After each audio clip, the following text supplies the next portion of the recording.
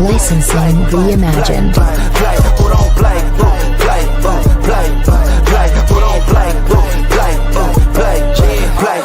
Long time coming, black on the bottom of my feet from running. Cataracts under my eyes from hustling. Going from buying and selling to customers. Run up the business, God is my witness. Turn up the sun up from under the sun that we maxing the limits. My mind running like Tom Cruise on an action movie. Moving the mission, they say that I'm tripping. I've been told I need a vacation, I'm finessing the visit.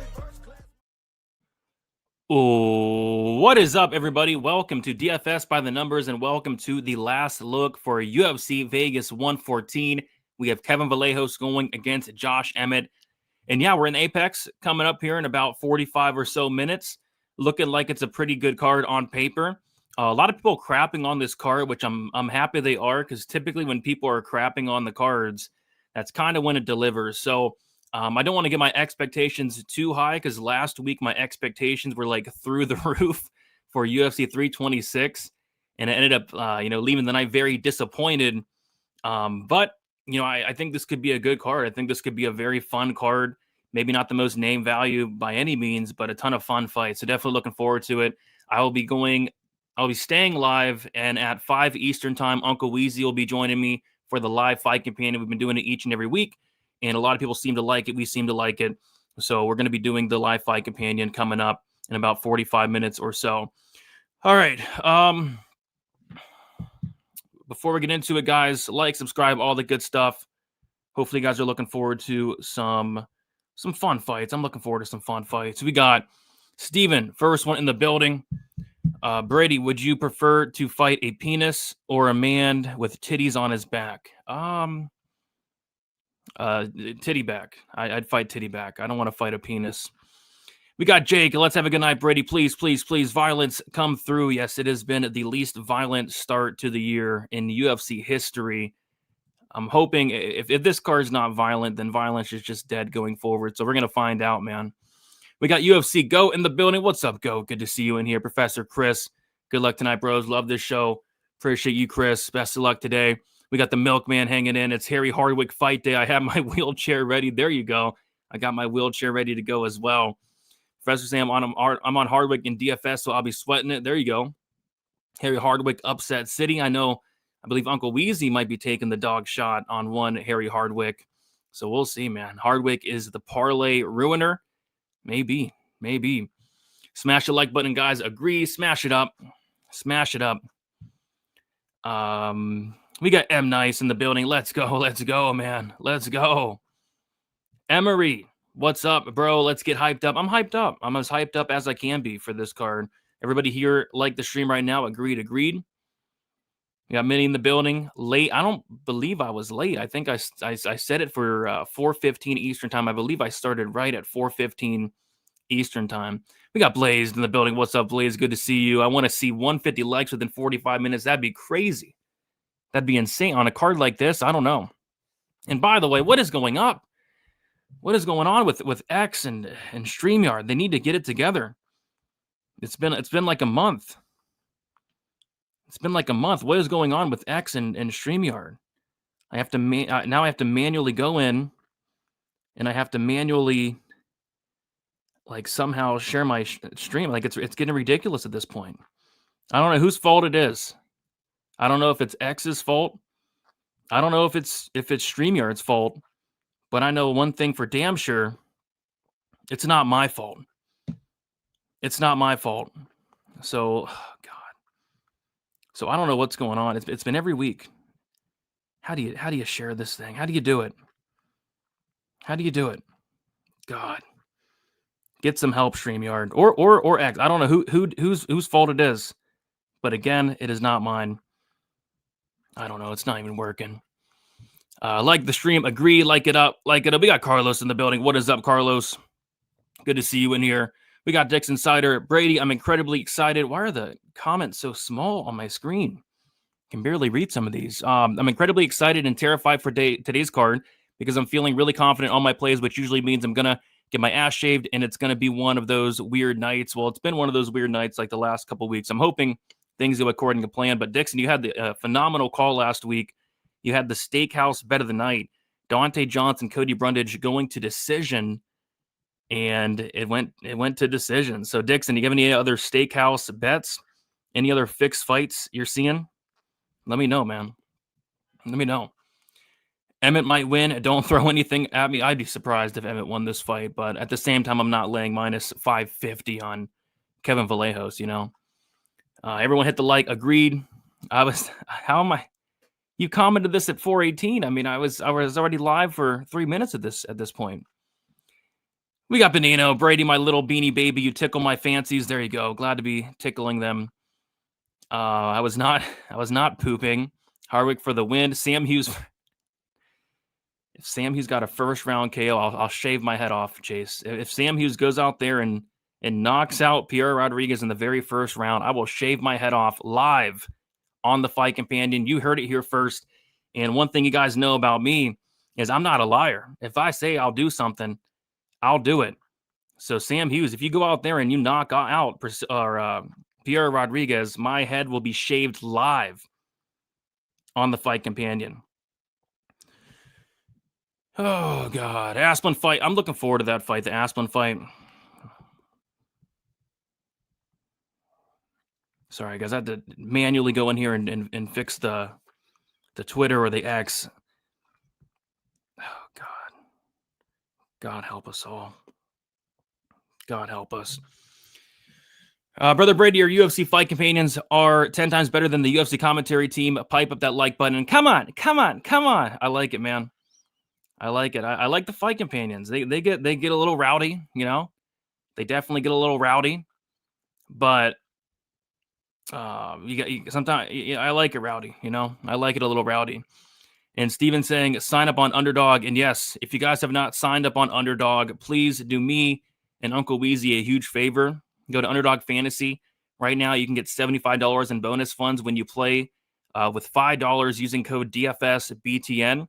Again, it helps me, it helps Weezy, and it helps us come on here each and every Monday for Stat Diggers and Saturday for the Fight Campaign. Is the best way to support us is checking out the Underdog and using that code DFSBTN 100%. We had a good amount of signups these last couple of weeks, and we thank you guys for that. And since we've gotten a good amount of signups, we will continue to come on and do the Fight Companion because it is a huge commitment. Kind of coming on here for like 8 hours on a Saturday. And then like 3 hours on a late Monday night. But with the new sponsor, it helps. Definitely helps. So if you guys have not checked out Underdog, please be sure to do so.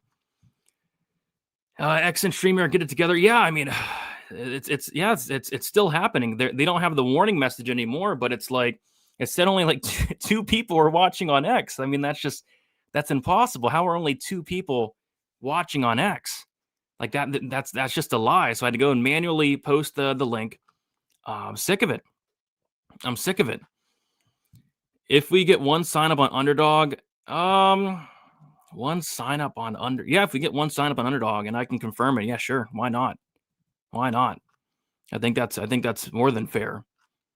Hopefully we find a cure for AIDS with this card. Yeah, my AIDS is full blown at this point. So I don't think there's going to be a cure anytime soon, but I'm hoping this card's going to be good. We got MMA Hustler in the building. What is up? Good to see you in here. Best of luck to you tonight. Scottsdale, Arizona treadmill team has arrived. Let's go. Blame Dixon for what? It's not Dixon's fault. He's just calling it like he sees it. Let's do the double Underdog parlay, Brady. What do you want to do? You want to do an Underdog play? Yeah, me and Weezy can cook something up. We cook something up for Underdog on the Stat Digger show on Monday. We can cook something else up. If Hughes gets a first round KO, Brady will get a skull. I can't get a skull. I don't know if I have enough hair for that. But I will shave my head live on the Fight Companion. Please sing Usher, You Got It Bad. I could actually kill that, to be honest. Big fan of Usher. Jason House is laying low this week after he paid off the mortgage last week with Dante and Cody decision. Yeah, man. He has no fighters on this week. Good. What a coincidence. We got to be vigilant. And for next week, though, yeah, you got that right. Jeez, I mean, you nailed that, Dixon. You nailed that. We got Jay in the building. What's going on, Brady? What's going on, Jay? Brother Brady, still no. I gotta get like some tape or something to hold up these posters.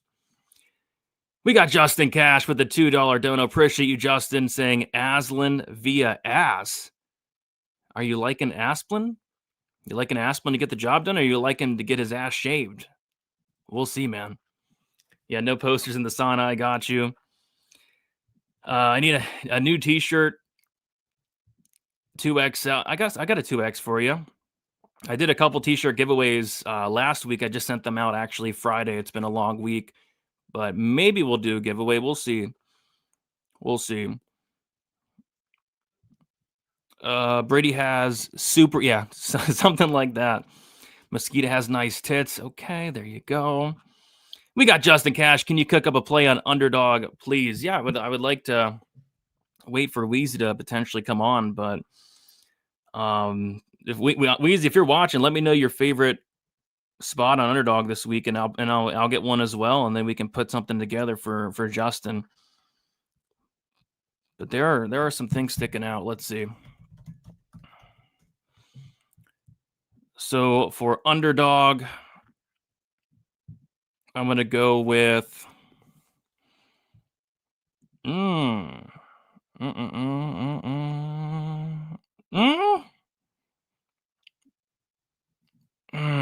kind of like the Delgado lower than 12.5 minutes fight time. I kind of like that. Delgado lower than 12.5 minutes fight time. And then on Stat Diggers, I gave out the My Titty Back oral buy higher on significant strikes, but that's moved quite a bit. I think I give it out at like 40 something, like 46 something. It's now 53. I still don't hate that, the higher on the My Titty Back oral buy significant strikes. But if I had to pick my favorite, it's probably that Delgado lower than 12.5 minutes fight time. I do like that.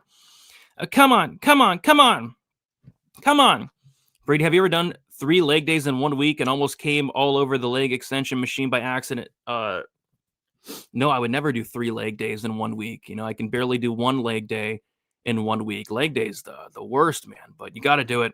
You got to get it over with. But 3 leg days in 1 week, I mean, never. Brady's not only a play caller, he's a ladies' man. I am a ladies' man. Charles Johnson haircut, I would never do something that stupid. How is Charles Johnson cleared to fight so soon? I don't know. Can we get a cycle? Yeah, I mean, this is a cycle type card, man, and we've got a lot of options to choose from. Like, for KO, you got Manuel Sosa, potential KO leg. You got Jose Delgado, potential KO leg. We got a lot of options, man. But I'll go Delgado KO. I'll go Petrino sub, and then I'll go for a decision. I'm gonna say Pierre Rodriguez decision. That's gonna be my cycle for tonight. We got Cody No Love, the Barf Buckets. Brady, just wanted to let you and stream know I'm available for sale on UFC Authentics website. I own a one-on-one of UFC history. Is that really on there? Because they got some weird stuff on there sometimes. Is that really, if it's on there, I might have to go check it out, man. That's amazing. Usually like to leave salary in my 150 this week, but as much of that 9K range as I can get, really thinking about using it 49.6 min. I mean, the 9K range is stacked. I mean, this is probably one of the most stacked 9K ranges I've seen in a very long time. Everyone needs to hit the like button. It takes one finger. It takes one finger. Just takes one finger. That's it. Smash it like Dan Hooker. Oh, my God. Oh, God. Dan Hooker. Have you guys dug into the Dan Hooker files? It's interesting. If you guys have time, dig into the Dan Hooker files. Lots of stuff going on with Dan Hooker. How come a lot of people are on Asplin today? Any reasoning? He's a fan favorite, man. Fan favorite. And if he can survive the early storm, you know, if he can get this to the late second round, third round, I mean, this guy Asplin could be live, but he's going to have to weather a storm for sure. Brady, do you know any fantasy style like DraftKings sites there not in the U.S.? Oh, no, I don't think so, man. I don't think so. Because they got DraftKings, FanDuel, the Underdog, Prize Picks, Sleeper now. I think they're all U.S. As far as I'm concerned, though. You like the Asplin Petrino under 2.5? I do. What is it? And it's not even a bad line either. It's like, what, -167? I don't mind it, dude. All right, guys. Sorry if I missed you in the chat. We got to get into it. We're 15 minutes in. I'm going to kind of roll right through these kind of as quick as possible. We have about 29 minutes. So, first fight of the night, we got Pierre Rodriguez going against Sam Hughes. Pierre Rodriguez -135, Sam Hughes +115. This is a rematch. And honestly, not much has changed between these two. Like, I know it's lazy handicapping to say I think the fight's going to play out exactly how it did in the first fight, but I literally think the fight's going to play out exactly the same as it did in the first fight. You know, Sam Hughes seems to be a popular dog, and why not? I mean, Sam Hughes is always the underdog, and she's cashed as the underdog so many times. And I think this does have like split decision written all over it, but I kind of think Pierre is going to mix in the takedowns, probably win the first 2 rounds, maybe drop the third. I could see like a 29-28 in favor of Pierre Rodriguez. So, yeah, I like Rodriguez here, but, you know, in a fight that's -450 to go to decision, a fight that is going to go into the hands of the crooked, blind, corrupt judges, you know, it's not really something I want to deal with, but I like Pierre here. I think she gets it done. And I actually really do like Pierre's game. Like, the wrestling for the division is really good. The cardio is looking better. The fight IQ, not the best, but, you know, I think she wins this could be like a split decision type thing. Big day for the unemployed. Why is that? Hughes split decision. I could see it, man. I could see a Hughes split decision. You never know with these crooked, blind, corrupt judges. Blind, crooked, corrupt judges. Are y'all adding more Hughes and lowering Pierre exposure? For me personally, I like Pierre more just because she has, in my opinion, like all the wrestling upside. Like, Hughes can win this fight, don't get me wrong, but if Pierre wins this fight, she's going to get like 5, 6, 7, 8 takedowns. So for me, it's Pierre on DK, if anything. Insane line movement on the Anders fight. Is there? People are betting on the Anders fight? Yeah, they are. People are betting on the Anders fight, man. Jeez. God, I would not be betting on that fight. That's for sure. All right. Next, we got Elijah Smith going against Su Young Yu. A lot of money's coming on Elijah Smith. He went all the way down to like -280 at some point today, currently -250. And yeah, Eileen Smith here. One thing I want to mention is, my goodness, you know, taking a look at the weigh-ins, the face-offs, it's like Smith was towering over Su Young Yu. Like, I knew Smith was going to be bigger, but I didn't know he was going to be that much bigger.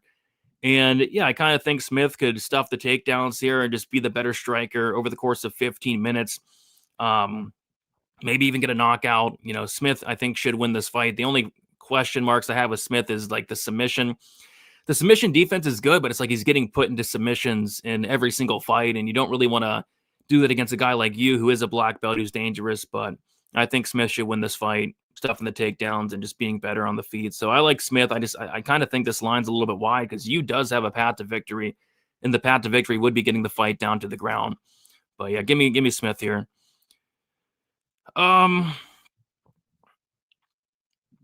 What? Brady, do you find yourself wishing for a wardrobe malfunction in the Pierre Hughes scrap? No, I don't find myself wishing that. I mean, that'd be weird for me to wish something like that, would it not? Got Smith +400. He is shaving ass. I don't mind it. You know, Yu is very tough. He has been knocked out once, but yeah, I don't mind it. +400 is kind of wild in a striker versus grappler matchup. What's up, Brady? How you doing? I'm doing good. I got these 4 fights: Parlay to knock at the distance, Souza fight, Mesquita fight, Souza fight, and Silva fight. What do you think? Yeah, I think all of them do finish inside the distance. What do you say? The Bruno? Yeah, I don't mind it.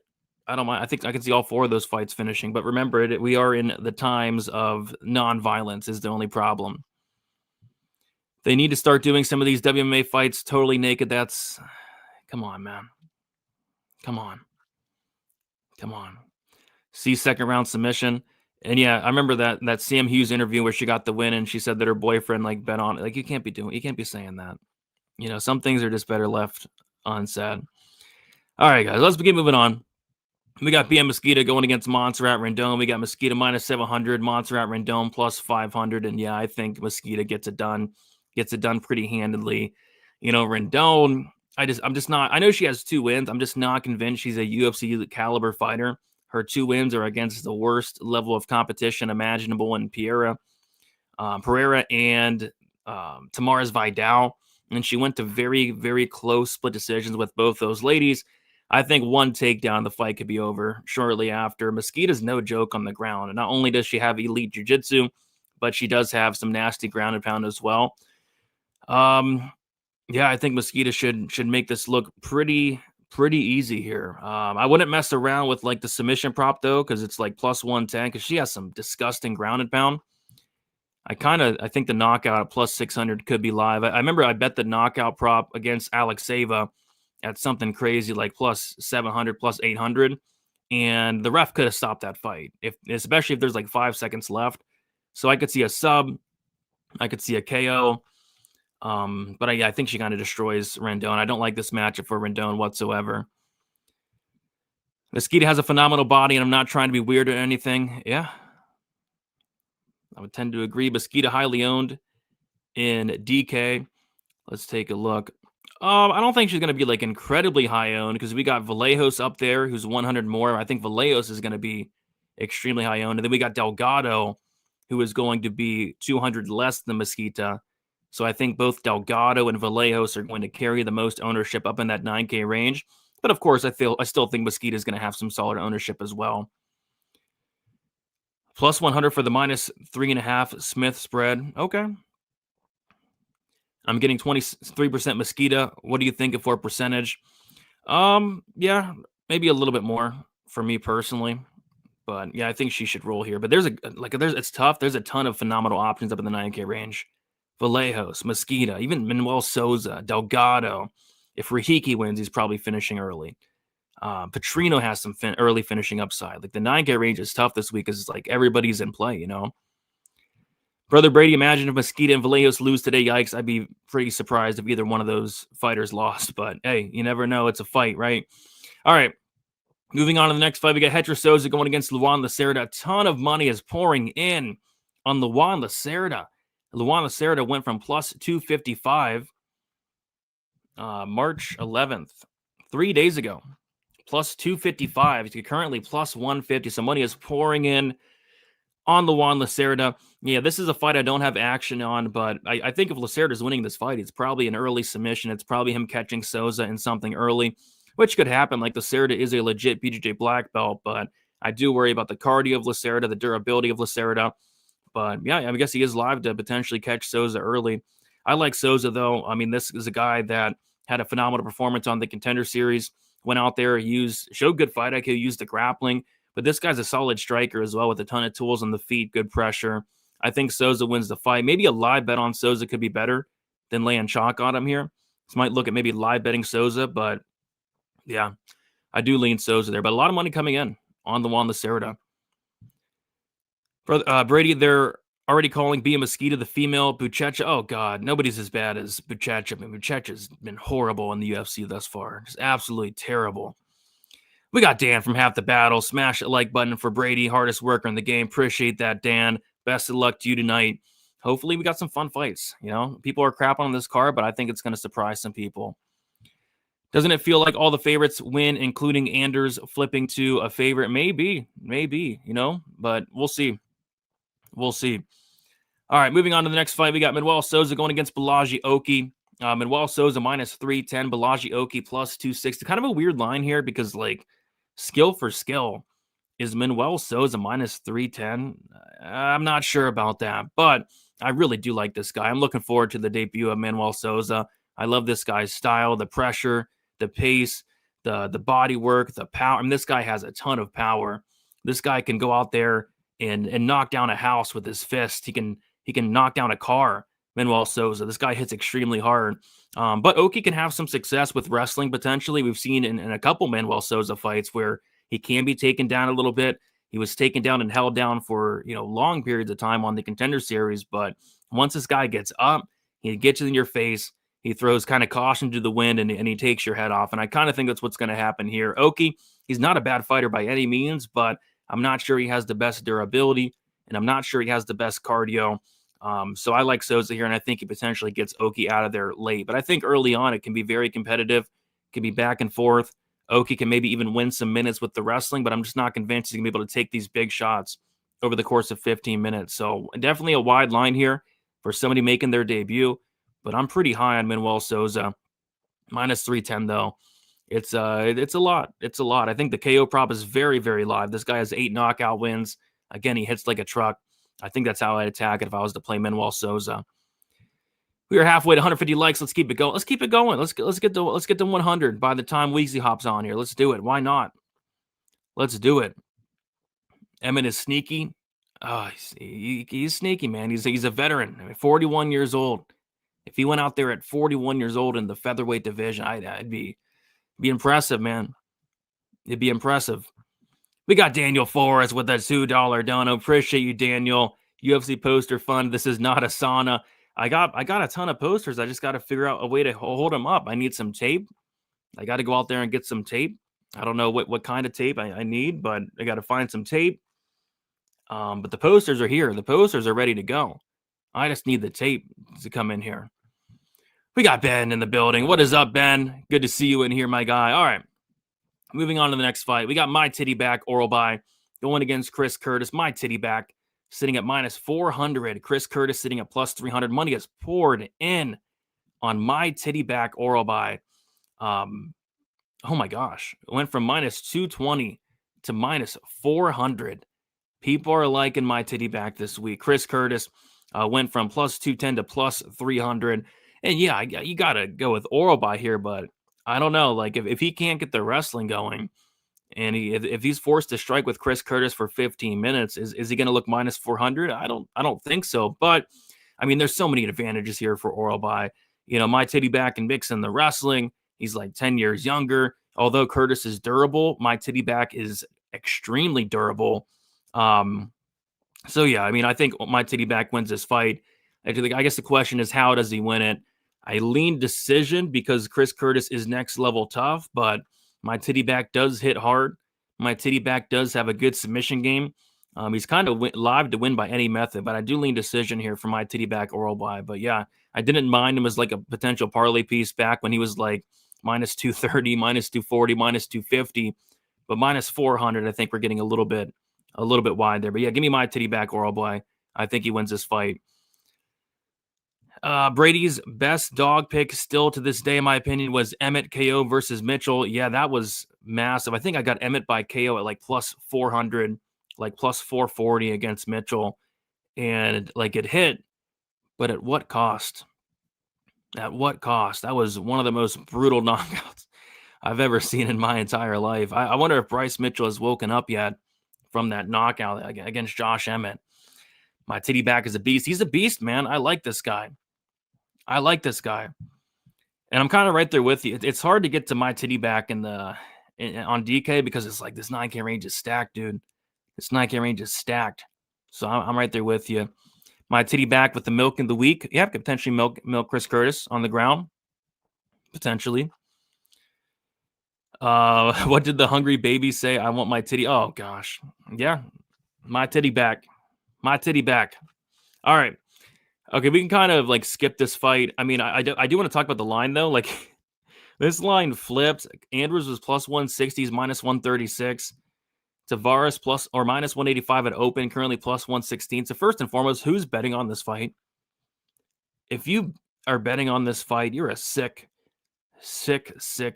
individual to put money on either one of these guys. I mean, this is probably the 1-800-gambler fight of the century. But hey, if you got Anders at plus money, good on ya, because you beat some line movement. You get to hold up your CLV trophy. Can't say I expected this line to do what it's doing here. Kind of thought a pick'em makes a lot of sense, because how can you trust either one of these guys to win a fight? And when I did my breakdown on Monday, Anders was like plus 110, plus 115. And in that breakdown, it was actually the closest I ever was to predicting a draw. Because it's like, how do either one of these guys win a UFC fight at this point? Anders is retiring. Tavares has been washed for years. I don't know what's going to happen here. So I will not be touching this fight.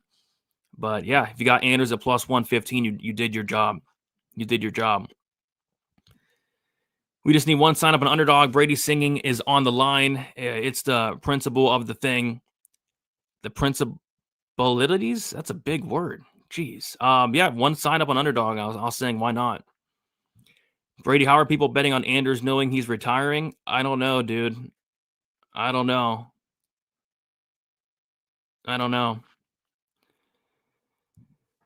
Brady, before you think ill of Dante Johnson, remember that you aren't just attacking a fighter, but a father, a husband, and a Christian. One bad fight shouldn't take away from his entire body of work. We got Dante Johnson's burner account in the building. What is up, Dante? Sorry if I hurt your feelings, buddy. I don't want to hurt your feelings, Dante. All right. Moving on to the next fight. We got Dante Johnson going against Bruno Silva. Another weird fight. It's like, who cleared Dante Johnson? Who cleared Dante Johnson to fight today? Like, what are we doing? This guy, did nobody watch Dante or Charles Johnson versus Alex Perez, where Alex Perez was playing pinball with his head for several minutes? I mean, I don't know what we're doing here. And to make matters worse, I mean, Charles Johnson showed up. I mean, it's always bad. And that skull, it's never a good look. But the skull at this time around, I think it's worse than ever. I mean, I wonder if he names that thing on the back of his head. Like, does it have a name? Does it talk? Does it bark? I mean, what's that thing hanging off the back of the head of Charles Johnson? I couldn't believe my eyes when I saw the weigh-ins. It's like he was facing forward, but it was puffing out both sides. I mean, oh my gosh. I don't know. Like, if this was under normal circumstances, like, I would actually not mind this matchup at all for Charles Johnson against Bruno Silva, who does slow down, who can be finished late. But I'm kind of worried about Charles Johnson here. Like, that's the type of beating that you take like 4, 5, 6 months off from, but he took like a month off. So yeah, I don't know. I lean Johnson here as always. Instead of laying minus 170 on Charles Johnson, you might as well just bet him live after the first round. This guy drops first rounds like it's his job. So maybe a live bet on Charles Johnson could be a solid way to attack it, but it wouldn't shock me if Bruno Silva knocked out Charles Johnson here. I think Charles Johnson's durability is in question, especially after the Perez fight, especially after taking no time off. But yeah, we'll see. It's a weird one. I don't know who the heck cleared Charles Johnson to fight. And yeah, you just can't lay chalk on Charles Johnson anymore. You just can't do it. He's so inconsistent.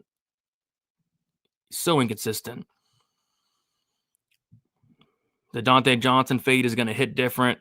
Yeah, I don't even want to talk about that guy, to be honest. I don't even want to talk about Dante Johnson. Charles Johnson just got knocked out a month ago, and now he's facing a guy with a 100% KO rate. Charles Johnson looked like death's door on the scale. Yeah, it makes no sense why he's taking this fight. Makes no sense. Bruno Silva has nice lips. Oh my gosh. Okay. Live bet. If anything's the way to go. If anything. What's up, Brady? What's good? Feeling good, man. I think it's going to be a good card. I think it's going to shock some people. I'm hoping it's going to shock some people. Brady, can we agree that Charles looks much more presentable with his McDonald's uniform on instead of the scarlet? Yeah, you got to be nice to Charles, man. He's another one of these guys that, he's a little sensitive. Charles Johnson's very sensitive, so you got to be careful that you don't want to hurt his feelings. You don't want to hurt Charles Johnson's feelings. We got Bo Jackson in the building. What is up, Bo? Okay, let's move on. We have about 10 minutes. The show is flying by. This main card is fun, man. This main card is a fun main card. Vitor Petrino, Steven Asplin. Petrino minus 200, Steven Asplin plus 170. In a way, this is like a fight IQ test for Vitor Petrino.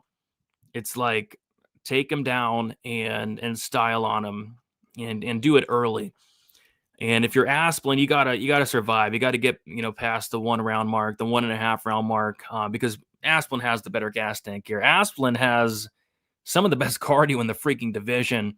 Asplin has some of the best, if not the best, volume in the division. When this fight's on the feet, yes, Petrino has power. He can hurt Asplin, but it's going to be Asplin just landing a lot more.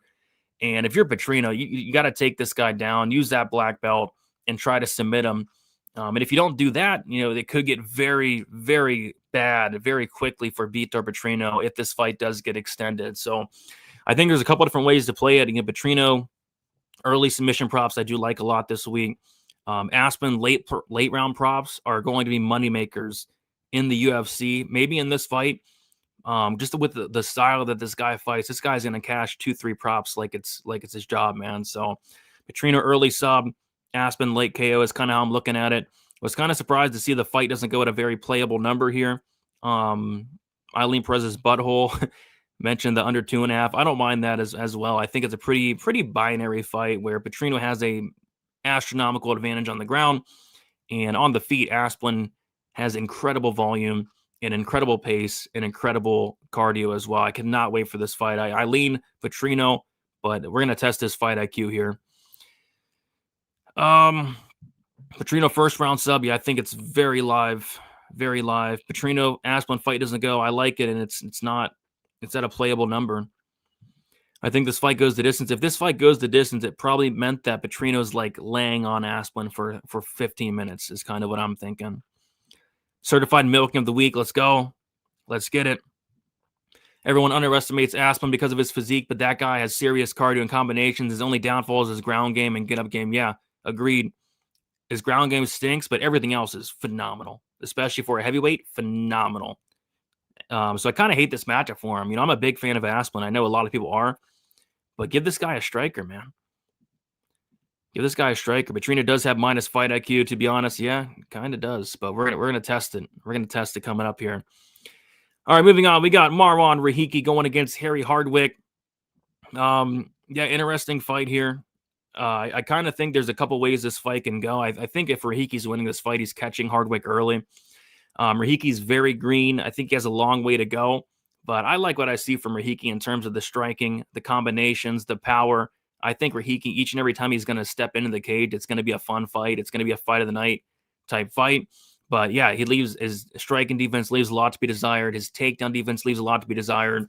So I kind of think it's Rahiki early KO, or we could see Hardwick potentially mixing in the wrestling, dragging this fight late. And I kind of think if Hardwick wins, it's going to be like a late finish or a decision here. So yeah, I lean towards Rahiki here because yeah, Rahiki's hittable, but so is Hardwick. And Hardwick's a very tough dude, but Hardwick does rely on his chin quite a bit. I could see Rahiki landing something big. But yeah, Hardwick could be live here, plus 210 against a guy making his debut last week. The guys making their debuts went like 1-2. I think we have 3 debuts in this card. But I'm a big fan of the style of Rahiki. I'm rooting for him. And I think he probably knocks out Harry Hardwick within the first round and a half. The UK is going to get slimed. Oh. Didn't he lose to the guy who got middle finger KO'd by Hogan? Yeah. Yeah, Denzel Freeman. Over-under amount of finishes on this card. We got 14 fights. I would set the over-under at 6.5. I think that's fair. About half. I could see about half the fights potentially finish. I think that's fair. Uncle Weezy's take is interesting on this fight. I never doubt Weezy. Uncle Weezy took the dog shot, I believe, on Harry Hardwick. Took the dog shot on Harry Hardwick, so we're going to be watching that reaction live, man. If Rahiki doesn't spam leg kicks, I'll just quit. Yeah, that was brutal. I'm on Hardwick. There you go. Freaky Rahiki versus Harry Houdini Hardwick. I hedge bet. Was that smart? What'd you hedge on? But yeah, by the way, 2 phenomenal nicknames there. 2 phenomenal nicknames. How many finishes for you to sing? I think like 8 would be fair. Or 1 underdog sign up. Or 8 finishes. I think that's fair. Better FanDuel DFS pick, Souza or Mesquita. They are $1 difference. I would lean Mesquita, but I think they're both great. Because Mesquita has the wrestling, grappling upside, the finish upside, and Souza has some knockout upside, maybe late. I would lean Mesquita, but they're both great plays. All right, we got like 5 more minutes, guys. We're going to zoom through the rest of these fights. Delgado, Feely. I like Delgado. I like him a ton. The only thing that scares me is like everybody likes Delgado this week, and his money line's been getting absolutely hammered. But I like him. 100% finish rate. Hits very hard. Feely, I think his durability is in question. He's been knocked out before. He's been hurt before. I think Delgado gets him out of there early within the first round or 2. But I mean, the line's getting wide, guys. The line is getting very wide. Minus 450 now for Jose Delgado. It's like Fili can potentially mix in some takedowns here. But yeah, I kind of lean Delgado knockout. I think he knocks out Fili here. We got Tone. What's up? What's up? I took Delgado minus 5.5. Yeah, I don't know what the line is on that, but I would like it. I like it. I certainly do like it. Over under the amount of come-ons in this fight, in the Fili Delgado fight, I don't think there's going to be any come-ons. You know, this ain't Ricky Tercios out there. All right, Omar C. I want Kudalaba. This is kind of like the Petrino fight. It's like fight IQ test for Omar C. And I'm not sure he has great fight IQ because the Da Un Jung fight was a pitiful performance. It's like Da Un Jung got submitted by Carlos Olberg. It's like take down Da Un Jung and submit him on the mat, and he struck with Da Un Jung for the most part for the fight. It's like, what are you doing, Omar? And then against Alonzo Menafield, same thing. Not only does he not really try to commit to the grappling, but he goes out there and stands in front of Menafield and does literally nothing for 15 minutes. So, I mean, I think C has all the tools to not only win this fight, but make it look easy. But can I trust him to do it at minus 300? No, I can't. I was looking at maybe a C submission prop, but it's the most disgusting line I've ever seen in my entire life. Plus 210, plus 195 for C by submission. That's like a yelling at your TV type of line there. So, yeah, I'm passing on this one, but C has all the tools to get it done and get it done very convincingly, in my opinion. Join late. Any love for Robertson? Should be a great fight. Should be a phenomenal fight. And what we're talking on this one right now, a ton of monies came in on Robertson, which is interesting. Oh my gosh, still, yeah. So Robertson went from minus 195 like all week until like the last 24 hours. He's now minus 260. Money pouring on a Robertson, which is interesting because there's like a rumor going around that she's like hurt or something. And since then, like money's pouring in on Jillian Robertson. I mean, I don't know what's going on here, guys. I like Robertson to win, but if she can't get the takedown, she's screwed. If she can't get the takedown, she's gonna potentially even get knocked out. So, but yeah, I like Robertson. I've never really been high on Lemos, to be honest. I think Robertson does get the fight down to the ground and styles on Lemos here, but tons and tons of money coming in on Jillian Robertson late, which is very interesting. Did I just lose money on Brad Tavares? I don't know, dude. I don't know, man. I'm not. I can't believe people are betting that fight, but somebody's got to win. Somebody's got to win, right? Maybe. I don't know. Maybe it's a draw. Brother Brady, we're going to have some effing fun today. I see at least one sign up underdog and 7 finishes. There we go. That's the goal, man. If we get 7 finishes and 1 sign up on underdog, that's a good night as far as I'm concerned. C sucks. I think his fight IQ sucks. I think he's actually pretty solid if he fights smart, but he's like so hit or miss, man. Last fight to get canceled for herpes. Yeah, I got canceled for herpes. Yeah, that's true. It did. And then the last fight, we got Kevin Vallejos, Josh Emmett. I mean, this is Vallejos all day. It's just minus 550. You kind of got to pick how he wins, and I'm just not sure. I actually kind of lean decision, but I'm not betting it because it's going to be the biggest sweat of all time. And Emmett could get knocked out here. Emmett could get subbed here. Emmett's taken so much damage. He's 41 years old. I would be quite shocked if Emmett went out there and won this fight. I'd be very surprised if Emmett, at 41 years old at featherweight, it would just be a big, big shock to me. So yeah, I got to go Vallejos here, but I'm not betting it because I don't really know how he wins. Is he going to finish Emmett with strikes, which is very hard? Even Ilia Topuria couldn't do that. Is he going to submit Emmett, who has been submitted by Yair and Zalal? I don't know.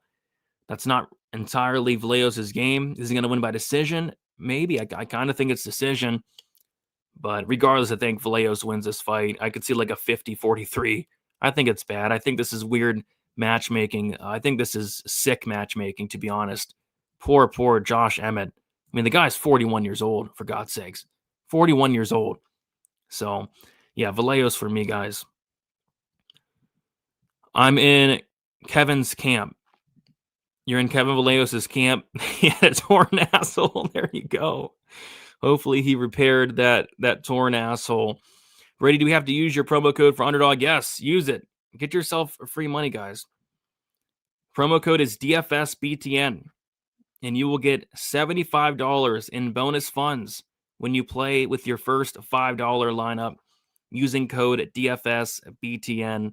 Go to Underdog Fantasy, sign up, type in the promo code. It helps me out, it helps Wheezy out, and it helps you guys out as well, because not only am I going to sing a tune, but you guys get 75 free bucks. 75 free bucks, man. 50-42 incoming. Yeah. Yeah, I could see it, man. I could see it. Do you think the Eryk Anders line movement is rigged? No, I do think there's probably some sharp money on Anders. But yeah, I'm kind of surprised that people are betting on that fight, to be honest. They're already in the cage? What? What do you mean they're already in the cage? What do you mean they're already in the cage? Who's in the cage? Who's in the cage right now? Just got out of the shower, almost ready. Oh my gosh. What do you mean they're in the cage? Who's in the cage? Piera? Piera Rodriguez is in the cage? Well, let me fix this up, guys. Are they fighting right now?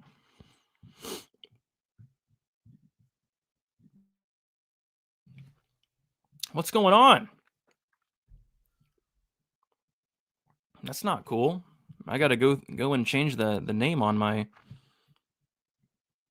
Remember, if Sam Hughes knocks out Piera Rodriguez in the first round, I'm shaving my head live on stream. You guys are lying, man. The fight's not on. Unless I'm on the wrong stream. As far as I'm concerned, the fight has not started yet.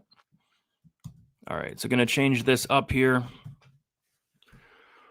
Yeah, they're in the cage. Piera was walking into the cage. My goodness. They're not messing around tonight, guys. They're not messing around.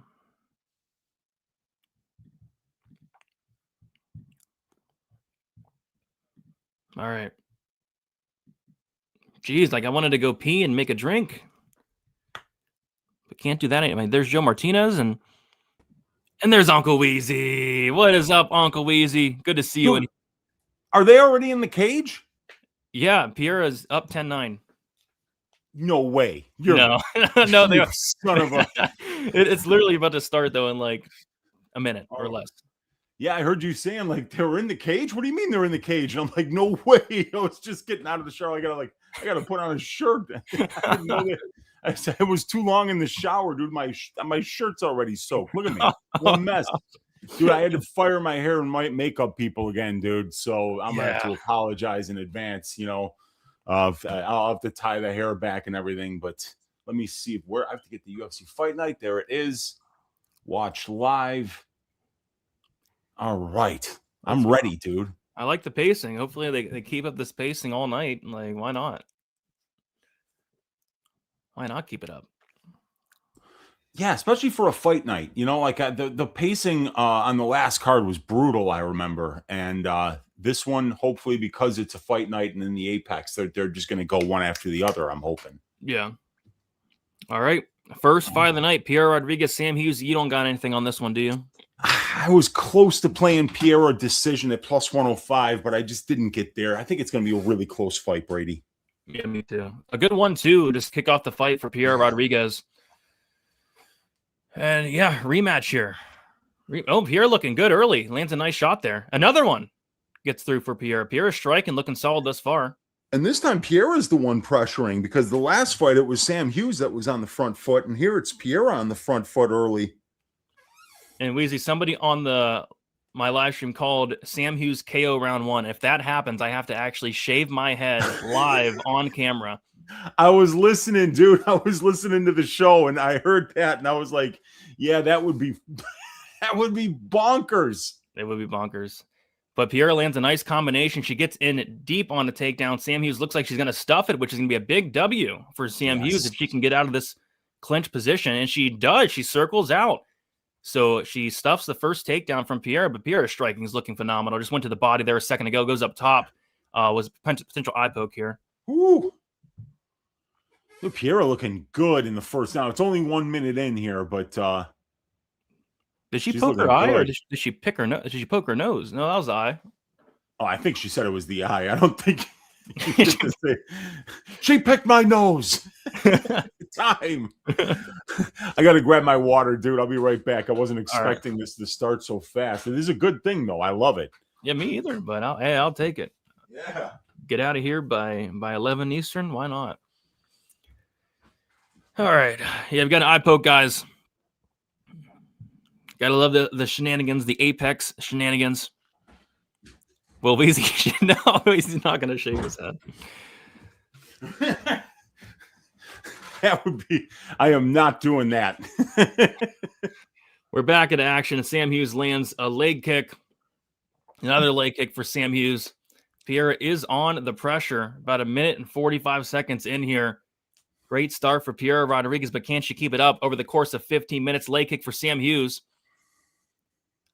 Oh, nice left hand for Piera Rodriguez, but a jab gets through for Sam Hughes. Kick to the body for Piera Rodriguez, and Piera goes in and gets a single leg here. She's working for it. Wow. She's going to, oh, wow. Sam Hughes stuffs the takedown. Damn. Big, I got Piera in DraftKings. I was thinking she'd be getting multiple takedowns. Especially early. So Sam Hughes stuffing the takedowns early, 2 for 2. Takedowns defended for Sam Hughes, and now she's getting a little dirty in the clinch. Tried to land a knee, but Piera hit her with a nice elbow there.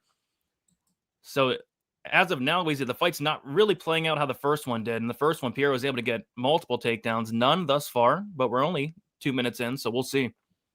And she did a nice job of setting up the first takedown entry with her striking, and still Sam Hughes was able to stuff it. So clearly improvements on both sides here. Yeah, very impressed with the takedown defense of Sam Hughes thus far, but also very impressed with the striking of Piera Rodriguez.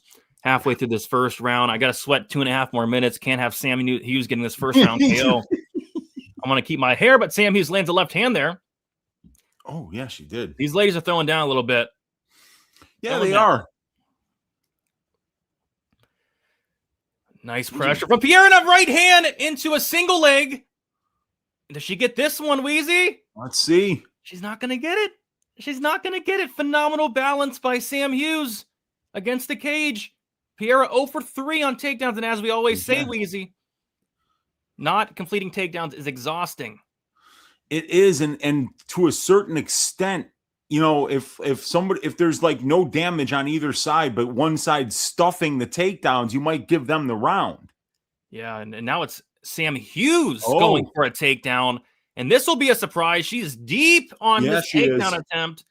Piera doing a great job digging the underhook here, though. Sam Hughes, nice knee to the body. Looks like Piera's going to defend it and reverse position and land a knee of her own. So both ladies showing phenomenal takedown defense, but a nice cheeky elbow there from Sam Hughes in the clinch, but a cheeky knee from Piera Rodriguez. We are back at distance. Let's see if the cardio of Piera can hold up, man. It's a high-paced fight for sure. Yeah, it is. Now Piera's getting a little sloppy. Getting a little sloppy in the striking. Yeah, a little bit. Those hands are getting a little heavy. They're coming down a little bit. Yeah. Ooh, that was a slow-ass counter by Piera. I wonder what the live line is. I mean, big 1-2 from Sam Hughes. Uh-oh. I don't love Hughes starting to turn it on here a little bit at the end of the round. Big right hand from Sam Hughes. I don't love the body language, but there's a left hand from Piera. There you go, Piera. Oh, my gosh. Good combination to a knee for Piera Rodriguez. Very nice. Now they're clinched up here. Sam Hughes is looking to break away. Knee to the body for Piera Rodriguez. Nice elbow from Piera in the clinch. A knee for Piera. Yeah, she busted her up with that shot. It looked like Sam Hughes was turning the tide of this round here, but now Piera finishing really strong. I think it's going to be a 10-9 for Piera here, even though there's still 15 seconds left in the round. Agreed. Body shot for Piera. 10 seconds to go in this first round. And it looks like nice right hand and a left for Piera. Piera finishing the round very strong. Wow. If you didn't think she won the round then, well, I think that did it. Yeah, I think so too, Brady. I think that's a 10-9 Rodriguez round. Really good performance by both fighters, though. They're staying in each other's faces and they're fighting. So this is a good start to the card. I have a feeling this is going to be like a split decision. This says like split decision written all over it. Pierre 10-9, but cardio looks sketchy. Yeah, the striking's getting a little sloppy, and she needs to get the wrestling going. I mean, I'm surprised she has not gotten a takedown yet. Both these chicks are dogs. I would tend to agree. Brady, am I being super critical, or is Sam Hughes out here fighting like she's trying to cash a ticket for her Beyonce? She's trying. I mean, she's stuffing takedowns, right? She's stuffing takedowns. Both these ladies do a nice job of cashing bets for the bettors that back them. So we'll see which one gets it done today. Rodriguez minus 300. Well, hopefully Ricardo can hold up for another 10 minutes. I would not be laying minus 300 on Rodriguez in a fight that's going to go to these crooked judges. That's for sure. And that beautiful head of hair, Brady, it lasts for at least one more day as we go on to round 2. Pierre is looking a little tired. Maybe she can catch a second win here. All right. Round 2 kicks off.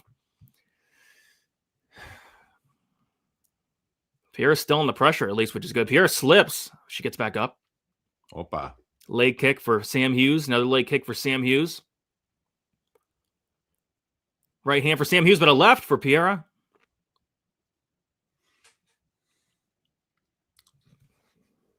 Good pressure here by Pierre. The pressure has stayed consistent, which is always nice. Yeah, like I said, the first fight, it was Sam Hughes who was on the front foot. So it's definitely an adjustment for Pierre here to be on the front foot, and it's an adjustment for Sam Hughes to really concentrate on the takedown defense, and it's really working for both sides, which goes to show you, Brady, this is why the rematches very rarely take place like the first fight. I know, and it is so far. Because of the adjustments. Much different fight. It is.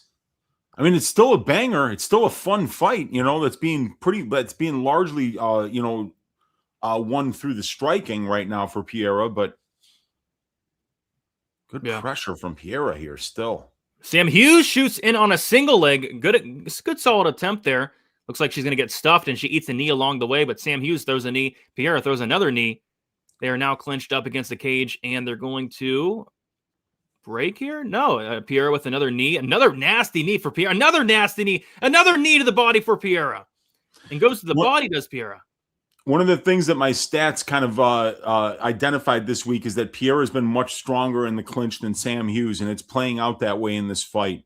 Yep, 100%. Those knees were nasty to the body.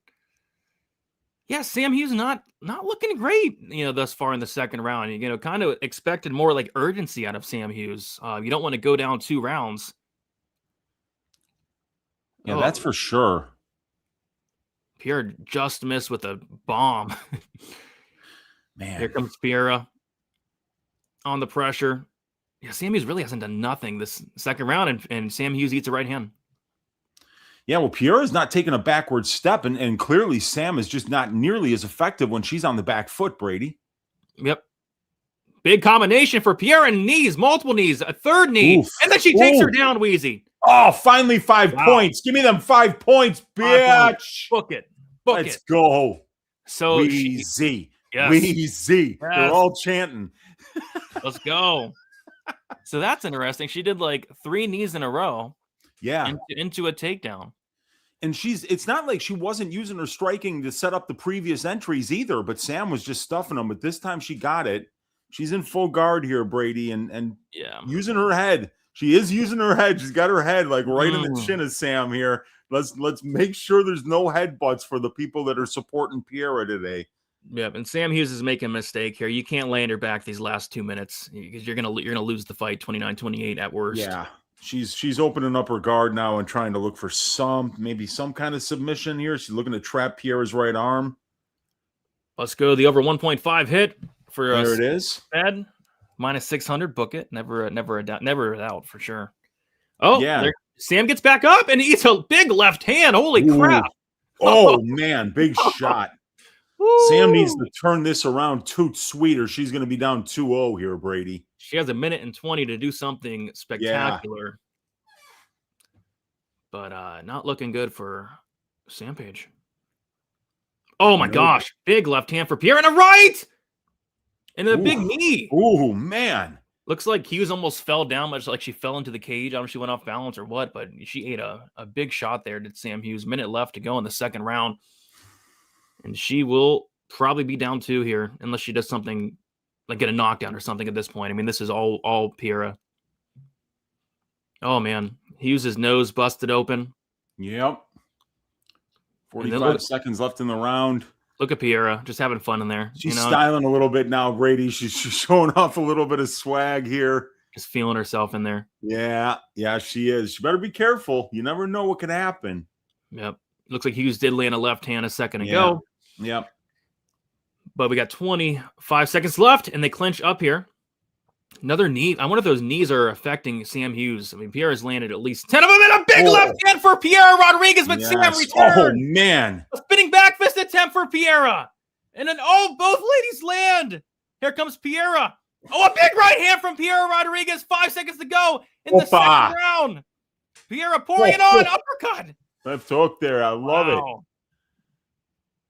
Oh, man. So now Sam Hughes needs a finish. Wouldn't you agree, Brady? I'd be shocked if the judges didn't have anything other than 2018.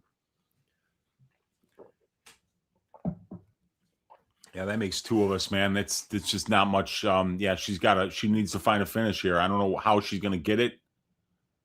She's got some hands, man. She got some hands. Brady and Weezy, after we saw in round 1 and 2, and we see Sam give up a sub or taking on round 3. Ooh, that would ruin the Piera decision bettors night. Yeah, it would. I didn't get there, but I'm really regretting that I didn't make that click right now, because it looks like, I don't think Piera is going to finish her, but this looks like a decision is a lock for Piera here. Yep, agreed. But you never know. We'll see. It's MMA, Brady. It's MMA. Now, if I had bet it, I'd be a lot more, apt to think that something could go absolutely sideways. I mean, if you or me bet it, we'd be getting a disqualification from Piera round 3 headbutt. That's what would happen. It'd be like a biting disqualification or biting. Oh gosh. And Forrest asks if we have an underdog sign up. I'll check after this fight. But yeah, if you guys sign up, let me know. The goal is to get 2 signups tonight. Just two. That's it. Yeah, you're gonna sing if we get a sign up, and if we get another one, I'll do a story time with Uncle Weezy, Brady. Hey, there we go. Yeah, there we go. Ooh, looks like Piera might have landed on that head kick. Kick to the shin there for Piera. I'm just kind of I don't know. I'm kind of surprised by the lack of urgency here from Sam Hughes. Like, this is not your typical Sam Hughes, and she's eating some big shots here, Weezy. Oof. To the point where they have to clinch up. And Piera almost tripped with it, but lands a knee to the body, another knee to the body for Piera.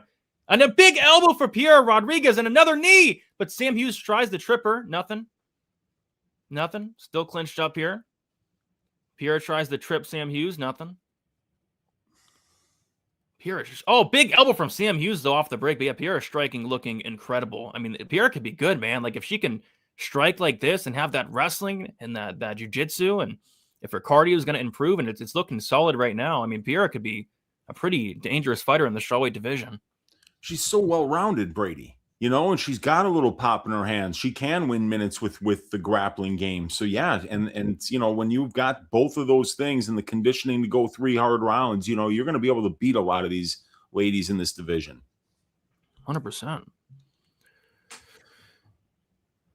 I mean, shit, look at Sam Hughes. It's the same thing with her.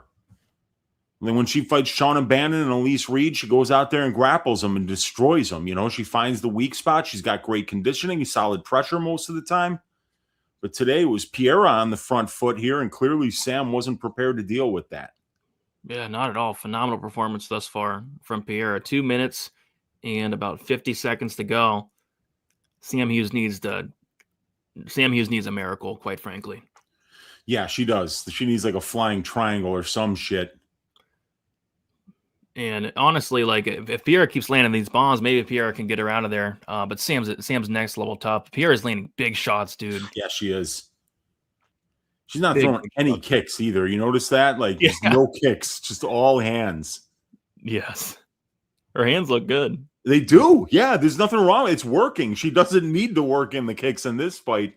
The hands are working just fine. I'm liking what I'm seeing. Yeah. Yeah, me too. This is a really good performance by Piera. Oh, nasty right hand from Piera. Yep. And Sam just content to just back up and throw some jabs here. Down 2 rounds. You gotta risk it for the biscuit. Dude, is Safe Sayud in her corner? Probably. Because he's gonna be losing his shit right now, man. Yeah, you're down 2 rounds. Yeah. Yeah. You might even be losing this round, Sam. Yeah. Could be a 30-27. Piera's probably going to be approaching 100 significant strikes in this fight. Yeah.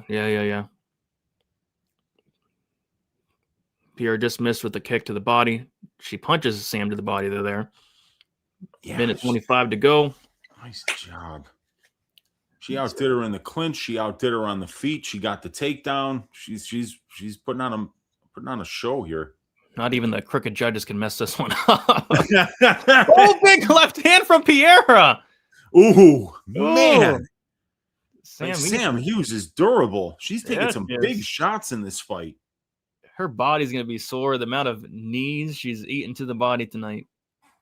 It'll be a sore gal. Yeah, that's for sure. All right, about 50 seconds left in the first fight of the night. Oh, Piera shoots in for a takedown. Can she get 5 points here, Wheezy? Yeah, let's get those 5 points. Come on, Piera, for your Uncle Wheezy. Can you get that 5 points? Run your feet. Really, Piera? No. Really? But we got about 5 or 6 seconds of clinch control time there. And you got a big right hand. Yeah. Jeez. Oh, there's another 4 points, baby. Sam Hughes. Can you believe this chick got finished by Tisha Torres before? Yeah, I know, right? That was a short notice debut, but she got worked in that fight. My That's for goodness. sure. She's getting worked here. Yeah, With she 3 is. seconds to go. Career best leaving performance. no doubt in the judges' minds here. Career best performance from Piera Rodriguez, 30-27 on my scorecard. Yes. Oh. Brady, if we get a cumulative $250 in super chats during tonight's card, will you make a tea water out of the Douglas Silva shirt and drink it live on stream? This needs to happen in 2026. Dude, sure. You I'll do it. $250? Yeah, sure. Why not? You have to ask your wife, dude. You have to ask your wife if that's advisable, because I swear to God, I think you would die. Oh, you're probably right. I swear to God, you've got to ask your wife, and then I'll ask her. Yeah, because I fear for your life, dude. You make a tea out of that shirt, and that is going to be a stinky tea, Brady, and it's going to have a lot of bacteria in there, and it's going to be really nasty, dude.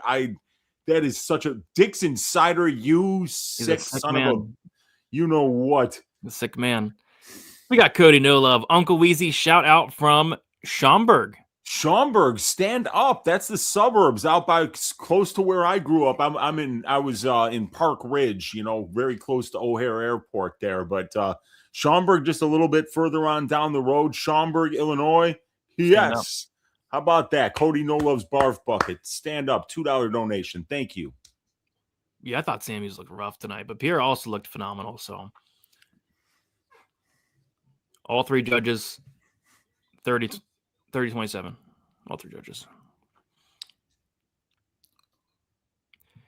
Dude, you look like you shoot weak loads. They got to be one of the weirdest comments I think I've ever to think that about another man. That's weird. I would never look at another man and think something like that personally, but all right. Yeah, poor Sam's nose. All right, Weezy, I got to take a piss. Do you want to talk about this fight? I guess we could talk about a little bit of the line movement. Tons of money coming in on Luan Lacerda. I'll be right back. Yeah, kind of surprising there. This was a fight that I just didn't have a lot of interest in because with Luan Lacerda, you had somebody who got a win that, I just didn't know what to think of it against Simon Oliveira. And prior to that fight, dude hadn't fought in 2.5 years. So I was just kind of surprised, to see him get another fight only 6 months after his last win, and maybe even a little bit less than 6 months. And Hetcher Sosa is somebody who's fighting in WOW on the Spanish regional scene. And I don't exactly know what to expect from him at this level, but he had a really good performance against a stylistically difficult opponent to deal with on Dana White's Contender Series in Maxim Lee. So, yeah, it's going to be an interesting fight, but this is one where I was happy to just stay on the sidelines gambling-wise and collect data here. My pick was Hetra Sosa by decision because I think that Lacerda can be a bit single-minded in going for the grappling sometimes, but he did show that in the Cody Stamann fight, this guy can do some good things at distance striking range as well. He's a fairly well-rounded fighter. He just hasn't really shown us a whole lot of winning minutes, banking rounds, winning fights with his striking yet as a professional. So, and Hetra Sosa is a well-rounded fighter in his own right. So, yeah, it's going to be a fight that I'm happy to just kind of sit in the sidelines for. But I think it's going to be a fun fight. And Hetra, when he does go to the ground, is going to have to really watch himself because this guy Lacerda can submit you in a number of different ways. He'll go for leg locks. He'll try to get to your back. He'll be very aggressive from his guard as well. So there's not a lot of places to stay really safe from this guy's ground game. So I wonder what the game plan from Sosa is going to be here. Is he going to try to keep this fight standing? Does he want to try to get takedowns and immediately move to half guard and just kind of play safe on top? I'm interested to see what he brings here, but my guess is small cage. He's probably going to go forward. He's going to probably look for the finish, but Lacerda's fought some tough opponents at this level. Damon Blackshear, Cody Stamann. So I could see him, giving Hetra Sosa some problems. And yeah, the line movement today, kind of decent amount of money coming in, but from minus 250 to minus 150, that's not a nearly, it's not a crazy move in implied probability. You're talking about moving from like 60% to about 72%. So it's about a 12% move, and anything over 10%, in my opinion, is pretty significant. But like last week, we saw 30% move in the Michael Johnson Drew Dober line. When Isaac Dolgarian fought, we saw like a 20-something% move. So this might just be some people coming in late on the Lacerda side, but we'll have to see. We'll have to see what Hetra Sosa, if he looks like the best version of himself here. Maybe somebody knows something, Brady. Yeah, it looks like some last-second action did come in on Sosa, though. Sosa was minus 165. Now it looks like he's closing at minus 205 on BetOnline. So, okay. Yep. I don't have anything here. I kind of liked violence here, but this kind of priced me out of it a little bit because I could see Lacerda sub. This guy is like an 85% submission rate. And then I don't think Lacerda is the most durable guy. I could see like a Sosa late finish, but again, they priced me out minus 160.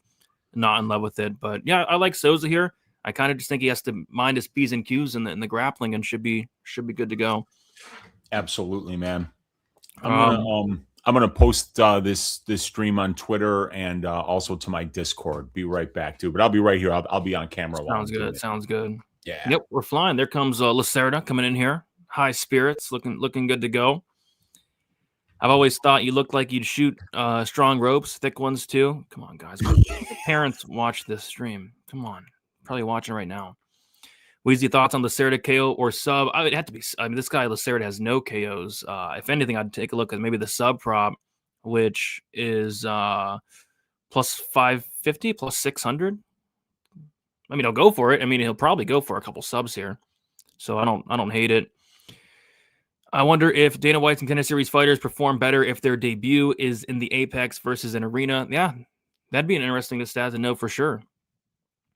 And sorry, guys, I only speak English, so I don't know what language you guys are bringing up here.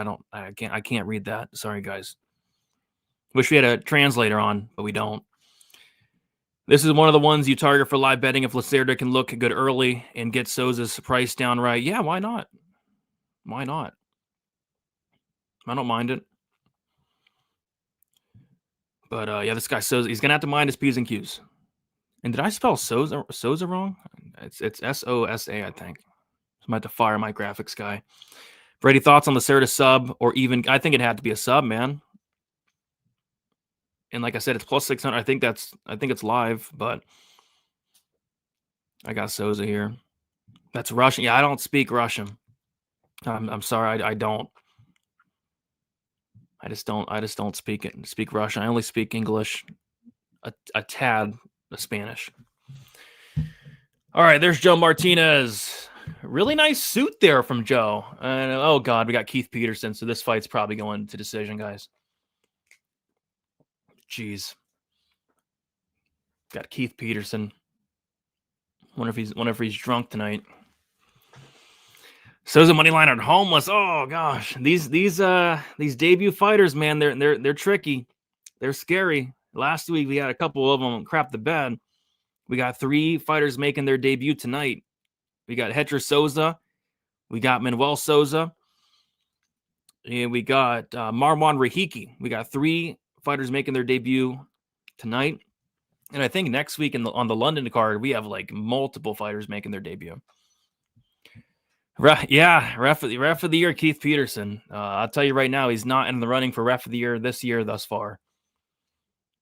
After what he, I forget which fight he screwed me over, but he did screw me over in one of these fights. Brady, when was the last time he got nailed in the balls? It's been a while. All right, here we go. Fighter, are you ready? Fighter, are you ready? Fight. Here we go. All right, let's go. And so I'm interested to see in the game plan of Hector Souza, because on the Contender Series, he went to the grappling. It's like, you probably don't want to do that here, buddy.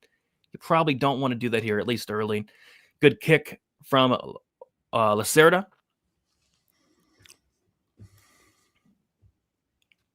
Ooh, Hector Souza threw a leg kick. Looks like Lacerda checked it, though. Oof. And then Lacerda lands a nasty leg kick.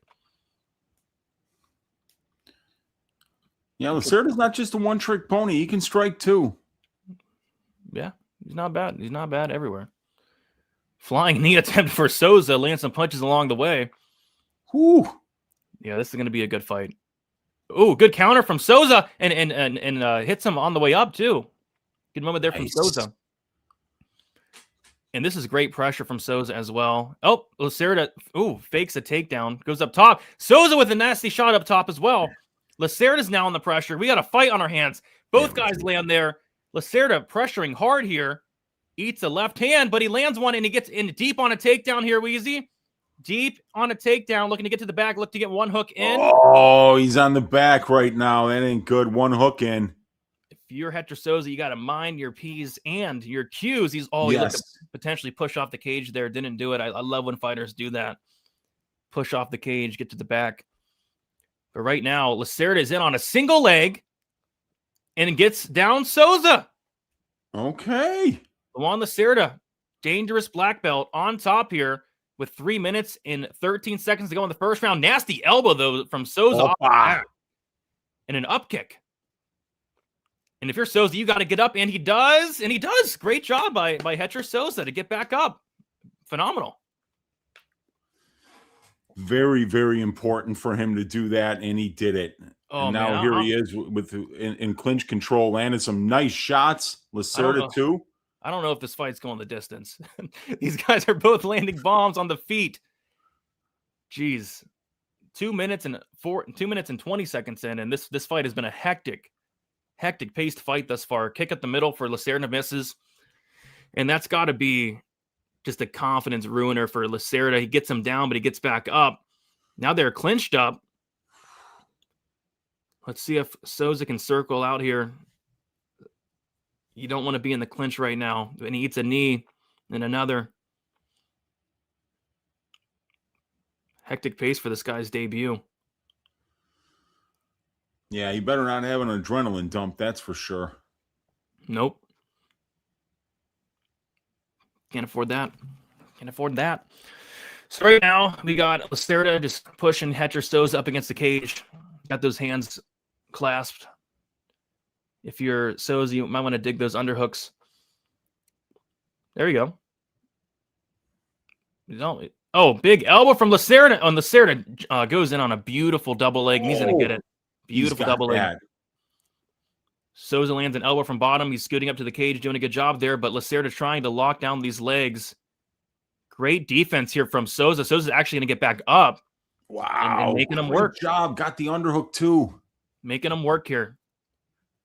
And he's going to dig the underhook and dig both underhooks. He's going to turn and face and he eats a big knee, Souza.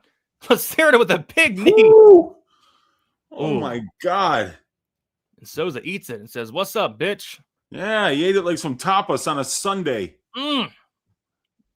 They're showing the replay of the knee now. Oh, big shots from Souza. And Souza just eats it, dude. Oh, big right hand from Souza. There we go. Woo! And this is a hectic pace. Let's see which one of these guys' gas tanks holds up more. Lacerda's having some success in the striking, though. Nasty leg kick gets checked by Lacerda. Doing a really good check in those leg kicks. But a big right hand from Hector Souza. The biggest shot of the fight thus far has Lacerda backing up. Lacerda didn't like that one at all. Now Hector Souza is on the pressure. A big left hand from Hector Souza and a right. Woo! But a jab from Lacerda. So you got big moment from Hector Souza. Lacerda shoots in for a takedown, gets it stuffed, and then eats a right hand. Oh. 10 seconds to go in this first round. Hector Souza's busted open and he eats a left hand. But he lands some of his own. 3 seconds.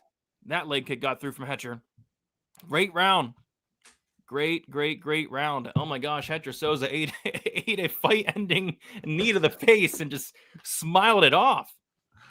Oh my God. I can't believe he ate that. That was crazy. It was like part nose, part forehead that landed on. And I mean, wow. And Lacerda ate some clean shots too, man. I mean, I don't even know who won that round. They both ate some big shots. I think I would slightly edge it Lacerda with the takedowns and that knee, but it was a close round. Definitely a close round. Both guys had their moments there. Live line right now is like a close to where it started. Souza's like -150, -160. Yep. Okay. Which makes sense. Good fight thus far. Really good fight. I'm gonna slightly lean Lacerda, but I mean, it was a very tough fight to judge. I got Lacerda confused with the other Lacerda. You mean Daniel Da Silva Lacerda? That one? Daniel Da Silva Lacerda, one of our favorite fighters. We love betting unders on his fights, cashing them. Yeah, I mean, if he was fighting, this fight would be over by now. Yeah. All right, Weezy. Second round. Yeah, like here said, we go. I'd be surprised if this one went to full 15 with the pace, but the pace is bound to slow down eventually with these two. I mean, that first round was crazy. Good pressure here from Souza. Big right hand from Souza. Jab gets through for him as well. Oh my gosh, big right hand from Souza against the cage. And a leg kick for Souza. Great pressure on the Souza side here. There's someone in the chat mentioned it. Souza's striking defense is not great. Yeah. Both guys kind of busted up out of the nose, in the mouth of Souza, it looks like. Both guys kind of busted up, eating some big shots. Kick to the body for Souza there. Left hand for Souza gets through, but he eats a jab. Both guys exchange jabs there. Leg kick for Souza. Big right hand. Looks like it glanced off the face of Souza for Lacerda lands. Spinning back fist attempt for Hector Souza. Both guys land jabs. Now it's Lacerda coming forward. Oh, Souza's being a little sloppy. Eats a big knee again, Uncle Weezy. Woo-hoo. Yeah, and I mean, now it was Lacerda on the pressure there for a minute, but now it's Souza who's got him backed up to the fence again. Ooh, nasty. Shot lands for Law Lacerda. Okay. Snaps the head back. Man. Beautiful takedown attempt from Luan Lacerda. This is going to require a lot of energy. He's very deep in on it. But Souza doing the right things. Looks like he's going to stuff this takedown. And he does. Great little crossface there. And when he did try to get that, it didn't let him get his head down and start to move his feet there. So that was a great defense. But Lacerda's still kind of controlling Souza here in the clinch, looking to land some dirty boxing. But Souza escapes back to the center of the cage. 2:47 left in the round.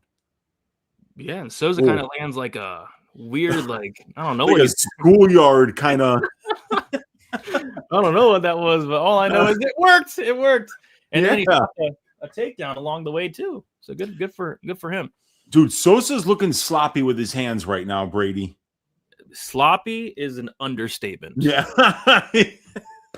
His hands look really sloppy right now. I think he's slowing down quite a bit. Yeah. He is. But he's throwing like he's throwing. What was that? Oh, big right hand from Souza. That was ugly, but it worked. Woo! And it just darted in and said, F it. Set it up with a jump knee and just started running forward and swinging.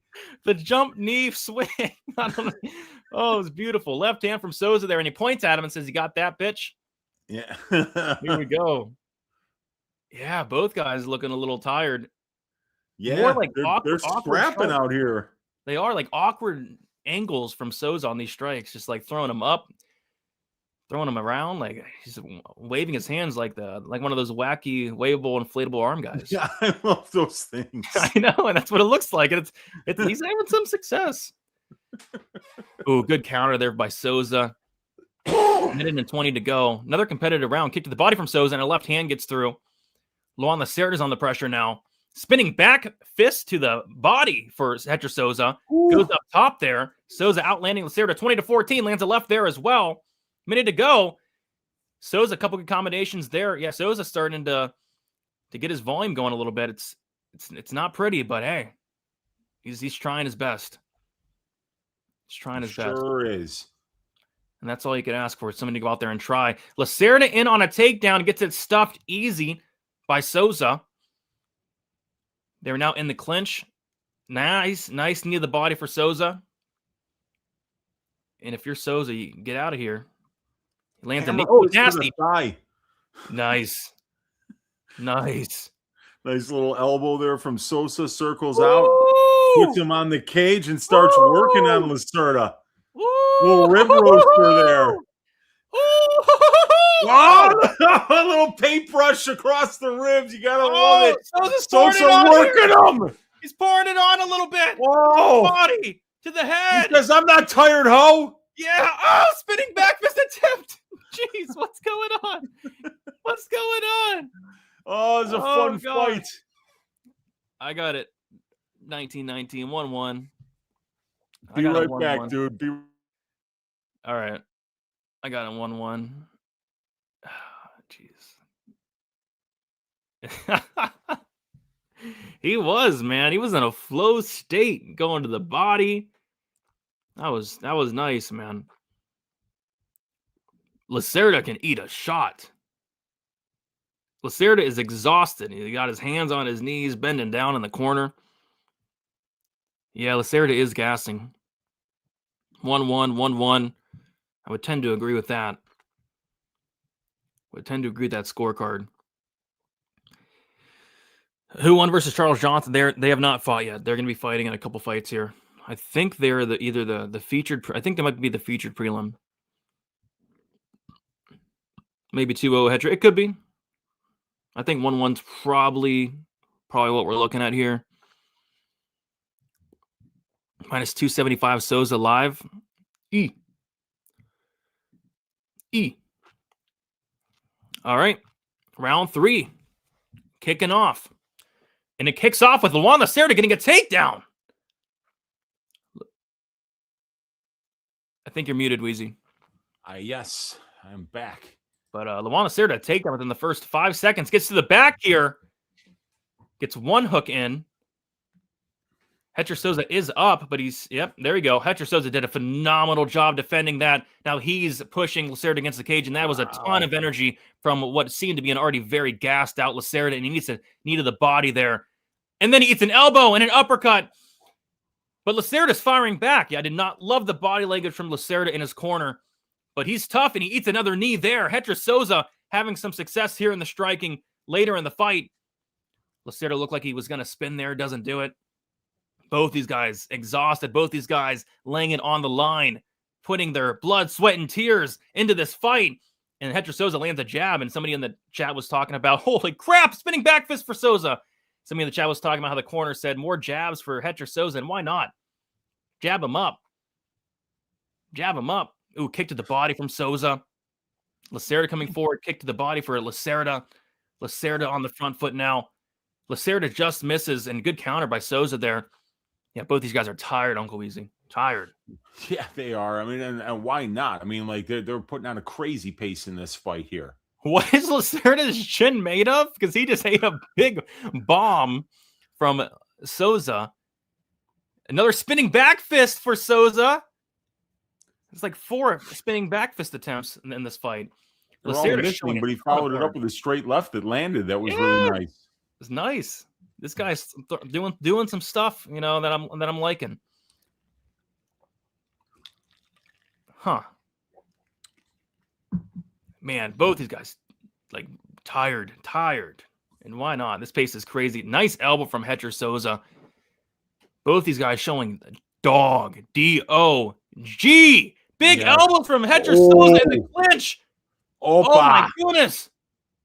And that busted up Luan Lacerda. There's a big cut on the right near the left eye of Luan Lacerda from that elbow. But Lacerda showing his toughness and how he's coming forward. And eats a right hand along the way. Lacerda, man, the momentum shifts have been crazy. I know. Insane fight. Uppercut followed by spinning back fist combination by Hector Souza. Somebody teach this guy how to throw a jab. I've seen him throw one.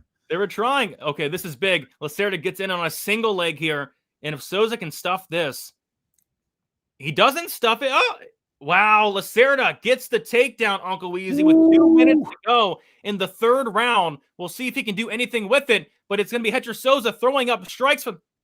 What's going on? What? He's saying he got poked? What? Yeah, he's saying fight. Okay, like Lacerda was saying like he got poked or something, but he couldn't have got poked because Souza was on his back. Wow. And then the fight continues. Heath says, continue to fight. And Lacerda's not looking good here. It wouldn't surprise me if Hector might get him out of here late. Yeah. Don't love the body language. Oh, and then he eats a spinning back fist if Hector Souza. Oh, and he eats a big right hand as well. Hector Souza starting to pour it on with 1 minute and 30 seconds to go in this third round. Lacerda showing next level hard and next level toughness, and he almost, it was so close to landing an elbow there. Yeah, he was. So close. That might have been nighty-night. Keep your butthole tight. Your butthole tight. Souza with another right hand. Lacerda's just not looking good. It looks like a zombie right now. Oh, big right hand from Hector Souza. If Souza had any power whatsoever, this fight would be over. Oh, my goodness. It was a sloppy one. It was definitely a sloppy one. My God. Souza's just like, he's going to have well over 100 significant strikes in this fight, it looks like. I think he just passed. I think it's like 110-ish right now. Yeah. Flying knee attempt from Souza. Wow. Big right hand from Hector Souza. 30 seconds to go in this third round. Leg kick from Hector and a leg kick from Luan. Luan coming forward. Hector lands a right hand on him. Luan still coming forward with 20 seconds left. Luan Lacerda at this point probably needs a finish, but he goes for a takedown and gets it stuffed. Gets it stuffed. Yeah, he probably just wanted to go for some kind of a Hail Mary submission there. Kick to the body for Souza. Oh my gosh, Souza lands a right hand. Spinning back fist to end the fight. Why not? Hector Souza have a debut. 29-28, Hector Souza. Great performance. Yeah, maybe even 30-27 because that first round was super close. Yep. There's so many momentum shifts in that first round. It was a really hard round to judge. Apparently the audio went out for the good thing we're live. Oh, no kidding. Yeah, apparently the audio went out. Oh my. Well, they're still working out the bugs, it looks like, you know. When do you ever hear Joe Rogan say, "Come on, bitch, you can't get that. You can't get that anywhere else, man. You can't get that anywhere else." That's why you join us. Huh. So the audio went out. Very interesting. Oh, and then they say audio for ads. Oh man, my gosh, of course. Terrible. Yeah, Souza was like minus 150 after the first round. Should get the job done. Ah, God. Sickening. Oh, man. That's terrible. It must have been so weird with no sound at all. Like, could you hear them like fight or just no commentary? Like this, like I don't know. Yeah, hopefully, like at least the mics up by the cage were working. I know. Hear the crowd. Should be Souza. Yeah, should be Souza. Oh, there was like no audio at all. It was like all like. Oh wow, just complete wow. Jeez, oh, boy. That's kind of. Well, good. I mean, thank God they got the commercial audio working. I mean, like. All right, here we go. Wow, look at Joe Martinez with that white suit, looking good. Brown shoes. They don't have audio, so I don't know who's winning. Oh no. There's no audio, so we can't hear the scorecards. Oh dear God. I can't. Did they give it to Hetcher? Hetcher Sosa, yes. Okay, I couldn't. Yep. Yeah. What were the scorecards? I have no idea. Evidently it was a unanimous decision. Okay. Jeez. Yeah. Hetcher Sosa unanimous decision, whether it was 29-28 or 30-27 or a mix of both, I do not know. We'll never know.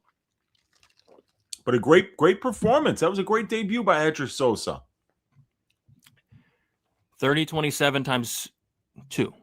Okay, times 2. All right. Jeez. Yeah, that first round was really close, Dude, the audio's still out. What is going on? No audio. What is happening, man? That is hilarious, man. All right. So next fight up, I think we're due for some violence. I think we're due. Two decisions thus far. I think it's time Mesquita goes out there and continues that 100% finish rate against the very tough Monserat Rendon. Yeah, she's tough, Brady. She's got good conditioning. She's got good volume. She's got solid jiu-jitsu, good size for the division. She can beat these girls like Tam Myers-Vidal and who else has she beaten? Pereira. Oh yeah, 19-year-old Alice Pereira. But this one's going to be tricky. This one is going to be a tough road to hoe, as it were, Brady, because I could see Bia Mesquita getting her down and putting her in all kinds of bad positions in this one. Yeah. So I was looking at the KO prop for Mesquita. It opened up like plus 800. Whoa. I know. That would have been a great number to get because she's got nasty ground and pound. She showed it off in the Alexeva fight. I know. Like it could be Eileen submission. It could be KO. Could be by decision, but I do need a Mesquita finish here in this one. I took the Mesquita in the under 2.5 same game parlay. I think if she gets this fight down, I mean, she should be able to finish. And they're just such a big difference in the jiu-jitsu. And then on top of that, like Mesquita's not a chick that's just going to take you down and lay on you either. So no, I think she should finish Rendon. I'm hoping we get the first violent fight of the night in this one. But yeah, I think I'd be kind of shocked if Rendon won this fight. If she'd have to stuff all the takedowns. And even then, like, Rendon's nothing special on the feet, so no, she just is nothing special anywhere, Brady. Yeah. Sub, please. Yeah, the sub opened up like minus 165. It was brutal. Dropping in to show you boys some love. Hope you all win big. I hope so too. What's up, Dustin? Hopefully you do good as well, and hopefully you enjoy the fights. Sub next one. Yeah, hopefully we get a finish. I could use it, man. Decision City. It's been Decision City all year. All year. It is time to get some freaking violence. And it all starts with Bia Mesquita. And if it doesn't happen in the Mesquita fight, then hopefully it happens in the Manuel Souza Balaji Oki fight. Am I right? Yes, because I've got that in a parlay. The fight doesn't go to decision for that one. This one, when I saw Mesquita minus 700, I was just fine. I was like, I'm just staying away. Gather data. Yeah. Because then you got to pick between the decision, the sub, or the knockout. Yeah, exactly. And then it's just like, so whatever you think is going to happen, like I actually was thinking like I might bet Bia by decision just because, yeah, she's going to probably win the fight. I mean, like, even if it stays standing, is Monserat Rendon that much better of a striker than Bia Mesquita? I don't know. So, I mean, like, I could see this. I could see this playing out kind of close in certain ways. But I mean, if Bia gets into top position, it's going to be big problems. It'll be nighty night. Keep your butthole tight. Yeah. You're going to get served is what's going to happen. So yeah, on Stat Tickers we gave out the FU Brady Play of the Week, which was Mesquita decision and Delgado decision. Mosquito decision got hit. It was like plus 300, but Delgado decision went from like plus 300 to now it's like plus 450 for Delgado by decision. Plus like 400 for Delgado decision now. That's the FU Brady Play of the Week because I've been getting effed. Thanks, Dante. Thanks, Dante Johnson. Oh, God. Yeah, he killed us. He killed both of us. We have an underdog sign out. Let me check first. Take a look. There's Mons. Why'd you change your name to Mons? It's just short for Monserat. Because like a lot of people don't like, it's a long ass name. So she's just calling herself Monsi. We have not gotten an underdog sign up yet, Dixon. Or who asked that? Forrest. Forrest did. Not yet. Time to hear Dom Cruz say ridiculous things. Let's go. Let's go. All right, here we go. Here we go. Bia Mesquita. Let's see if she can get the fight down to the mat. I like that mouthpiece. It's red. I like it. Rendon decision plus 550. Isn't her money line plus 550? Yeah, it is. Wow. Dude, there was one point where I saw that Monserrat's money line was plus 575 and her decision prop was plus 550. That's crazy, dude. All right, here we go. Fight is kicking off in the bantamweight division. Oh, jeez. Rendon throwing some volume to kick off the fight with some pressure. Yeah, she stays in your face. That's what she does. Oh, my gosh. Did she just get rocked? Rendon's hurt. Bia Mesquita's on top, pounding away. He's pounding away. Oh, my gosh. He hurt Rendon. Oh, my gosh. He's pounding away here. Landing elbows. Oh, my goodness. And she shoots in on a single leg, and she gets it easy. She's on top here. She wobbled Rendon and then dropped her.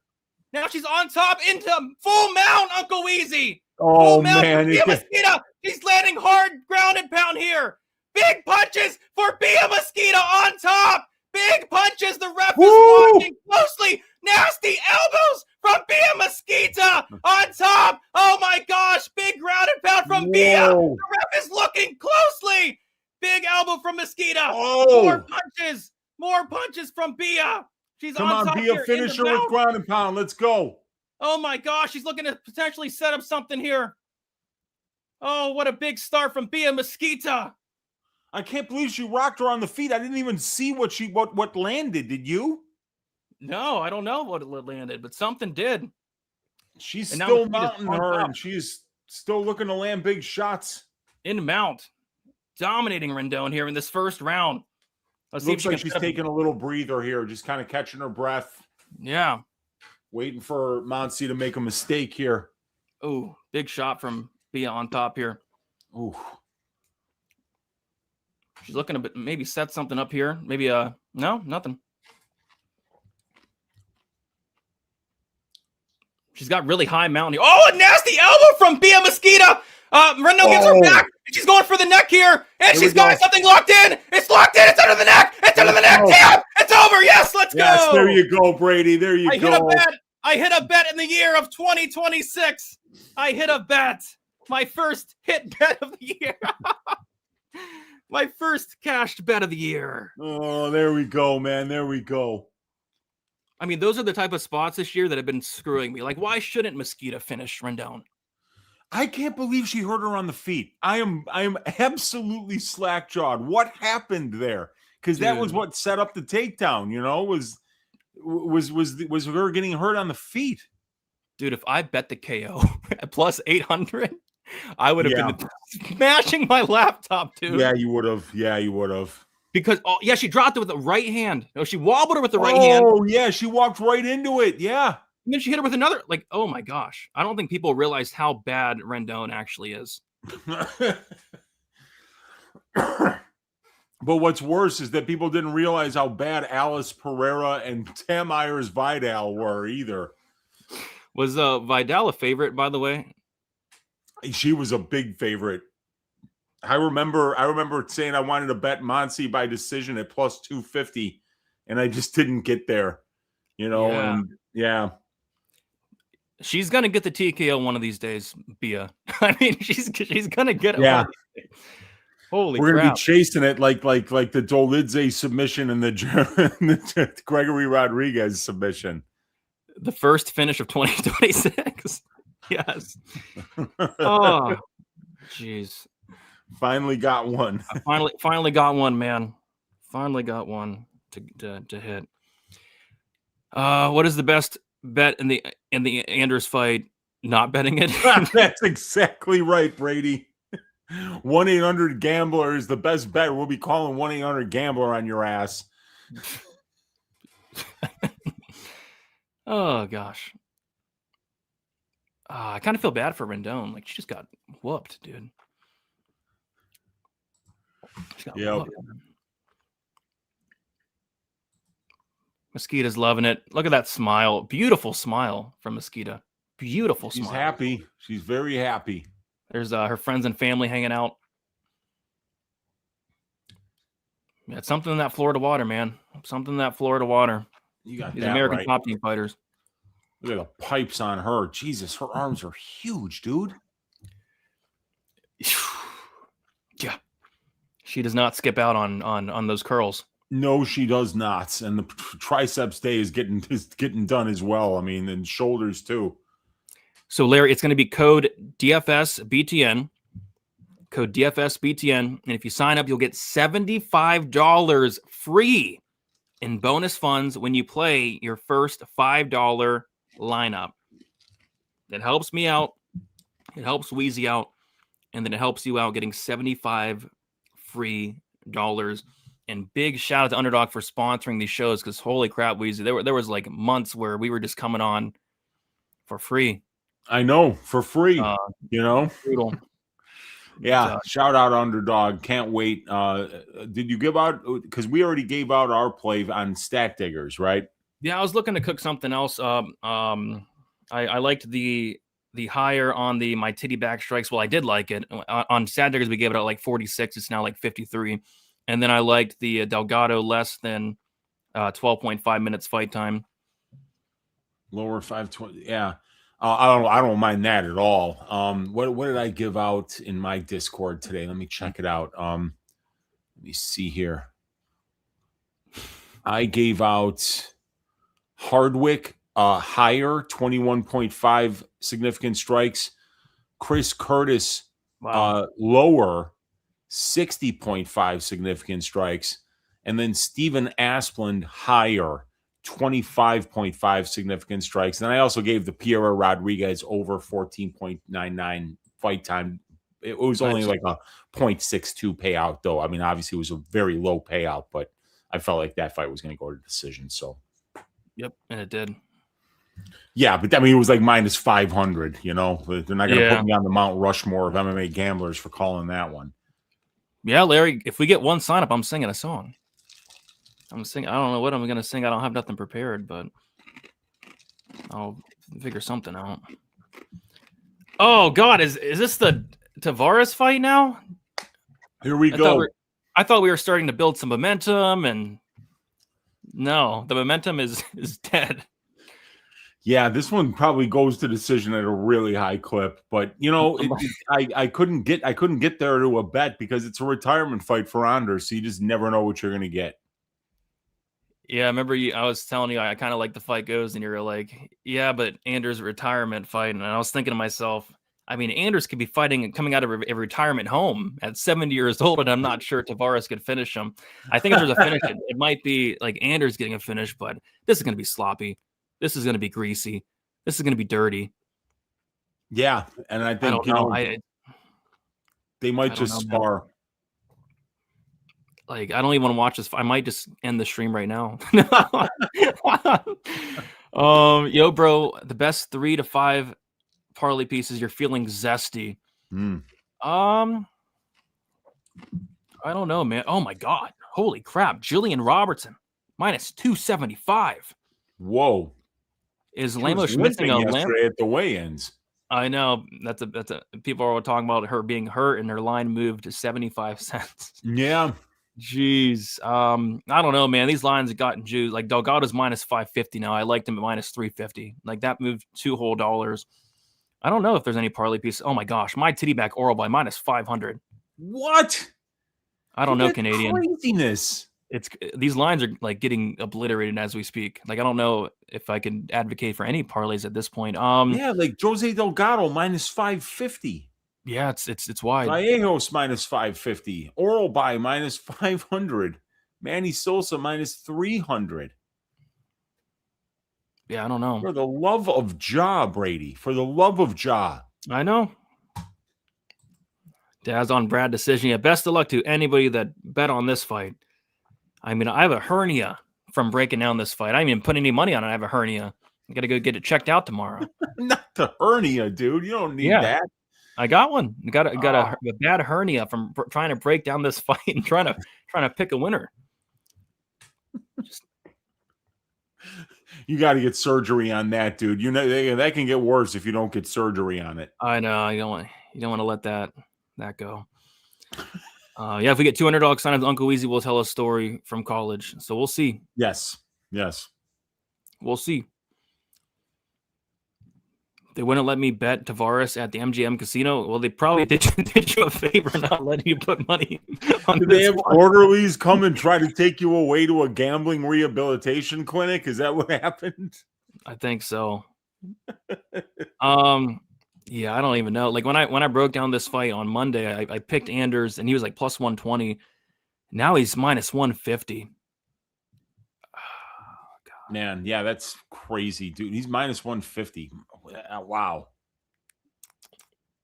Like I think a pick 'em makes sense. Like it wouldn't surprise me if this was a draw because like how can either one of these guys get a UFC win?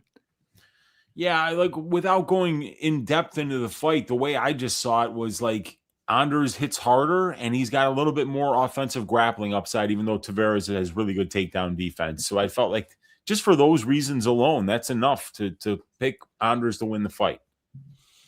I like my titty back goes the distance. Yeah, I think the titty back fight goes the distance because Curtis is so tough. And then I think this Grease Fest goes to decision. But I don't know what to like. We could we're just not betting it, right? We're not betting it that it's going to go, you know? Absolutely not. Absolutely not. But Anders could come out there. Remember his fight against Darren Stewart? Anders looked career best, and then he like illegally kneed him or something. He came out hot. Maybe he comes out. I remember that one. That was many years ago, and I remember another time. Alex Oliveira did that to Tim Means, or Means did it to Oliveira. Means was just tuning up not Charles Oliveira, the other Alex Oliveira. And then he wound up kneeing him while he was down in the face. No contest. They redid the fight, and then Oliveira won. But yeah, you need someone when they're down. That's usually the end of the fight. Yeah, that Stewart. I guess they gave it a no contest. Was back in 2021. Anders looked. I was like, dang, Anders looks good, and then no contest. Killing him. I remember that, dude. I mean, he's about to finish him, destroying him. He knocked him down. He's about to get him out of there, and he did win the rematch at least. Yeah, it's good when you win the rematch because Tim Means wasn't able to do that. I'm picking Anders with the littlest amount of confidence I've ever had in a fight ever. I agree. Like I feel like I've seen this fight 6 times. I agree with that. Robertson, Delgado, Vallejos, Silvers, Donch doesn't go plus 335 playable, or is that insane? I don't think it's that insane, but I don't know why Robertson's minus 300. Like if she doesn't get the takedown, like she's probably screwed is my concern, but I'm going Robertson. Fight to end by submission. Maybe one of these guys are just so old that they just tap out. Yeah. You never know. They like breathing at this age a lot, maybe a choke. This pacing is too good. Like let's chill out a little bit. I love it. I love it too.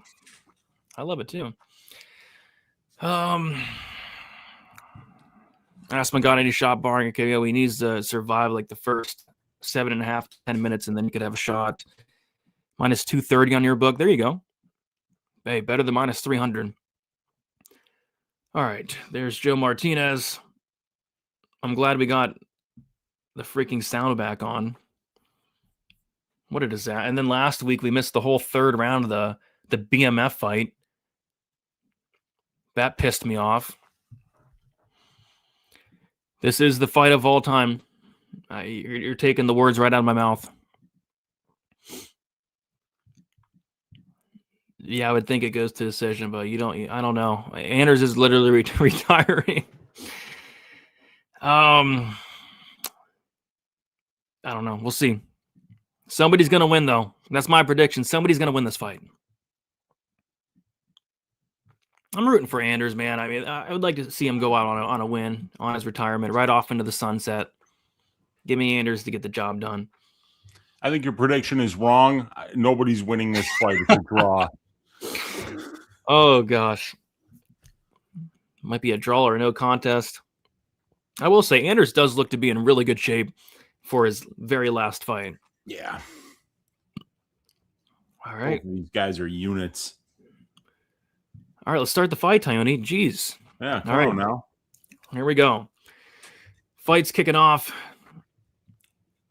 And we got Daniel Forrest with a $2 dono. Appreciate you, Daniel, saying, give Uncle Weezy money, having a blast. Let's go. Appreciate you, Daniel. We're having a blast too, man. Having a blast too. Leg kick for Tavares. Anders looking a lot bigger in there. It's a big dude. Yeah, he is. Anders loaded up on a left hand that missed. Whoo! Yeah, he sure did, man. Trying to take Don't off want the to get head hit of with that. Brad Tavares there. Anders shoots in on a... You're not going to take Brad Tavares down is the problem. Single leg here. Really hard to, yeah. Brad Tavares. One thing about Tavares, he has elite takedown defense, and Anders is really just wasting energy here. Brad Tavares stuffing this takedown. But Anders, push him in the clinch here and winning some minutes. But this is kind of how I envision the fight, just like this. A lot of this. Yeah, Anders does this a ton, man. He's such a huge middleweight that he can just kind of lean on you and wear on you in the clinch, and he can set it up by going for takedowns that he's not necessarily going to get, but once he winds up in the clinch, he wears on you there and he outpoints you there. Yep, and that's what he's doing here. But although Brad Tavares landing some good knees. Oh, Anders sticking with it here, has the underhook. Anders lands a knee of his own. Anders quit drinking. That didn't work out for Jeff Neal a couple weeks ago. I'll tell you that. Oh, my gosh. Has Jeff Neal woken up? Man, that was nasty. Dude, that's 2 in a row for Jeff Neal. He will never fight again, I don't think. Those 2 back-to-back KOs like that, you just don't come back from those. I don't think so, dude. Because we were there for the one in Chicago, and it was nasty. Like it. Oh, big elbow from Eryk Anders. Okay. And a knee. All right. Right hand for Tavares. 2 minutes and 50 seconds to go in this first round. Head kick attempt from Tavares. Anders gets the guard up there. Anders on the pressure. And Anders is looking to potentially get a knot. Nope, he goes in for a single leg. He's going to get it stuffed. You're not taking down Brad Tavares, Eryk. You're not taking this guy down. Yeah, Nobody I takes know. this guy down. Jun Yong Park got him down in round 3 and then worked him, but he had to work hard for that one. Yeah, you got to work hard. Yep. But right now, Anders is winning. Anders is winning the fight with the knees here, the clinching, the short punches, the elbow, the big left hand for Anders. Okay. And they're now back at distance. All right. Somebody said, oh, brother, these guys stink. Head kick attempt for Brad Tavares. Looks like he might have got through a little bit. Left hand for Eryk Anders. It's getting a little squirrely. Eryk Anders gets down on both knees, trying to really complete this takedown. A lot of wasted energy. Tavares stuffing the takedown there. Oh, God. Why is this fight even on the card? What are we doing? What are we doing? What are we doing? Anders clinching up and looking like a king doing it. This is exciting clinch work, ladies and gentlemen. He's holding him still. He's doing nothing. No damage is being done. And he puts the head on the other side. More clinching. More. Yeah, I had to fire my graphics guy. Ew, uppercut from Brad Tavares on the way in. Nice. There you go, Brad. Pretty cheeky. Is Anders afraid of Brad striking? I don't know. All I know is we got them in the clinch right now, and Anders is... Oh, Brad Tavares. No. I was going to say looking for maybe a guillotine. Nothing there. Knee to the body for Anders, and a big left hand for Eryk Anders, and a big knee for Eryk Anders, and a big right hand drops Brad Tavares! Oh, boy. Eryk Anders on top here with 30 seconds left. Oh, landing some nice shots to the side of the head. Eryk Anders with a big knee and a big elbow and an uppercut from Eryk Anders. Big combination from Anders, but Brad Tavares lands as well. Brad Tavares on shaky legs, but lands a right hand. Eryk Anders on the pressure. He lands a horrible... Oh, a left hand. Look at that athleticism. Oh, he's so athletic. And a big right hand from Anders drops Tavares. A big knee from Anders and a left hand and an uppercut and another and another and another. And the round is over. Eryk Anders almost gets the finish. Oh, man, he hurt him bad. So close. Brad Tavares gets dropped twice. Well, let's see if Tavares can Homer Simpson him here because, he emptied the tank there looking for that finish. Did he blow his load? Yeah, he did. Did he blow his load? We're about to find out, man. 10-9 Eryk Anders. Not even a crooked judge could mess that one up. Yeah, they couldn't even screw that one up, dude. If you screw that one up, we got a problem on our hands. You got serious problems, you know. Who would have thought that this is the best fight of the card? Oh gosh. That chin is gone. Brad plus 200 live. It's gonna look good if Anders blew his load. We're about to find out, dude. We're about to find out if he blew that load or not. Oh gosh, he might have. I think if he lands one more clean shot, it might be over. Does he have enough energy to land one clean shot? We're about to find out. Well, we'll find out. Jeez. Eryk Anders, phenomenal start. But fights are 15 minutes for a reason. Kick to the body for Brad Tavares. Buddy. Hell yeah. If fights were 5 minutes long, Daniel Lacerda would be champion. Yeah. Right.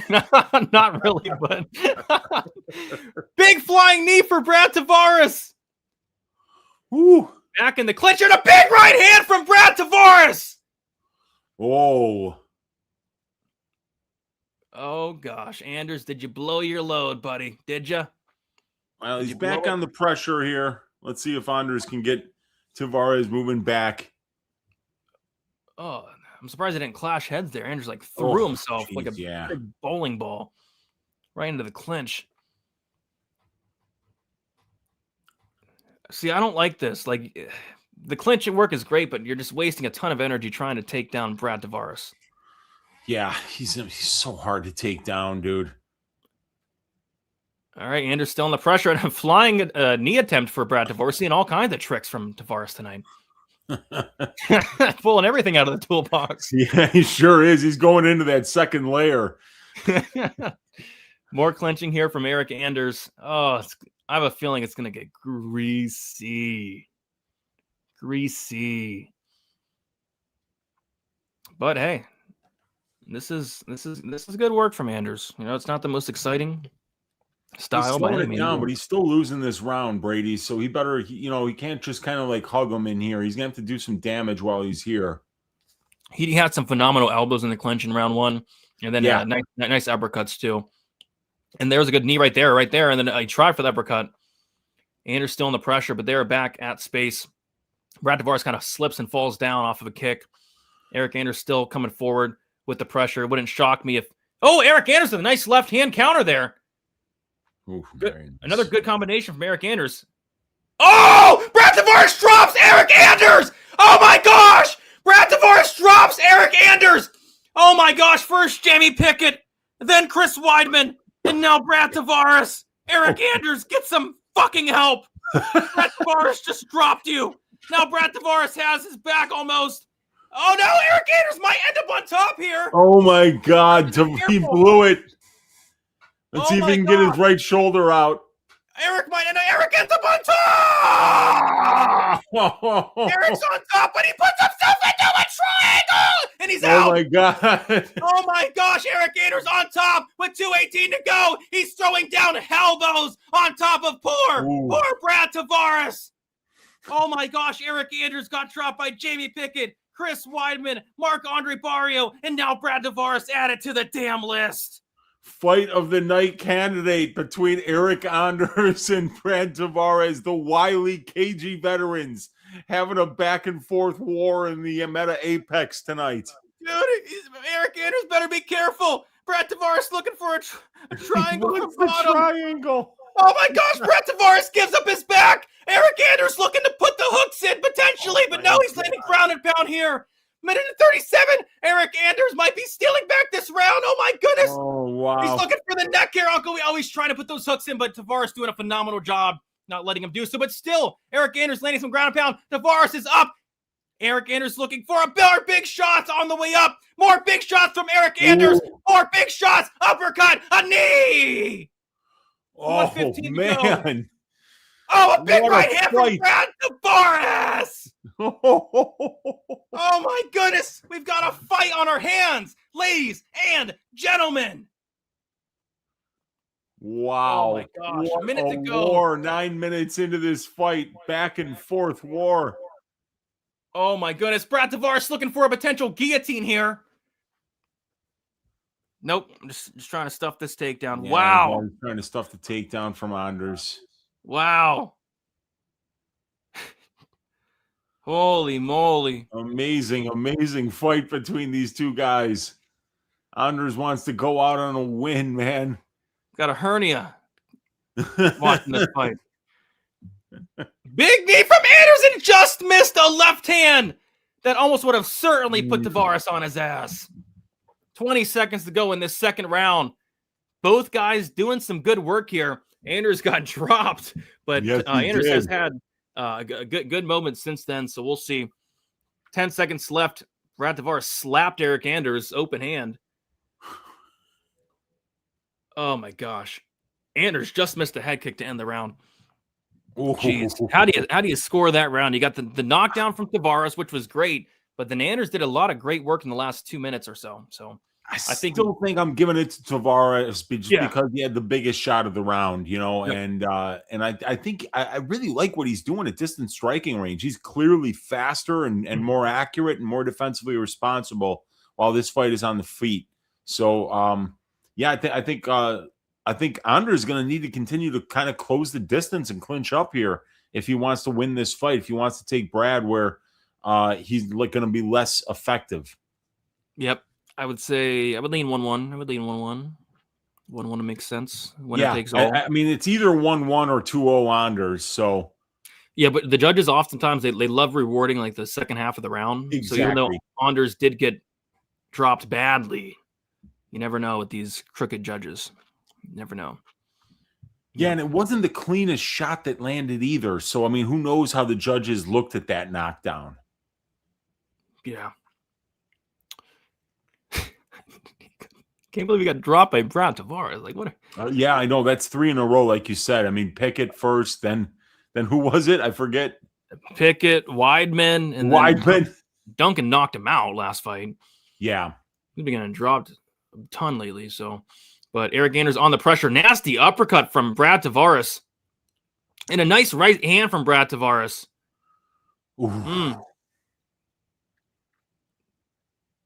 Eryk Anders shoots in for a takedown here, and he gets it, Uncle Weezy. Oh, baby. But Tavares doing a really good job scooting his back to the back of the cage here, looking to potentially stand up. But Eryk Anders gets his first takedown, and that is a big win. Yep. And he's looking to trying to drag him away from the cage here. Oh, he's looking to take the back. Eryk Anders, one hook in. Yeah. One hook in for Eryk Anders. One hook in for Eryk Anders, and Brad Tavares stands up. Tavares is just a veteran of the game. Just a veteran move. Brad Tavares. But Eryk Anders back in on a takedown. Let's see if he can get the mat return here. And Eryk and Tavares does a really good job stuffing that one. But Anders controlling Tavares in the clinch here. Let's see if he can do any damage. Yeah, prayers to anybody that bet on this fight. Because I don't know. Very close fight. Oh, they're back at distance, but Eryk Anders lands a left hand off the break. Ooh, Eryk Anders back on the pressure. A head kick for Eryk Anders. And back into the clinch. And Brad Tavares takes down Eryk Anders, but Eryk Anders is going to reverse position and gets right back in on a single leg. Oh. Beautiful scramble between these two middleweights. That's something you see in the flyweight division, Weezy. Yeah. And this is third round and they're scrambling like that. Holy crap. Anders looked tired after one, like they're still going hard. This is a great fight. Great fight indeed. Good thing I didn't end the stream for this one. Yeah, right. It's going to be fight of the freaking night, probably. Oh, gosh. So right now, Eryk Anders is clinching up, winning minutes, 2 minutes and 47 seconds to go in this third round. 1-1 could be anybody's fight. Big elbow from Eryk Anders in the clinch. And they're back at distance, striking, which has given Anders a lot of problems. We'll see how long it stays at distance striking here. And Brad Tavares with a cheek. It looked like a step and elbow there that landed. And a head kick attempt for Brad Tavares. Eryk Anders needs to push this against the cage and do it quickly. Brad Tavares with the 1-2 coming through. And then another one. And a big left hand from Eryk Anders. He got the best of the exchange. And another left hand for Eryk Anders lands hard.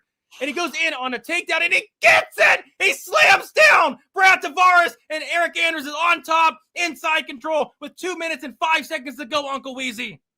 This is a big takedown for him because there's been so many momentum shifts, not just in this fight, but in this pivotal third round where it might be 1-1. I mean, it could be 2-0 Anders here, but, he got dropped, and the judges might reward Tavares for that, the round for that. So 150 left in the round here, Brady. He's still on top. He's not really doing any damage yet, but he's trying to set it up. And Tavares trying to kick off the cage here to kind of create some space, and maybe he can create a scramble where he can get back to his feet.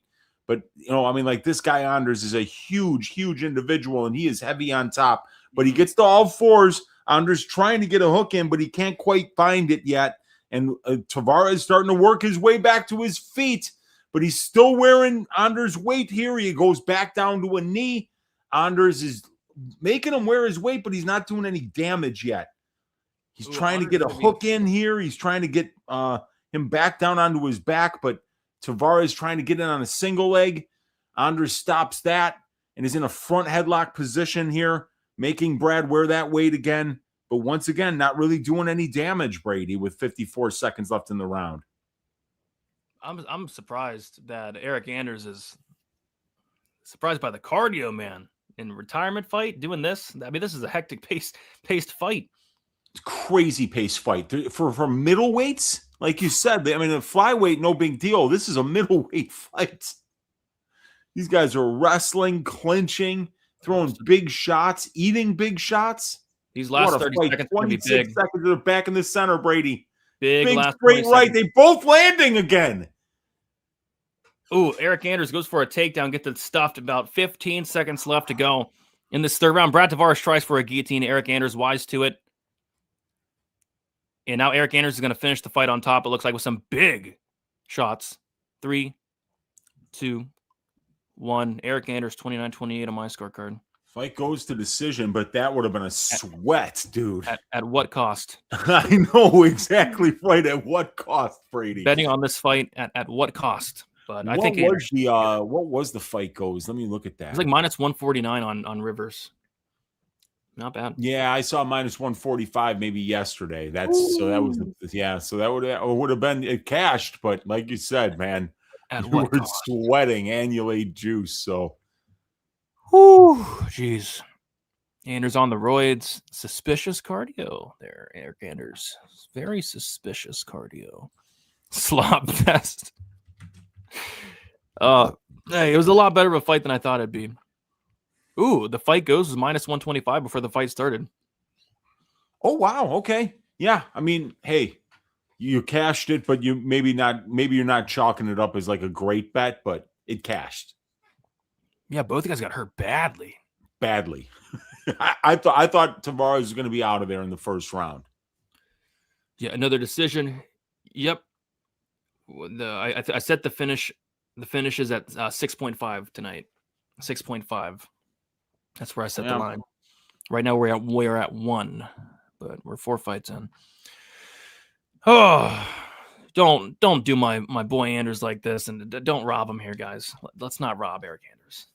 Let's not rob him here. I think it's his fight, but I mean, you could still make a case for Tavares rounds 2 and 3. Definitely not round 1 though. And if this winds up being a draw, Brady, if they give him a 10-8 in round 1, Anders, how would you like that? That'd be amazing, because I almost predicted a draw.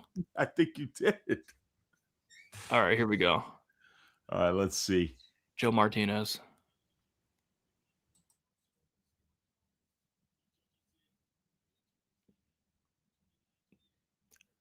$30-27, and then 29-28 times 2 should be Anders here. There it is. Good job. Nice to see him go out on a retirement win. You don't see that too often. Goes out on a win and with a gutty performance, and and like he's always been that guy though. He might get dropped, but he's never going to quit. Give that man his respect. What a career. Yep. He's been in a lot of fights. A lot. Dude, he fought Lyoto Machida. That's how long he's been around. He's been around for a long time. He has, man. And he came like right out of college football into MMA, and he picked it up quick. Yeah, he was very active too. He's been in some fun fights. I'll never forget when he knocked out poor Vinicius Moreira. Remember that bomb? Vinicius Moreira, did you say? Yeah. Oh gosh. I think they called him Mammoot. Dude, didn't Ike Villanueva get a win over that dude? Yeah, he did. Didn't he? Yeah, and so did Paul Craig, and Menafield knocked him out too. Yeah, Moreira, he had a rough run at the UFC. He never really got going, did he, Brady? No, he did not. No, he did not. What a win for Eryk Anders, though. Shout out your boy. That's a great way to go out. Great career, great performance to finish it out. Yeah, 30-27. So I guess they gave Anders that second round too. Yeah, we were saying that it could maybe be 2018 after 2, but you and I both thought Tavares, with that knockdown should have got round 2. Yeah. Yeah, that's the thing with these judges. They forget what happens until like the last 2 minutes. So if you win the last 2 minutes of the round, you're going to win the round more often than not. These judges I don't know what's wrong with them. Oh, there's Mark Smith looking nice with a nice blue shirt. Hopefully Mark Smith's recovering. I like Mark Smith a lot. Yeah, dude, you could see the brace beneath his jeans, dude. His fucking leg is fucked up, dude. Yeah, gosh. Badly. That's messed up, man, for blowing out your ACL. It's not a good thing. Yeah, and for it to happen in a Denzel Freeman fight to make matters worse. Minty Bet's on the screen, Brady. Yeah, she is. So what's she got? What's she calling for this Sosa fight? There we go. She likes Balaji Oki. Okay. Plus, 220. Yeah, taking a shot on the big plus money underdog here, and I don't hate it. The one prop that I gave out on probability, Brady, Balaji Oki round 1 plus 900. Right? He always seems to hurt his opponents badly in round 1. That's a good point. So I thought that was a decent look. Yep. Sosa's hittable, that's for sure, because that dude just walks forward. He's crazy. I love watching him fight. It was great watching his tape. I'm a big fan of Manuel Souza. I'm going to take a quick piss, and then I'll be right back. Yep. So, yeah, this is a fun one, you guys. This is one where I'm looking for violence here. Balaji Oki is somebody who's, when you take this guy down, it looks like he's kind of easy to finish on the mat, whether it be with ground and pounder submissions. On the feet, he's talented. He's a good fighter. He's well-rounded. He can wrestle a little bit. He's got some explosive power, especially early in fights. But if he doesn't get you out of there early, he can stay behind his jab and win minutes. So, Balaji just hasn't really gotten going yet. And and this would be a great win for him. I could see there being some upside in his money line, but this Manny Sosa guy is going to continue to come forward. He's going to make you fight him. And if he can kind of weather that early storm from Oki, I don't think Oki's going to get the opportunity to just kind of stay behind his jab, because Sosa's the kind of guy who's going to put you on your back foot, and it's hard to jab somebody up when you're trying to run away the whole time. So I do think that Sosa is going to eventually take over this fight, but I think both guys got some finish upside, and fight doesn't go to decision. We're sitting at -160, so this is something that I played in a parlay. I parlayed it with Uncle Weezy's ass shaving of the week, which is Vitor Petrino to win inside the distance. So Petrino inside the distance, parlayed with the fight doesn't go to decision for Sosa Oki in this fight is my only parlay of this week, Brady. I took a shot on Sosa KO at +225, and then his KO 2-3 at +490. I was shocked to see his KO prop so wide. Like, this guy could knock out a horse. I know. I was surprised too, dude. I was very surprised. But, he loves to go for that damn Kimura. Yeah, he does. And Balaji Oki just doesn't have a great – I mean, when he gets put in bad spots on the ground, he's just hasn't shown much yet. So, like, I worry about if Sosa does use a Kimura to sweep and to get in the top position, that maybe he can find a submission of his own, or maybe he even finishes the damn Kimura. So it's going to be a tricky one, because, like, I think Sosa does have some submission upside, but I'm with you in that I'm picking KO. And I'm picking third round KO for Manny Sosa. It's going to be a great fight.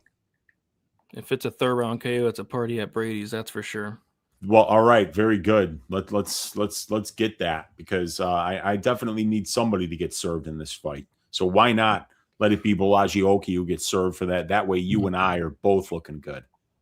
Yeah, and to be fair, I do think the line's very wide here. It's like the Oki's getting priced as if he's some bum. He's not. I think minute for minute, this is going to be extremely close, and I think Oki can get takedowns if he wants them. Sosa, not only on the Contender Series, can be taken down, but outside the Contender Series, I've seen him taken down too. So, yeah, I could see Oki definitely having some success, especially early. But this guy marches you down just like Michael Myers. I know, man. And like, he just swings too, dude. He's not technical. Like, I could see why people are like, man, this guy's not very good. I mean, he's not very good, but he's so aggressive. And when you're durable and aggressive and you're throwing a ton of output, like really like throwing everything with hate in your heart, you're so dangerous. It's such a dangerous type of opponent to go up against. And guys like that can win at this level as well as on the regional scene level. So I'm really looking forward to this fight. This guy, Manny Sosa, is going to put on a show in the small cage here. Yes, sir. Mike sprinkling under 1.5 at +165. Don't mind that at all. Don't mind that at all. I was surprised to see the fight doesn't go as only like -160. Yeah, me too. Maybe they know something we don't know. Oki does look pissed off here, though. Yeah, he does, man.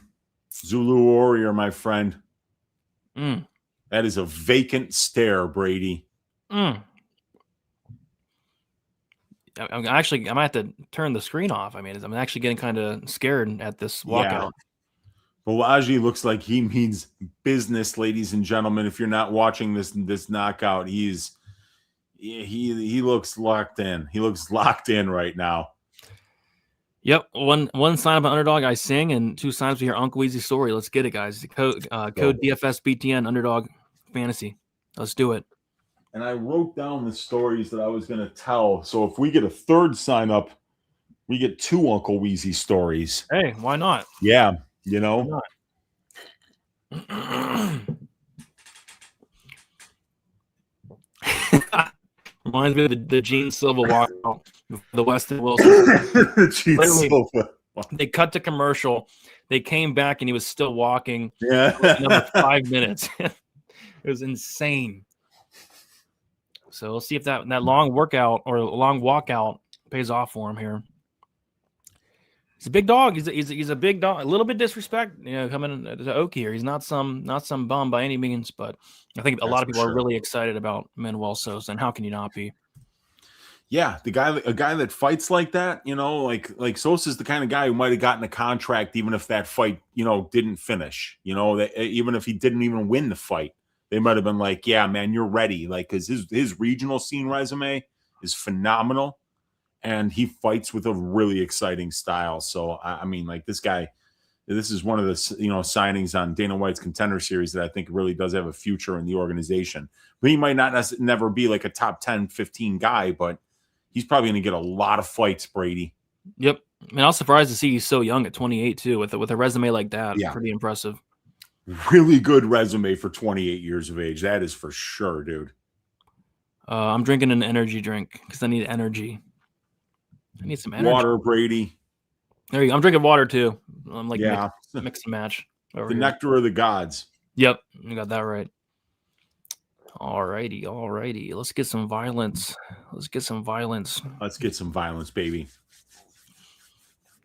Oh God, Keith Peterson's reffing. Somebody's got to die. Keith.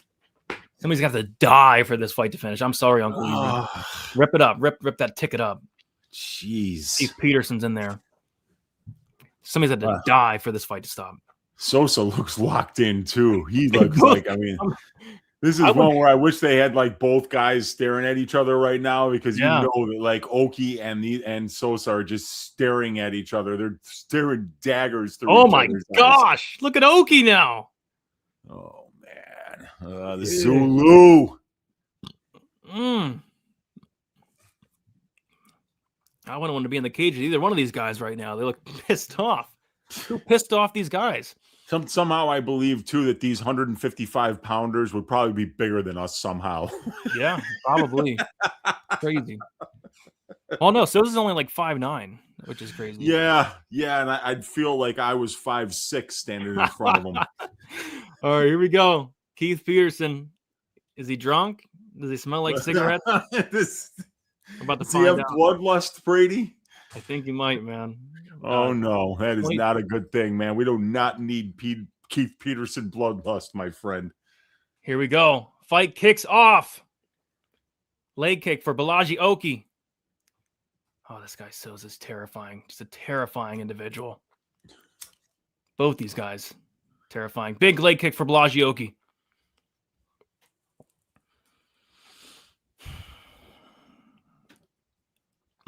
Another leg kick for Balaji Oki. And Sosa just kind of like hunting his prey, man. Just walking him down, stalking him like... Oh, a big right hand just missed from Manuel Sosa. Tried to take his head off and put it into the fifth row of the meta apex. And another one! And he drops Balaji Oki! He drops Balaji Oki! He's on top, pounding away! Oh my gosh! Keith Peterson! More ground and pound from Manuel Sosa here! Oh my gosh, Keith Peterson! What are you waiting for? Keith Peterson. Oh, but I mean, like, dude, the way it looked, I was surprised that didn't get stopped right away. The way that Oki dropped was nasty looking. Oh my gosh. Keith. Balaji, there's no way he knows where he is right now. He's probably going to get Kimura. He's probably just, oh boy, here comes the Kimura. Keith. You gotta be kidding me, Keith Peterson, man. All right, let's see if he can get this though, because it's going to be tricky with the angle that he's at. He's probably going to get it, man. Oki stinks. He's looking for that Kimura. Yeah, he wants the Kimura, but Balaji's got his back up against the cage, which kind of like keeps him safe from that particular technique. He might rip his arm off here standing. No. Oh. Balaji Oki reverses him. Oh, now wow. Oki's on top here. And he's got well, he's defending so far, but he's still latched onto this arm of Oki. I mean, he just flatlined Oki, and Keith didn't even think about stopping the fight there. Like, somebody's got to die here, dude.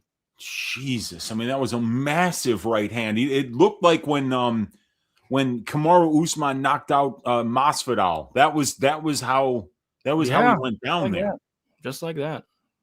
Some elbows to the back here for Balaji Oki. Man.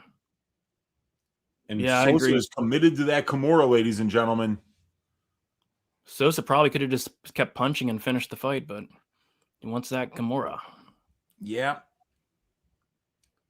Well, Oki did a decent job of limiting the ground and pound of. I think he let go of the Kimura finally. All right, now he's got to just try to get up.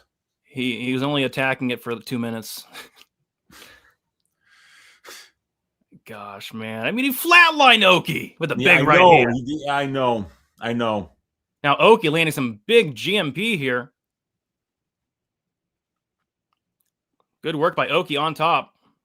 And this is the thing with Souza, like his ground game off bottom, he can stay here for minutes at a time.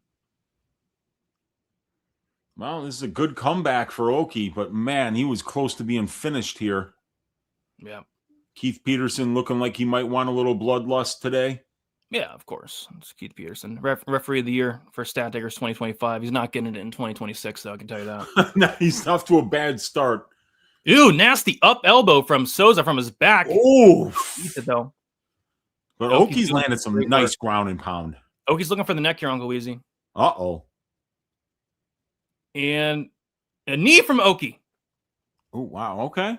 And they are back at, they're in the clinch still, but they're back up to their feet at least. Yes. Minute 10 to go. Oki pushes him against the cage here. Good work from Oki. Both these guys making each other work here. Knee to the body from Oki. Knee to the body for Souza. Knee to the body for Souza. Knee to the body for Oki.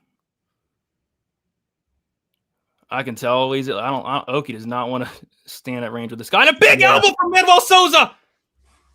Oh, jeez. Yeah, Oki's hanging on for this clinch like that for dear life, man, and he does not want to separate. And why would you? Yeah, well, Souza better find a way out of it, otherwise this fight's not going to finish. Nice knees to the body from Oki. 15 seconds to go in this first round, Weezy. Yep. I can't believe Keith. Oh, big left hand from Manuel Souza. Another one. A spinning back fist attempt for Souza. Leg kick for Souza. Oh, man, he's trying to kill him. I know. At least you know if you've been in a Souza fight that he's going to go for it, you know? I could have He's going for it.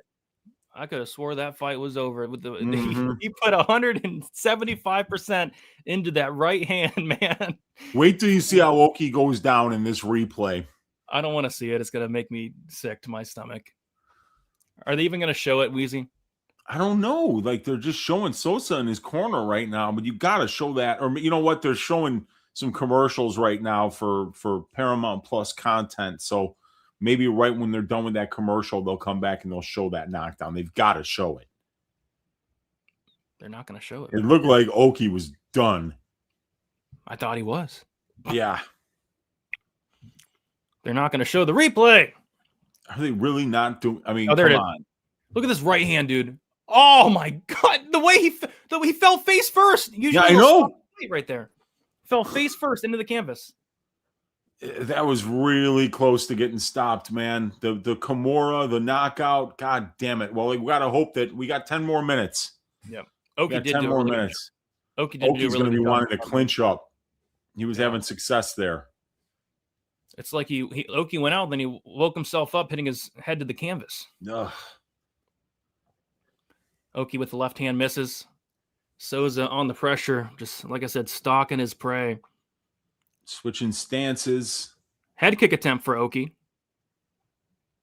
Big left hand. It looks like Oki hurts. Oki hurts Souza. Souza's hurt. Souza's on shaky legs. Oh, man. Souza's on shaky legs here.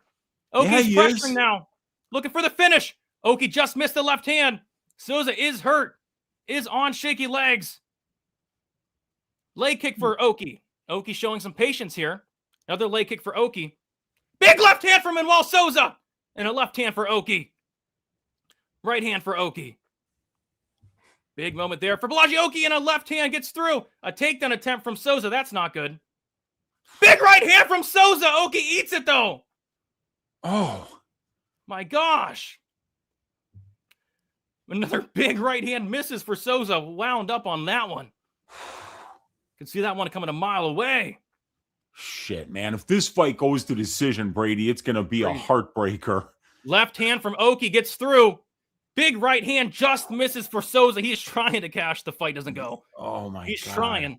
He's trying his damnedest. So is Oki. Oki's landing clean on him. I know. Big right hand from Souza. And a left to the body. But a right from Oki. Looks like it wobbles Souza. But Souza lands here. Big knee to the body from Oki here.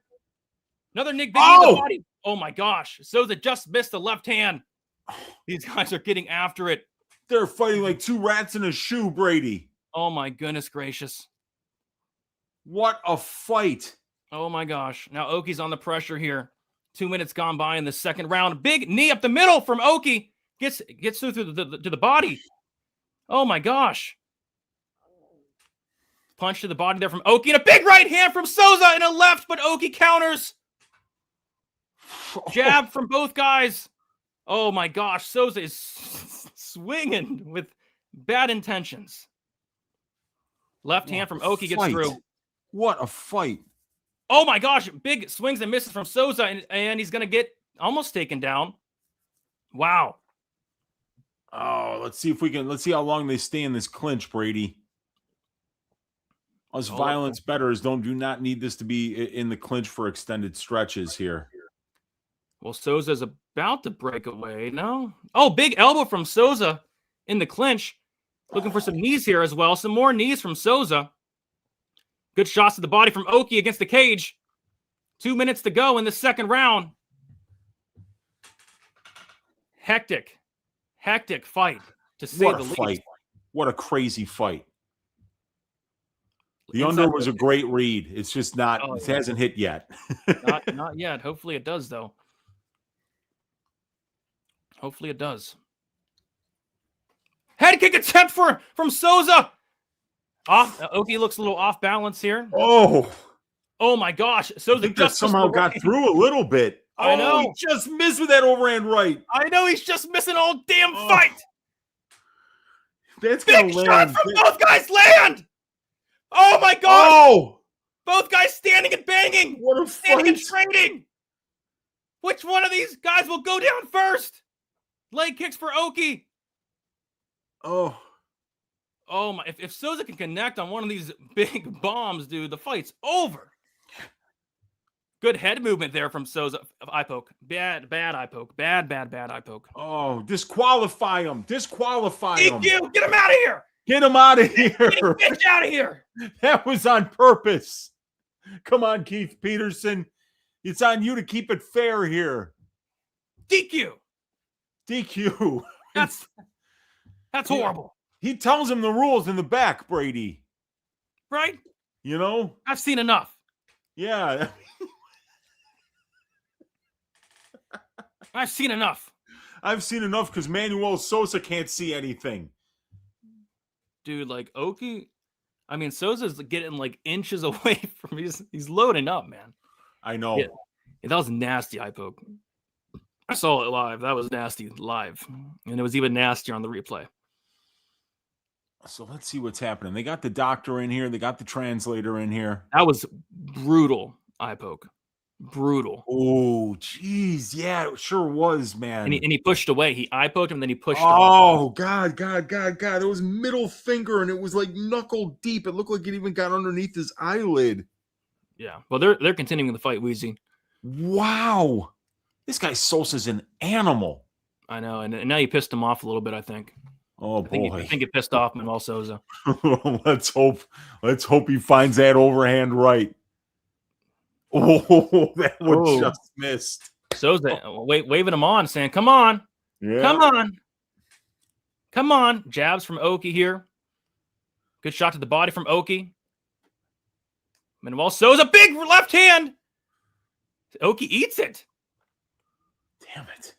Souza saying, come on. Oh, my gosh. Souza is really trying to knock this guy out. I don't hate my KO bet at plus 225. Yeah, dude. Yeah. He's going for it, man. He's going for it. Oh, big left hand. Rocks Blagioki. Oh, He says, We're at the end of the round, though. Yep. Oki says, no, but it got you, man. It clearly got you. Boy. Clearly rocked you. I don't know. How do you score this fight? I mean, I'm surprised it's still going, but how do you score this fight? I mean, I think you got to give round 1 to Souza with that big knockdown. Round 2, it's all Oki up until the big shot at the end. Could be 1-1.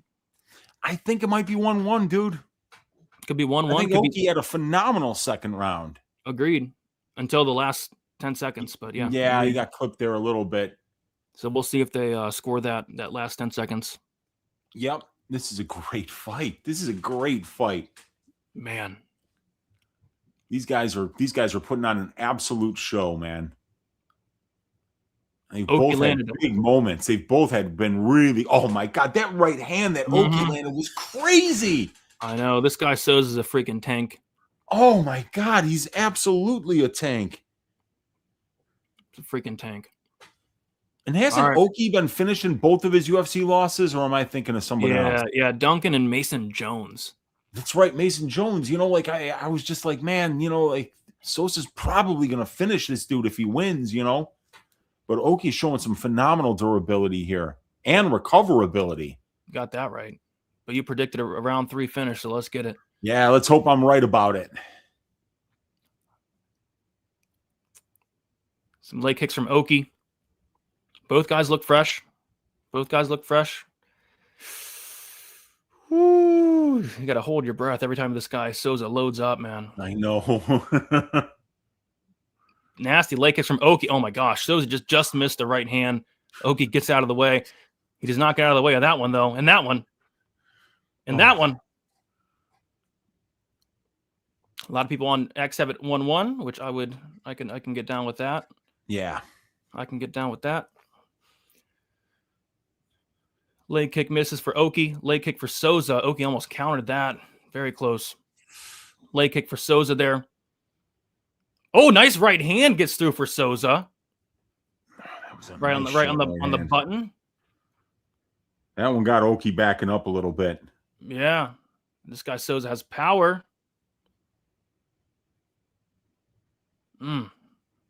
Big swing and a miss from Souza. A lot of that tonight. Nice knee to the body for Balaji. Oki just misses, and then he gets caught with the right hand. Oki smiles at him. Ooh, caught with a right hook there. It's Oki got. And another, and a shot to the body for Souza. Souza's starting to come forward, landing with the right hand. Here we go. Starting to march him down. What the hell is Oki smiling at? He's getting piped up. That's how you know it hurts. Oh, Souza just missed there. Oki misses with the counters as well. Big left hand and a right for Souza and a left. And Souza goes in for a takedown and it gets stuffed. And Oki's going to end up stuffing this takedown. Oh, nice little jab connects for Souza and a right hand connects. Holy crap. And a right for Souza. And a right for Souza. Just misses on the big left. 2 minutes and 35 seconds to go. Can he put him away? Big right hand from Manuel Souza. Has Oki backing up, and another right, just missed another big right lands from Manuel Souza. He's starting to pour it on Uncle Weezy. Let's go. Oh, big right hand from Manuel Souza. Oki, go down. Come on, Manny. Oh, my gosh, a big left hand from Manuel Souza. Go down, Oki. Nobody would blame you. Big shot to the body from Souza. Oh, my gosh. Oh, that shot to the body was nasty. Oh, Oki's on shaky legs. Come on, Manny. Pressure. Put him away, baby. Put him away. From Souza and a big left. Oh. Oki's firing back, but he's another one. 2 minutes to go. Souza's pouring it on. Oki's taking a big right hand from Manuel Souza and a left. And another left from Manuel Souza, and another for good fucking measure, and a right, and a shot to the body. He goes up top. Oh my gosh, Oki, go down for God's sake. Already. How are you? Go with a head kick. Finish with the head kick. Big left hand from Souza. Oh my God, another right and a left. Oki's running away, Keith. But big combinations from Oki now. Oh my gosh, Oki is on all the steroids in the world to be able to absorb these. Oh my gosh! I can't believe this fight hasn't finished. This is absolutely nuts. Get out of there, Manny. Get out of there. He's holding on for dear life. Big right hand from Souza, and another right. Oh my gosh! Big left hand wobbles Balaji. He's wobbled against the cage, and an uppercut. Oki's wobbled, and a big right hand. Oki, oh my gosh! No way! Stop! Yes! Let's go, baby! Let's go, baby! Let's go, baby! Let's go, baby! Let's go, baby! There's a party! There's a party at the Brady residence! I'm gonna get my address out live on stream. I'm doxing myself. Everybody show the fuck up right now. There's a fucking party. There's a party. If you guys are not watching this fight, I mean, like, Balaji Oki absorbed about as much punishment as you could possibly absorb over the last 14 minutes without getting knocked out. And Manny Sosa never took his foot off the gas. He absolutely got the job done for the violence bettors. There we go. Nighty night. Keep your butthole tight. Oh my God. It was part jaw, part ear. Like he just flatlined him. Oh, and Keith saved him from taking any additional damage. Thank you, Keith Pearson, for that stuff. He flatlined him, Weezy. Look at this right hand. He flatlined Oki. Oki was unconscious. Oh my God. I was going to say that would have been the worst bad beat. Oh my God. I know, dude. I mean, like, and minus 160 too, you know, like, holy shit, dude. Oh, that was huge. Oh my God. We got one for the violence bettors there, guys. Oh my God. I'm not gonna have a voice. We're 5 fights in. We got 11 more fights or 9 more fights. It's crazy. Dude, let me tell you something. The Stat Diggers Marauder of the Week next week is Manuel Sosa. The Stat Diggers Marauder of the Week. The card is not over, but there's no way that anyone's going to maraud harder than that on this card. It's mathematically impossible. Oh my gosh, Weezy. Oh my gosh. I'm Was he the piping of the week? Please tell me he was the piping of the week. No, he was not. Oh, damn it. Okay. But he did pipe. Weezy, I'm 7th on Tapology. I had Souza KO3 as well. You did? No way, man. Yeah, and I had Mesquita sub 1. Let me see. I'm 969th. Let's see where I am now. 7th on Tapology. Let's go. Yeah, dude, I think I must be doing pretty well too. I'm 66th. Okay.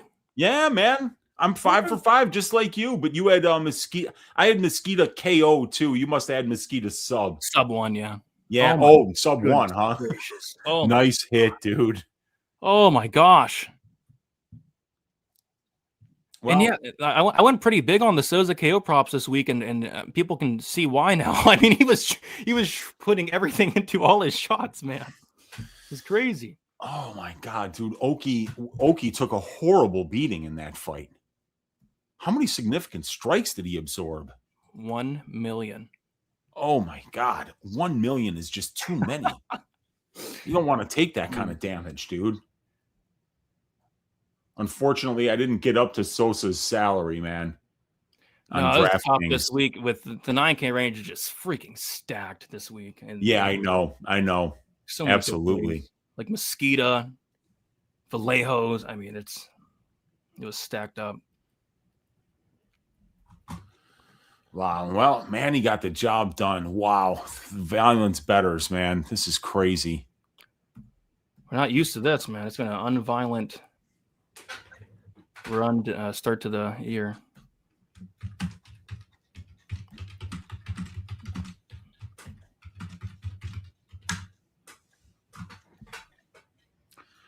What? That's a fight of the year candidate, I would think. Yeah. That was a crazy fight. I'd say so. I mean, like, you would have thought that, you know, because you and I were both saying that Tavares Anders was gonna be fight of the night, but this one it got it. I think, you know. I wouldn't call that luck. It would have been unlucky, Hot Boy, if I missed that one. It would have been kind of unlucky. if I did. You land like 130 sledgehammer significant strikes over 15 minutes and don't get the KO. That's a bad beat. Yeah, it's a good thing you got it, and you got it in like devastating fashion. But yeah, He credit almost to got Oki it there. what, like 1 minute into the fight, right? Yeah, that was insane, Wow. dude. So there's a party at Brady's tonight. Gotta host a party now. Brady's, which is a shame because I gotta get like at 7 tomorrow. So yeah. Oh, well, you're gonna trash the place. Yeah. 48 seconds to go. That's crazy. Oh God. That's enough excitement for one night. We're gonna end the show, guys. All right. Listen, thanks for supporting you guys. Best card of 2026. Agreed. All right. Are we back to the fights? No, not yet. Okay. Oh my gosh. Oh God. Gotta calm down. Gonna get another hernia. Can you get 2 hernias? Can you get 2 hernias? Is that a thing? I already have 1. Yeah, I think you can get a double one. It's not good, man. You don't want that. Yeah. You do not want that. All right. But what I do want is to talk about the next fight, Weezy. We had Elijah Smith going against Su Young Yu. And today, Weezy, I had my finger over the trigger of something all day. I didn't get to it, but it's something you bet. The Elijah Smith KO at plus 400. Yeah. I think that could be worth a little sprinkle here. I think that could be live.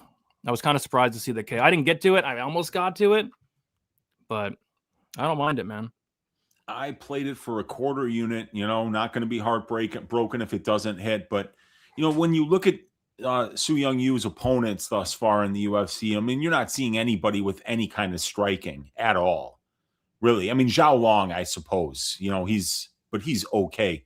Elijah Smith is a speedy, accurate puncher. He's really explosive, athletic, and the speed I think is really going to be the big separator here on the feet, because Su Young Yu's a really good fighter, man. Like, getting him at better than plus 200, he's going to fight smart. He's going to look to mix in the wrestling. He's not a high volume striker, but he certainly doesn't take a lot of damage either. So, but I did pick Elijah Smith to win the fight by decision, Brady. Same. And it's because, I think that Yu is very good defensively, but I felt like the KO prop at plus 400, I was like, I've got to take a shot on that for a quarter unit. That's I think he's got more than a 20% chance to knock this dude out. Yep. I picked him by decision too, but that KO prop makes a ton of sense. Plus 400. Going from these road to UFC guys to somebody like Elijah Smith is a different kind of athleticism than what he's been seeing. Yeah. 100%. Oh, Smith does love defending submissions. You got that right. I don't believe we got a sign up for us, but I can double check. One sign up and we get some. We get a song. Yeah, the dulcet tones of one Brady, DFS by the numbers. Yeah. Oh gosh, if you're not going to sign up for me, if you're not going to sign up for Weezy, sign up for Manuel Souza. Yeah, man. He got the job done for us today, Do it for Manny. Do it for we got to sign up. We got to sign up? Yeah. Oh, well then I guess we got to wait until after this one, right? Yeah, because it's just about to start. So but like now you have to wait, but you're going to get a treat after this fight, you're going to get Brady on the vocals. It's going to be sweet. And then you can get a college story from me if we get one more sign up. Let's go. We're rocking. We're rolling. Yeah. I might do a tribute to poor Bellagioki. Oh boy. That was brutal. I mean, gosh, man, he took a beating in there. I'm gonna go to UFC stats and see where they got that on significant strikes, dude. I think got like 100 just in round 3. So yeah, like right now they got Sosa listed with 71, but I think that's only 2 rounds. Oh no, that's all 3 rounds they're saying? He landed 71 in the 3rd. Dude, yeah, they only credited him with 23 significant strikes over the first 2 rounds, actually.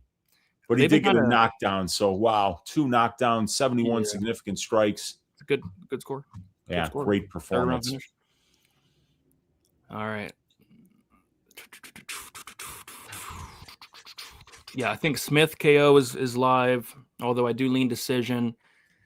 And then if you wins, I saw a couple people on the sub prop. Maybe. I mean, I remember I bet Vince Morales by sub, and it was an extremely bad beat. He almost got it like 50 times.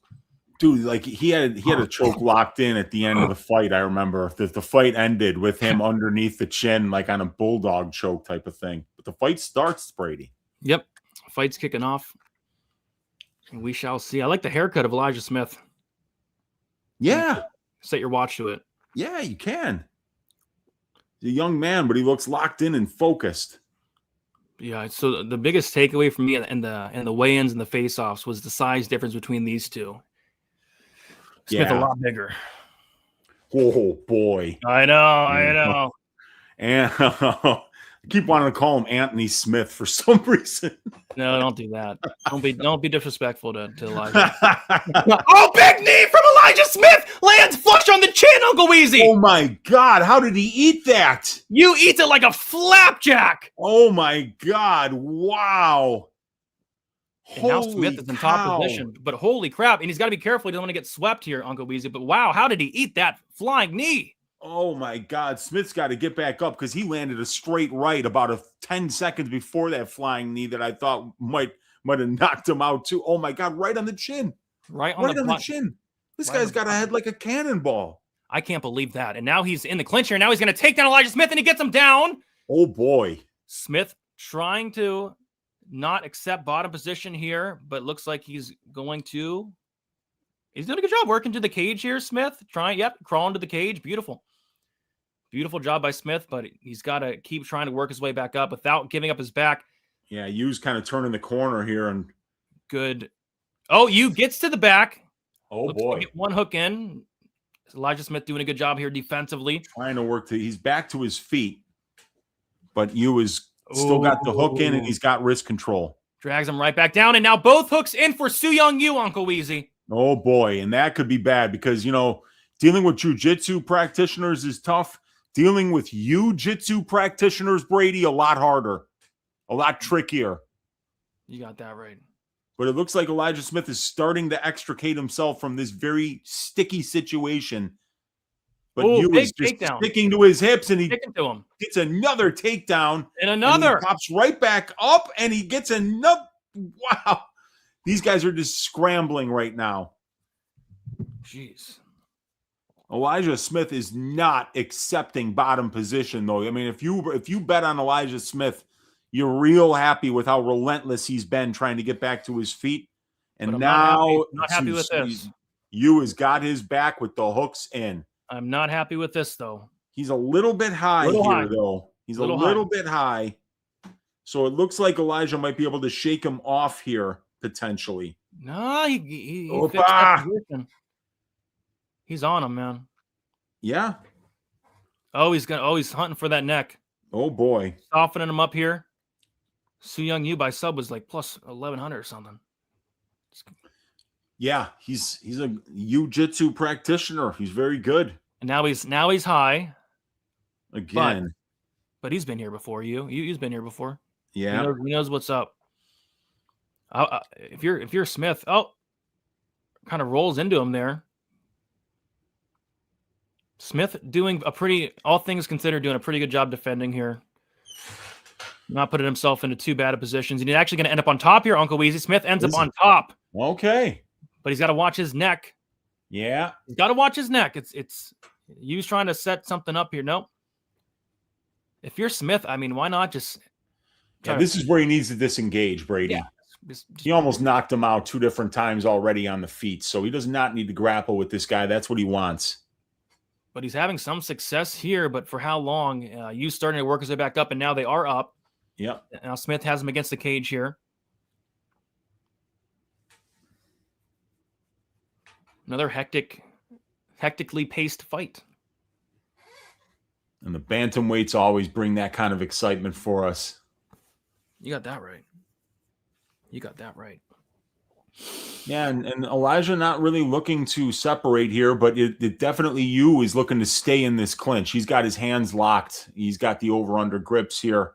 I mean, this is the fight that he wants this. He loves it. He's like, I love it. I love it. Yeah, he loves this right now. And Elijah's just got to separate and start using that height and reach advantage, that speed advantage that he's got at distance striking range. But Smith gets taken down, and he's gonna end up Young Yu. And that might, I don't know. I mean, it all depends with whether or not the judges score that big knee. But you had a lot of success that round outside of the big knee and the big shot that Elijah Smith landed early. So what do you guys think of the chat? What do you guys think? He needs the over. Come on. A little sweaty, but it's getting there. A little sweaty, though. I mean, Smith landed a fight-ending knee. And then you did have his back. Yeah, that's the thing. I don't love this guy's fight IQ, man. It's like you have such a big advantage at distance striking. Why are we clinching? Why are we taking him down? I mean, you're kind of doing Su Young Yu a favor, you know? Yeah, I know, and that's the thing. It's like that's why I didn't bet on Amanda Lemos this week. Is like she pulls that shit all the time. She'll get put in a bad position by a better grappler. She'll work her way out of it, get to top position, and then instead of just pulling away, she goes right back in and re-grapples, gets swept, and then winds up in a bad position again, loses the round, you know? So I think she loves to grapple too much, and I think Smith is just comfortable grappling, and he doesn't understand that he doesn't need to do that with this dude. All right, fights or round 2 starting here. I'm going to sync the time up here. All right. Smith on the pressure. Nice right hand from you, but a good counter from Elijah Smith. Jab for Elijah Smith there. I hope Smith realizes how big of a striking advantage he has in this fight. He's like sneakily, like really long, Elijah Smith. What's the reach advantage here? I mean, it looks like he has a 6-inch reach advantage. Makes sense. 6-inch reach, and I think it's 3 inches of height too. Oh! Smith knocks down you. Smith's on top, pounding away. Smith is pounding away. He's pounding away, more pounding, and Smith takes the back. Why are you taking the back? Just pound. Smith's gonna choke him out. Smith is gonna choke him out. Oh my gosh! No way! It's tight. It's tight. The you choke gotta be is kidding me. Tight. He tapped. Oh my gosh! Oh my gosh! He tapped to a choke. I'm so sorry. Oh my gosh. He just submitted a jiu-jitsu black belt. Oh my goodness gracious. Oh my gosh. Smith sub. What? Smith club and sub. Oh my gosh. Yep. Dude. All he had to do is keep punching. Smith sub plus 1,000. Oh my gosh.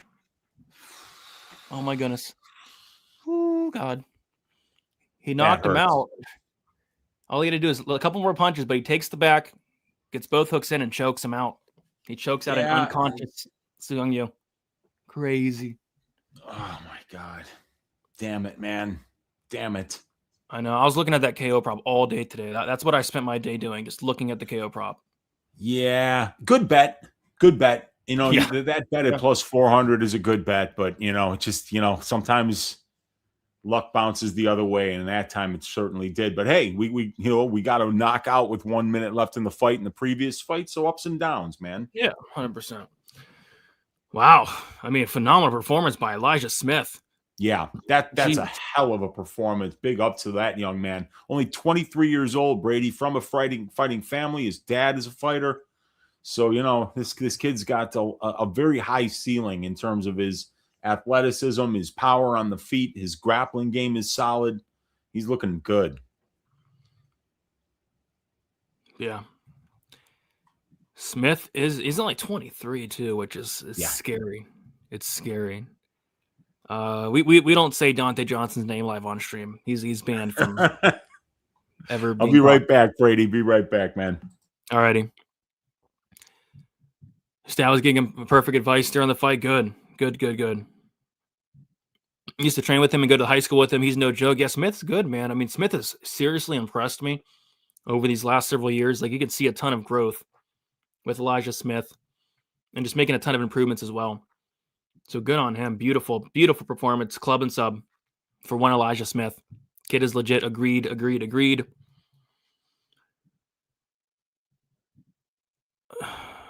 What? What'd you tied? What? That's tied to Ivasa got another fight? You're joking. Tai Tuivasa got another fight? I mean, Tai Tuivasa is on a 1, 2, 3, 4, 5, 6 fight skid. Tai Tuivasa hasn't won a fight in 4 years. What do you mean he got a fight? Tai Tuivasa versus Sean Sheriff. Holy crap. Holy crap. Is he back in the rankings? Is he back in the rankings? Oh my goodness. What's going on, guys? Let me take a look. Let me see what he's ranked, man. I remember he was ranked like number 9, dude. Like a couple years ago. Even like a year ago, he was ranked like number 9. I was like, what the heck? Let's see where they have him ranked now. They have Tai Tuivasa ranked at number 15. They had to make sure he's still ranked. That's hilarious, man. Number 15. I believe the next fight is Petrino. The bout order is kind of weird. They like flip-flop the bout order like mid or late week. So I don't know. I'm pretty sure it's Petrino, though, is what I think. Do you guys read the comments? We read them as much as we can. Not really during the fight, though. There's Elijah Smith with a big cigar. Future UFC heavyweight champion Tai Tuivasa. Not that guy. Maybe the other one. Tim Elliott, Steve Erceg. I can get down with that fight. That's a good fight. Wheezy. Tai Tuivasa has another fight. I heard it's Sean Sheriff. They're really trying, man. They're really trying. I know they are. They want to get him a win, man. And Sean Sheriff absorbed 170 significant strikes from Steven Asplund in about 8 minutes. So this might be the shot that he gets to get back on the winning track here. Yep. So this next fight's big for you, right? Petrino, Asplund? Yeah, dude. Like the second leg of the parlay that we've cashed the first leg with the Oki fight doesn't go to decision was Vitor Petrino to win inside the distance. And, I mean, I think it's about the grappling here. Obviously that fight where Asplund lost to Denzel Freeman was not long ago. And, not only was the takedown defense not there, he got submitted by that dude. And Vitor Petrino is a Brazilian Jiu-Jitsu black belt. So I think there's levels on the mat here. And then not only that, even though Asplund's a very good striker, I mean, Petrino's got heavy hands, man. I mean, like you make one mistake against that dude, he can sleep you.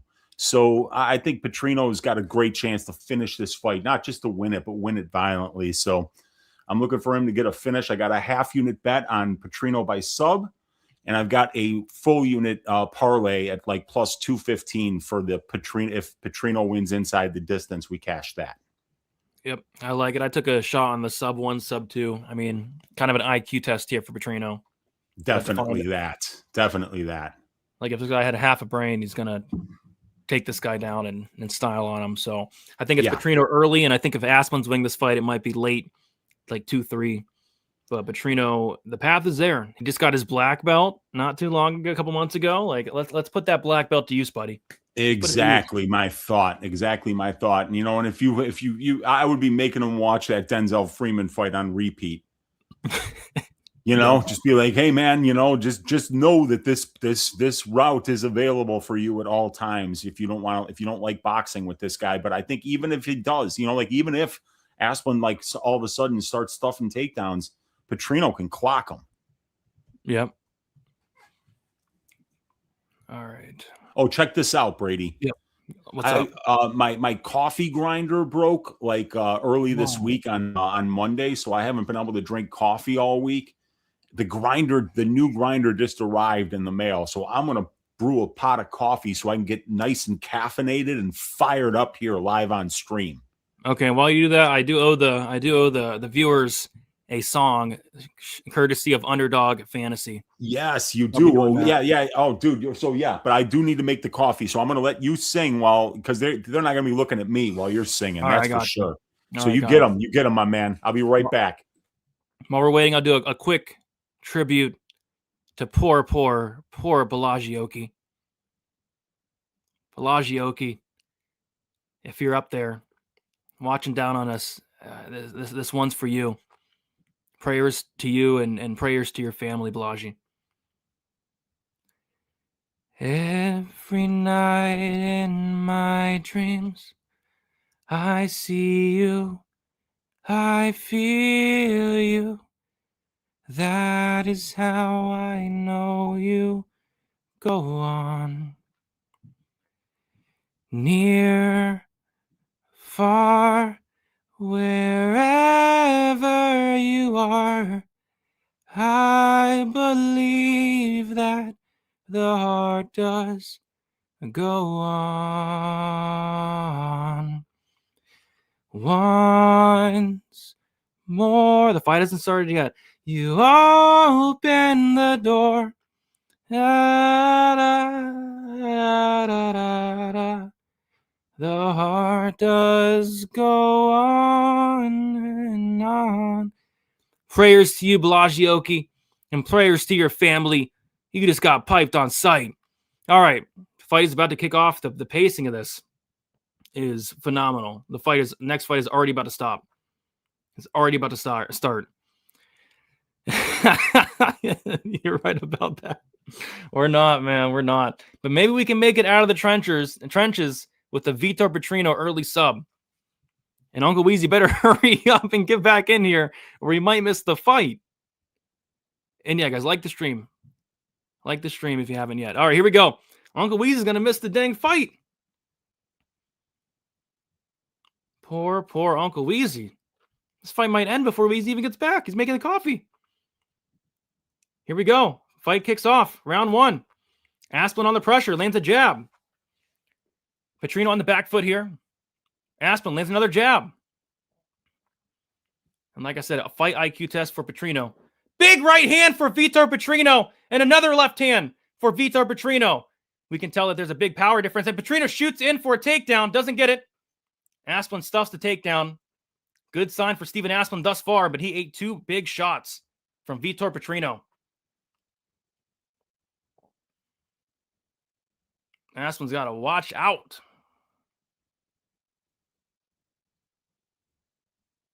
Leg kick for Steven Asplin. Big left hand for Vitor Petrino. Gets through. Another big left hand and a right for Vitor Petrino. Another left for Petrino. Petrino shoots in on a single leg, and he's gonna get it stuffed. He's working hard for it though. Oh my gosh, he's working hard for the takedown. Asplin stuffs it. Asplin stuffs the takedown. Good for him. Good for him. Petrino worked hard for that takedown. He almost got him down. Looks like the cage is kind of in the way. They're now clinched up against the cage. Steven Asplin defending the takedowns thus far has shown some big improvements with the wrestling, it looks like. Minute and a half gone by. Inside leg kick for Petrino. Gets Asplin off balance.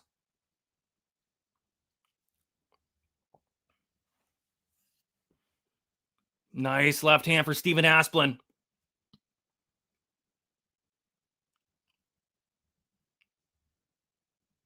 Kick to the body for Steven Asplin. Petrino with a nice right hand. Yeah, Steven Asplin stuffing the takedowns. 2 for 2. Takedowns defended thus far. Petrino looking good thus far. Nice little jab from Petrino gets through. Asplin looks a little, I don't know if he looks tired or what, but. Oh, big left hand from Steven Asplin gets through. Asplin looks up at the clock with 2 minutes and 30 seconds to go. Weird. Steven Asplin looks up at the clock. Head kick for Petrino.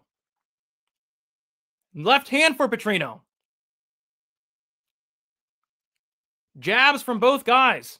Big right hand from Petrino. And a left hand off the break. Another defended takedown from Steven Asplin. But Asplin's kind of getting whooped on the feet thus far. Oh, nasty leg kick for Petrino. Gets Asplin off balance. Another leg kick for Petrino. Big right swing and a miss for Steven Asplin.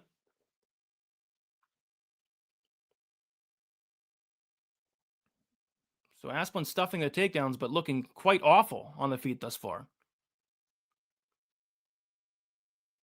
Jab misses for Petrino. Jeez, I didn't realize I missed this much, dude. How's Petrino looking? Well, Asplin has stuffed 3 for 3 takedowns. Petrino's whooping his ace. Okay, all right. Ace. And Asplin looked up at the clock with 2 minutes and 30 seconds to go, which is weird. Yeah. Dude, he looks even fatter than usual, though. Yeah, but he's stuffing takedowns. I think he put some weight on. Oh, big left hand from Asplin. Whoa! Rocks Petrino. Oh, my gosh. Asplin is on top of Petrino, landing elbows, landing punches. The ref's looking closely here. Back of the head shots. Asplin's now on top of Petrino. Oh, my gosh. How the tables have turned. And a big knee for Asplin and a right hand and a left. Petrino's on wobbly legs. Oh, my gosh. Oh, Asplin pulled down his shorts and mooned him. Oh, my gosh. Instead of finishing the fight. Left hand for Asplin. Jab for Petrino. 45 seconds to go. Big left hand for Petrino. Oh, my gosh. Asplin almost finished the freaking fight. This is going to turn into a grease fest. Wow. About to get greasy up in here. Leg kick for Asplin. Look at the clock for Asplin. Asplin outlanding Petrino 30-16. Wow. Now they're kind of just looking at each other. Yeah.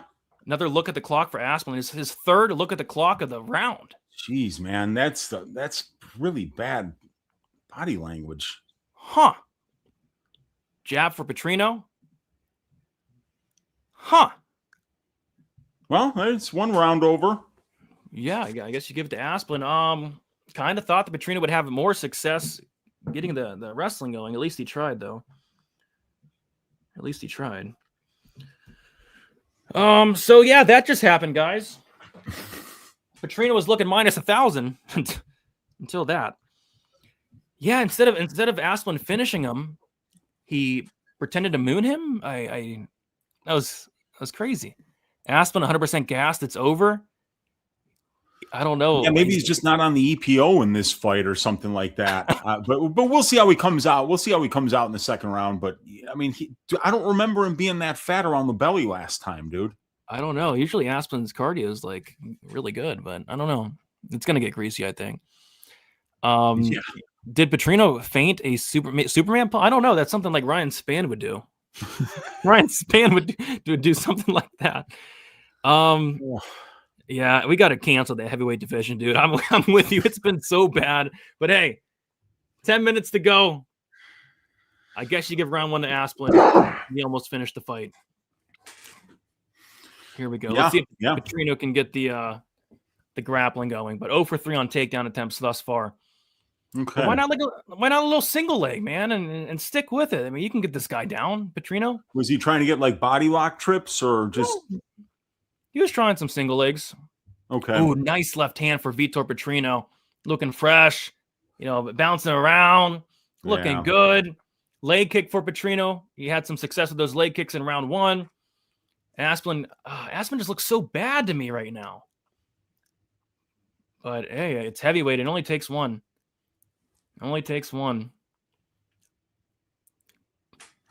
Oh, God. Asplin's the favorite. 69% Asplin, 31% Petrino.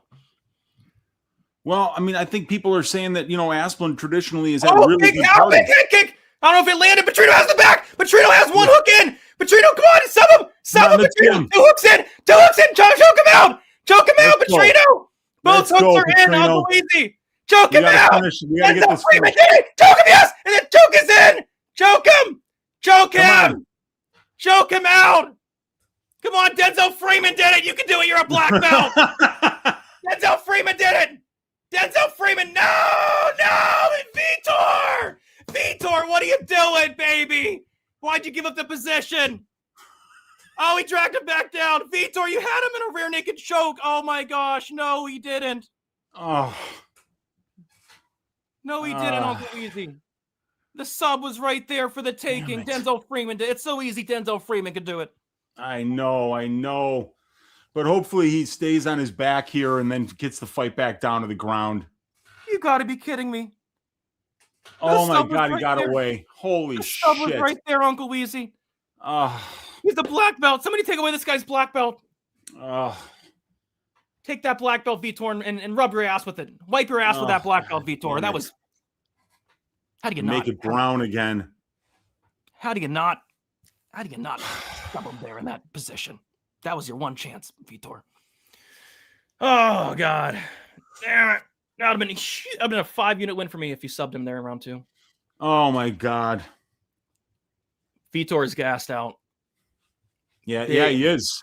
He looks tired. That's why. But Asplund is too, dude. Asplund is just as gassed as Vitor is right now. It's true. But I hate this body language from Petrino. Backing up. But he's still winning because Asplund's like so bad. Oh, man. He's still probably winning this round, but geez, just sloppy. God. Cut the heavyweight division, the entire division. Yeah, this might be a sloppy fight that winds up going to decision, and that'll ruin my night. Petrino's like walking away, dude. He's like walking away. Yeah. Big right hand from Asplund. Oh my gosh. He had the body lock and the body triangle to tap him out. No. Oh my gosh. Big swings from Petrino. Looks like the left barely made it through, but still swinging hard late round 2. Leg kick for Petrino. He's got to keep doing that, man. The boxer is always going to be heavy on the lead leg. Nice right hand from Petrino, gets through. Oh, big shots from Vitor Petrino. Asplund has a freaking chin on. Oh, my God. What the fuck, dude? How did he eat that? I don't know. Both guys Oh, my exhausted. God, A big right hand from Petrino.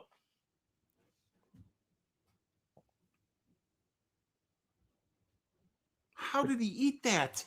I don't know. This guy's got a crazy chin, man.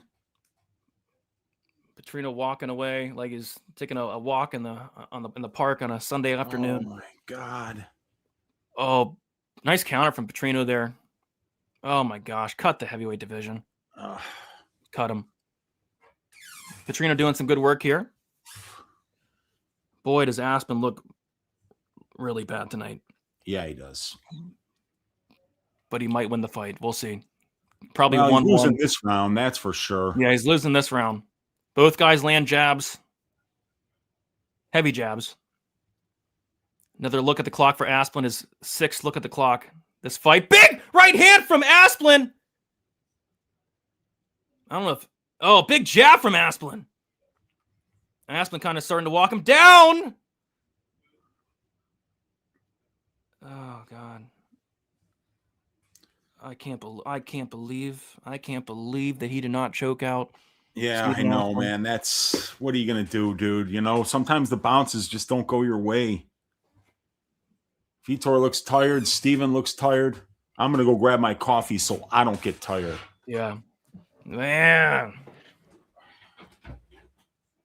Both hooks in, and then you let him off the hook, Vitor.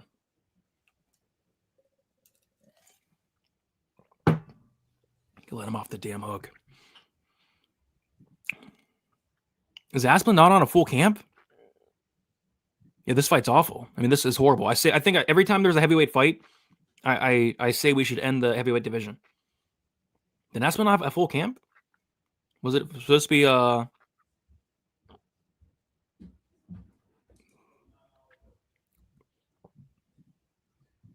round 3 would be crazy. I don't know. I kind of think this might go to freaking decision. Vitor minus 150, but poop emoji to say the least. So it was Kennedy versus Petrino. So maybe that's why Aspen looks horrible. Let's go. Here we go. They gave each other a hug and a kiss on the cheek to start the round. Come on, Petrino. Leg kick for Asplund. Leg kick for Asplund. So I guess Asplund took this fight on short notice. Oh, Petrino had a different opponent? I guess it was supposed to be Kennedy and Nzechukwu, versus Petrino. I didn't realize that. I Nice. didn't know that either. Yeah, nice left hand from Petrino there. Maybe that's why Aspen looks horrible. But to his credit, he's still here and Yeah. he's kind of walking forward, eating shots to the belly. Nice belly shot there from Vitor Petrino. See, this is not good body language for Petrino, just walking away. Like, you can't be doing that, man. Big right hand from Asplin. Looks like it might have wobbled. Petrino, another one. But Petrino fires back. Petrino with a big, giant right hand. Asplin eats it like a cheesecake. Oh, my God. Damn. Right? Dude, I didn't know Asplin had a chin like this, dude. Another big uppercut for Petrino. Oh, my goodness. Oh, my goodness. Oh, my gosh. Leg kick for Asplin. Oh, my goodness.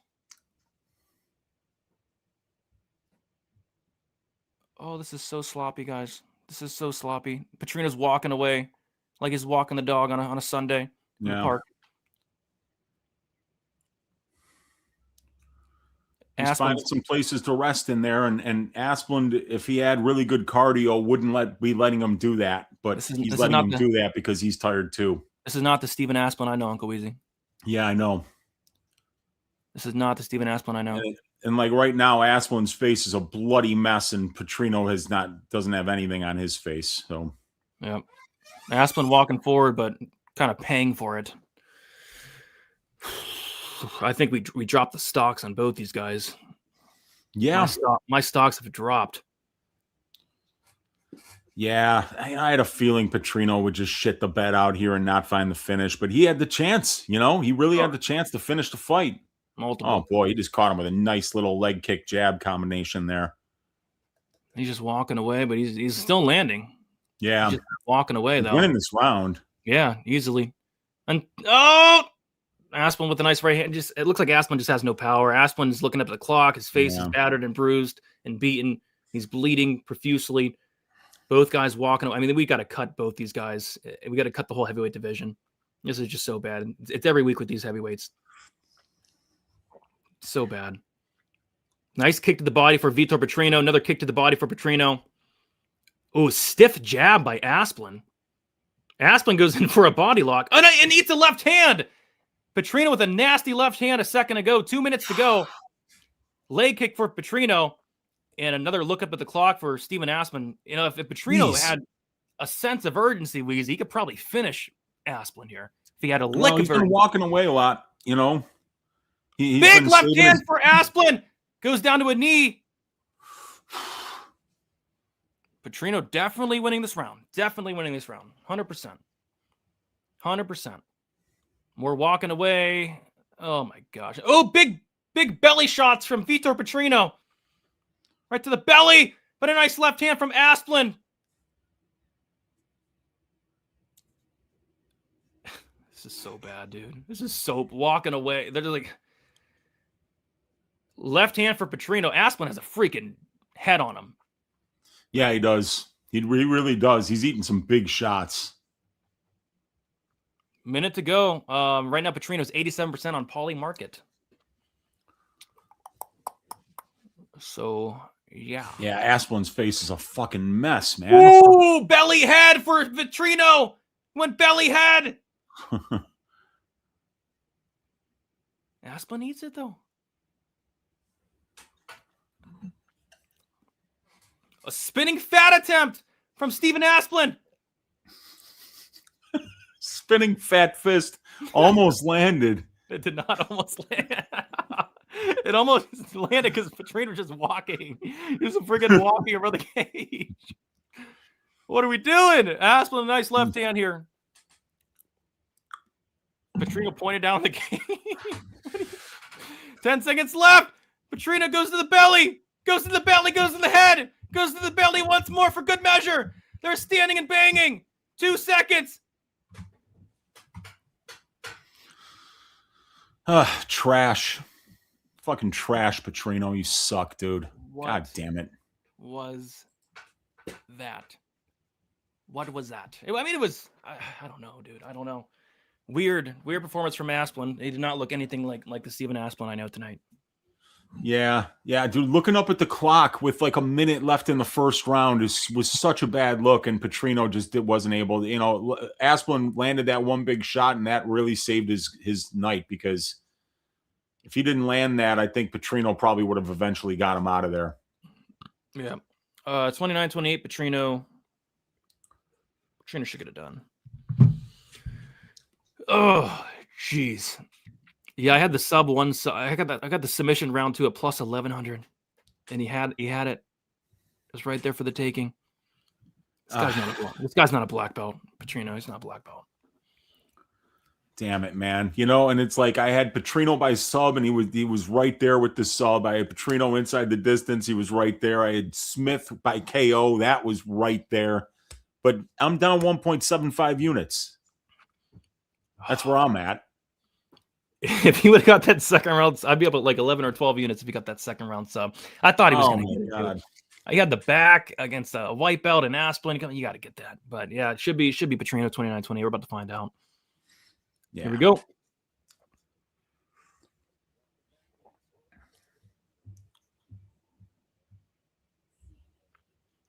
we go. All three judges 29-28 for the winner. Petrino 29-28. Greasy. Very greasy. I mean, Petrino, he did try to grapple. I'm happy with the sub look for sure. I mean, he attempted 4 takedowns. I'll take that. He got to the back. I mean, I got what I wanted out of a plus 1100. It just didn't come through. But yeah, shout to Petrino, got the job done in an ugly fight. Ugly. Yeah, everything was a just miss for me tonight. God damn it. And you know who I got left? Harry Hardwick. It's like, oh that's the one. Got Harry Hardwick left, and I got the fight goes for Curtis versus Oralby. Okay.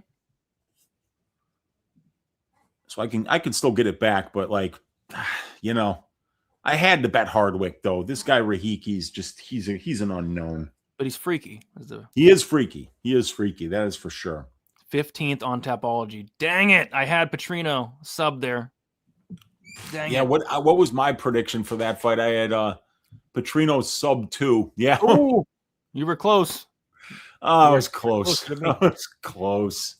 Sick but fight. 7-7 on picks at least, Same. Yeah, nice work, dude. I'm 69th. Let's go. Okay. I got my titty back next fight, I think. Let's go my titty back. Let's keep it rolling. Oh, but you picked Charles Johnson, didn't you? Oh yeah, dude. I picked Charles Johnson. Yeah. So I mean, there's no chance of a perfect card in terms of just getting all the fights right, but because Bruno Silva will be winning this fight, ladies and gentlemen. I picked Charles Johnson to win, and it's official on Tapology. Sickening. It is sickening, Brady. It's so sickening. But let's see. Hopefully now we're going to get the violence that I don't want here with Mick Tebek Oralby, who I'm just calling Michael and Mikey. Mikey Oralby. Much easier. It's just so much easier. My titty back is easy. So we've had 1, 2, 3 finishes. 1, 2, 3, 4 decisions. So 3 finishes, 4 decisions. Halfway through, I set the finishing total at 6.5. So we're kind of on pace.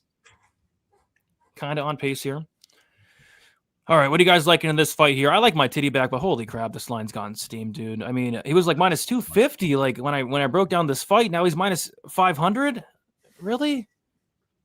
He's a good fighter. He's good, but minus 500. My titty back.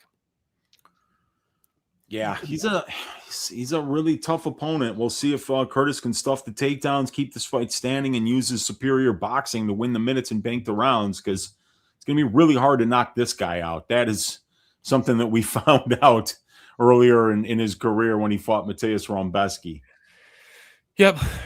And by the way, guys, we thank you guys so much for whoever signed up on Underdog. If we get one more sign up, Uncle Weezy is going to tell a story. So use that code DFSBTN. Get yourself $75 in bonus funds on Underdog. Available in 40 out of 50 states. And then, a big story from Uncle Weezy if we get one more sign up. We have about like 7 fights to do it. So let's get it. Let's get it. Let's go, man. Let's go. Let's go. Osh, Kyrgyzstan. They're going to be Stand dancing in the streets, Brady, if Mick Tibet gets it done. Stand up.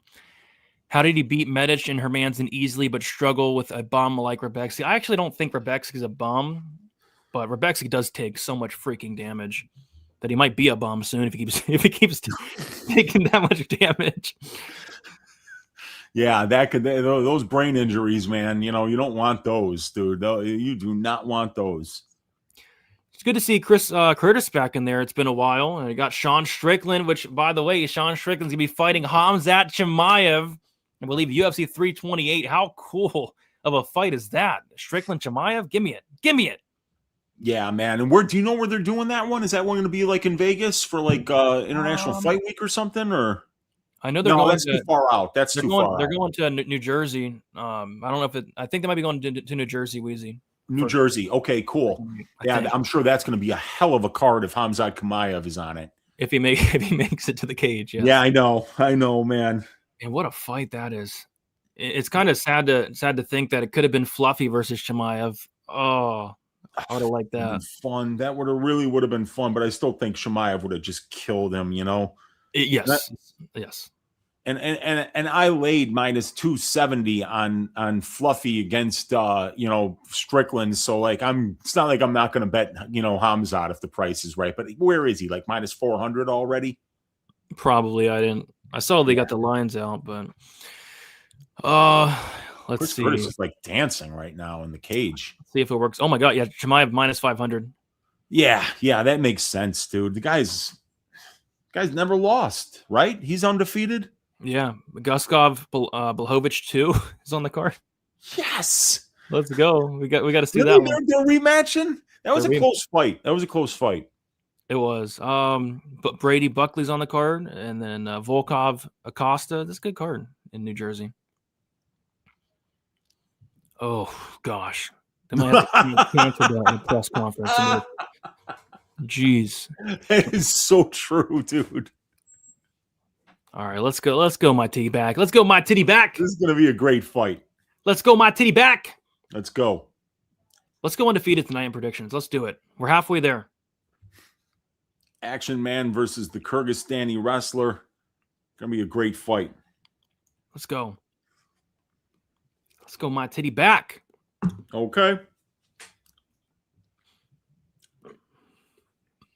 Yeah, the market really loves him this week, man. You don't get to minus 500 without a ton of people betting you. So let's see if he looks minus 500 against the crafty veteran in Chris Curtis.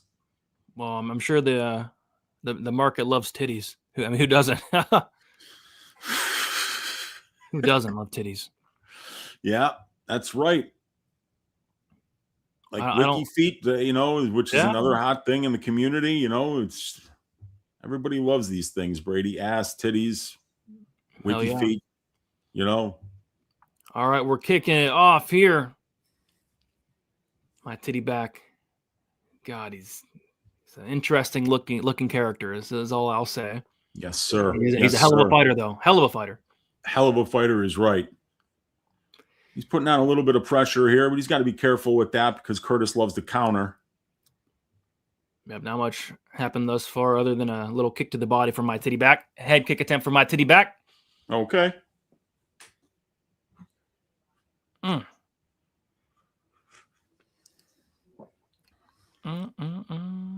Leg kick attempt from my titty back. Nothing doing there.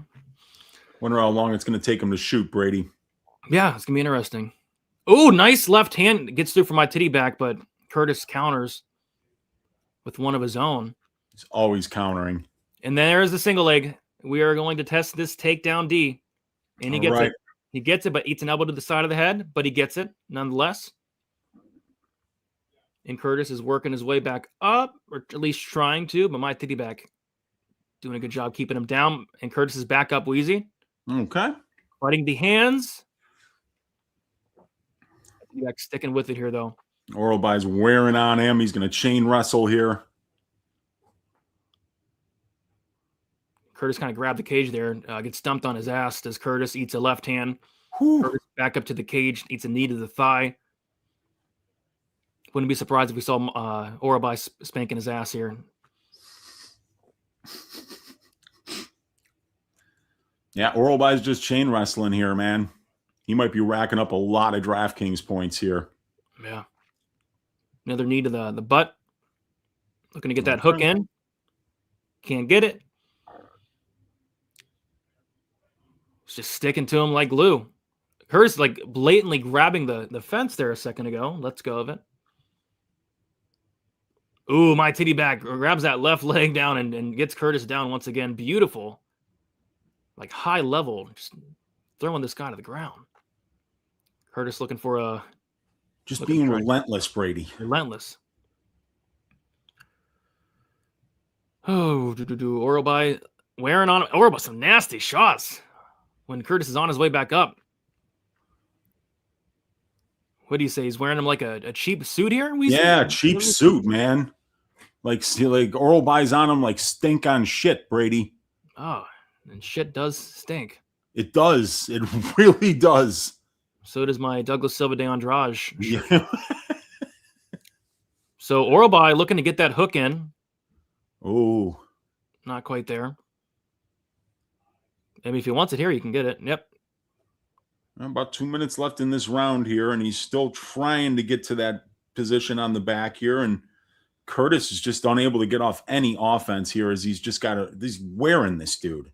Got to be a frustrating fight thus far. Yes, very frustrating. This is not what he wants to do. Oh, big takedown, big slam for my titty back Orobai. Gets one hook in, gets two hooks in. Uh-oh. He's on the neck of Chris Curtis. Oh, boy. Curtis defending well, not letting that arm get under his chin, but my titty back in a very dominant position here with 1 minute and 25 seconds to go in the first round. It's been all my titty back thus far. He's just a relentless grappler, man, and he is such a frustrating guy to face. Oh, he's mounted and he's flattening him out, Uncle Weezy. Oh, boy. He's flattening him out now. Curtis is getting back up, though, potentially. My titty back sticks with it. He's along the way. Big hammer fist from my titty back Orobai. Big shots on top from my titty back. Curtis trying to move his head, trying to get out of the way. My titty back sticking on him and whooping his ass. Oh, my God, my titty back. Oh, Curtis better be careful. Oh, the ref is looking, Weezy. Tony's looking. He's about to stop the fight. He shouldn't. He's got to keep moving his head, man. He's got to keep moving his head. There it is. There it is. He slammed him down like he's a little bitch. Oh my God. Wow. Looking closely because this is brutal. This is not even close. This looks like it should have been sanctioned. More big shots from my titty back Orobai. Curtis just looking up on him, saying, "Have mercy. Have mercy on me." And looks like we're somehow going to get to round number 2. Curtis showing that toughness, but Tyone was looking closely, a little too close. He was getting in close there, but Curtis is defending himself intelligently here. He's not badly hurt. He's getting put in some bad spots by Mikey Orobai here. That's a 10-8 round in my book. It's not a good. It's a rough night at the office so far for the action man Chris Curtis here, but he's got two rounds to turn this around. And let me impart some of my wisdom to the audience here, Brady. In my opinion, I think Chris Curtis needs to keep this at distance striking range here, and that's the kind of high level analysis that I'm going to give you. I like it. I like that analysis. Thank you, dude. I appreciate that. Jeez. I mean, holy crap. He's an animal, dude. Now you know why his line got pushed to -500.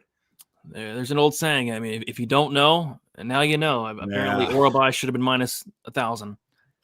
He's a relentless wrestler, man. So Curtis is going to have to figure out how to keep this dude off of him, and let's see how long he can do it. Because once this dude gets in on your hips, man, he just stays there.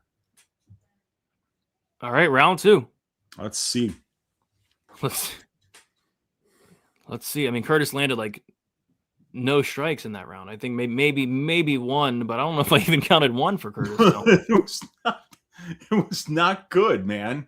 All right, let's see how long it takes Orobai to shoot in for a takedown. Yeah, no shit. If I'm Orobai, I'm probably just shooting in right away. But hey, we'll see. Maybe he wants to test out some striking. He wants to have fun in there. Ooh, good knee to the body for Curtis. Nice right hand for Orobai. Nice left hand for Chris Curtis, gets through. Curtis having some success here thus far, but let's see how long this stays standing. Orobai shoots in. It gets stuffed easily, Uncle Weezy, and Elaine eats an uppercut. And Curtis throws a knee and lands it too. But Orobai gets him down. He stays right on him there. 4:20 left in the round, and he's already got Curtis on his ass here. So Ate a knee like he's going to be wearing this dude like a cheap suit for the rest of the round, probably. Yeah. And he's already got the back standing with the seatbelt grip. One hook in for my titty back. Yep. Looking to try to get around to the back. Boy, he's going to have a hard time surviving this long with this dude on the ground. Oh, a cheeky little elbow from my titty back there. He's looking for that choke. He only has one hook in, but he's hunting for it. Curtis gets back up. Wow. Curtis is back up to his feet, but guess what? Nope, not yet, but he's probably going back down in a second. And Curtis stays up. Good for him. And he's back down. Oh, boy. 3:20 left in the round. He's back up, though, on a knee. Is Curtis back up to two feet here? Is Chris Curtis? Grab the cage there. Why not? Why not? I'm sure Chris Curtis has been in wrestling practices like this, twice a week for the last 15 years. He's got that right. Nice ground pound here from Orobai. Chris Curtis is back up to his feet.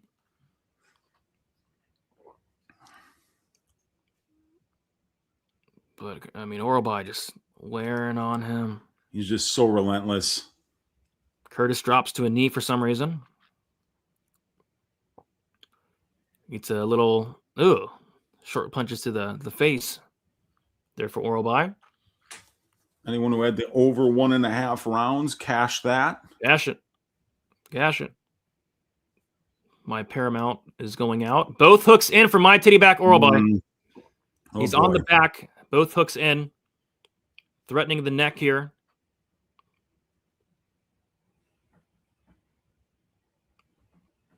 Let's go. One of the hooks. Now both of them. And let's Curtis back up. Interesting. He stays right in on that grip. He is not letting go, Brady. Is not letting go. Not at all. Some knees to the thigh here from my titty back.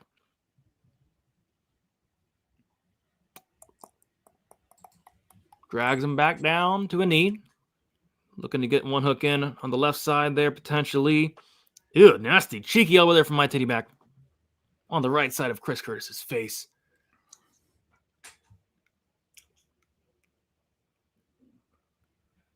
Minute and 23 seconds to go, and Curtis gets slammed down once more.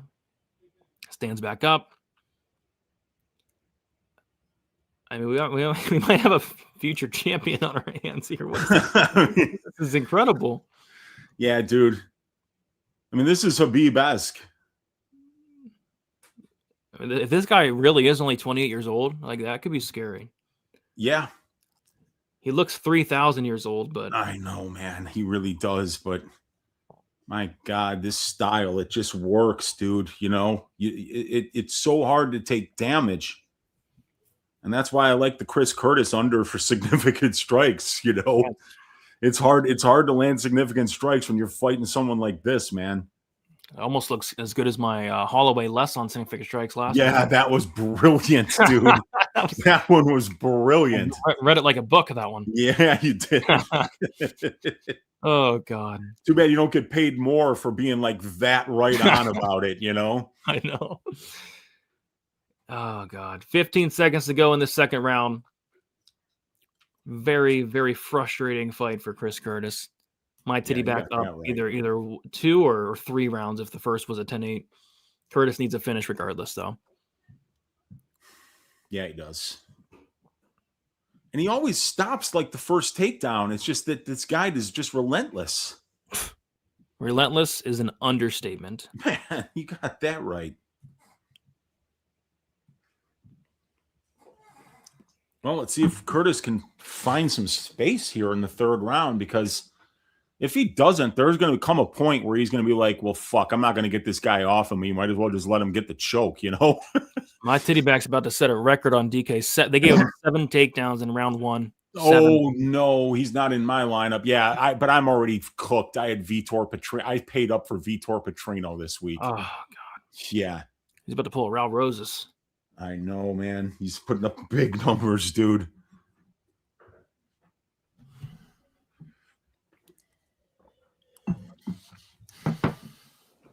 Who did you pick in this fight? My titty back by decision. Yeah, you and me both. We're going to. If he doesn't get the finish here, man, we're going to be really close up to the top. Might go to top 10 on tap, but Charles Johnson fights next. That's going to get all ruined next fight when Charles Johnson freaking blows it. Well, you know, now that nobody's expecting him to win and everyone's talking about how many times he's blown it, you know, with big fights on the line, now he's going to go out there and get a KO. I love it, dude. I love it. All right. Third round kicks off. If you're a big fan of my titty back and you're a big fan of this fight. Oh my gosh, 14 takedowns? Holy crap. Oh my God, he broke the slate, dude. He might, dude, he's going to score 150 points easy. 14 takedowns, 14 times 5. That's 70 points right freaking there. And then the control time, and he's landed so many strikes too. Yeah. I put up 200. My God. Here comes another takedown, Wheezy. Oh, Curtis boy. stuffs it, though. He stuffs it. He's right there on the fence. He's got to get wrist control. He's got to get underhooks. Oh, boy. Oh, God, help him. He's got that whizzer. You got to keep that whizzer. He's going to get slammed on his ass here in a second. Yeah, he is. He probably, like Curtis, I bet you can't believe how strong this dude is. He's got that caveman strength. Yeah, man, he sure does. Those cavemen, they got to be so strong, man. Yeah. Lifting stones all day and stuff. Big rocks. Yeah, you got to be able to use them as weapons too, and the heavier the better. Yeah. Got that strong hands, you know. You got to be able to like husk a coconut, and not that there were any in Kyrgyzstan, but you know. Yeah. You never know you back still then. needed to be able to do it, you know. 3,000 years ago, there could have been coconuts. Yeah, you never know. Who knows? Yeah, that's a good point. Yeah. A lot has changed since the last 3,000 years. Oh, my gosh. My titty back. Wow. He's looking for an arm here, though, Weezy. Oh, no. It should be annoying. No. But he's looking for an arm here. He's looking to rip his arm off. Oh, boy. Nothing. Curse defense. But my titty back is to the back. And he's just wearing on him. One hook in.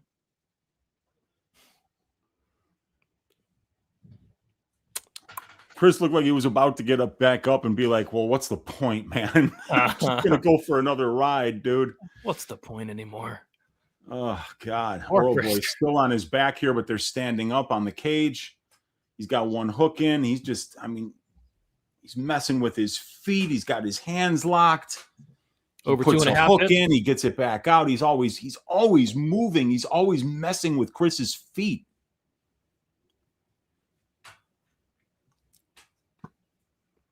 Good for him. 2:20 left in the round. Good for my titty back. Yeah, job bless him, right? Job bless him. Why not? He's looking for the win, man. It might not be the most exciting fight for the fans, but it's a dominant performance, and you know, dominant fighters move up the ranks, dude. Another takedown added to the takedown tally. Yeah. Put that on your tally boards. Mm-hmm. Gonna run out of room. Yeah, I know. Like you're gonna need a new piece of chalk pretty soon. God. You're gonna have to get out your abacus in order to find out how many points Oral Boy scored here on DraftKings. It's gonna be a lot. So yeah, just wearing on Curtis. Trying to get back to his feet again. He's back to his feet. He's trying to break the grip. Of course, it's impossible to break the grip. I have a feeling he's not going to break the grip here. I have a feeling. Yeah, well, let's see. Just a funny. He knows it's urgent time right now. You know. Well, it looks like Curtis might stuff this takedown here. Let's see. He's kind of on. He's got it. He's for once. He's actually on sort of on, not really on top, but trying to land some good short shots here. 19 takedowns. Somebody said, "Is that true?" That's insane. Wow,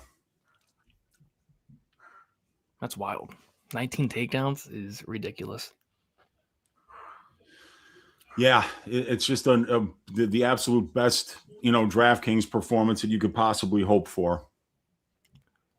Like probably 12 minutes of control time, probably. Yeah, they gave him 14 takedowns in the first 2 rounds. Wow. 74 total strikes, 8 minutes of control time. We're talking the first 2 rounds. Crazy. Yeah, Chris is going to survive. About 15 seconds to go. The last 15 seconds here. Oralby's a beast. Boy in here on a single leg. All right, he's going to complete it. Stands back up. They're back at distance. Let's go. Chris Curtis found out there with 3 seconds left and didn't throw a punch. Oral Boy by decision. Cash the fight goes to decision bet for 1 unit, Brady. Good bet. I thought Sione was about to ruin it for you in the first round. He came close to it, man. Chris was back moving away too. I was like, back away, dude. I know, dude. Yeah. That was scary. I saw him move in there, man. So it's amazing. But we'll take it.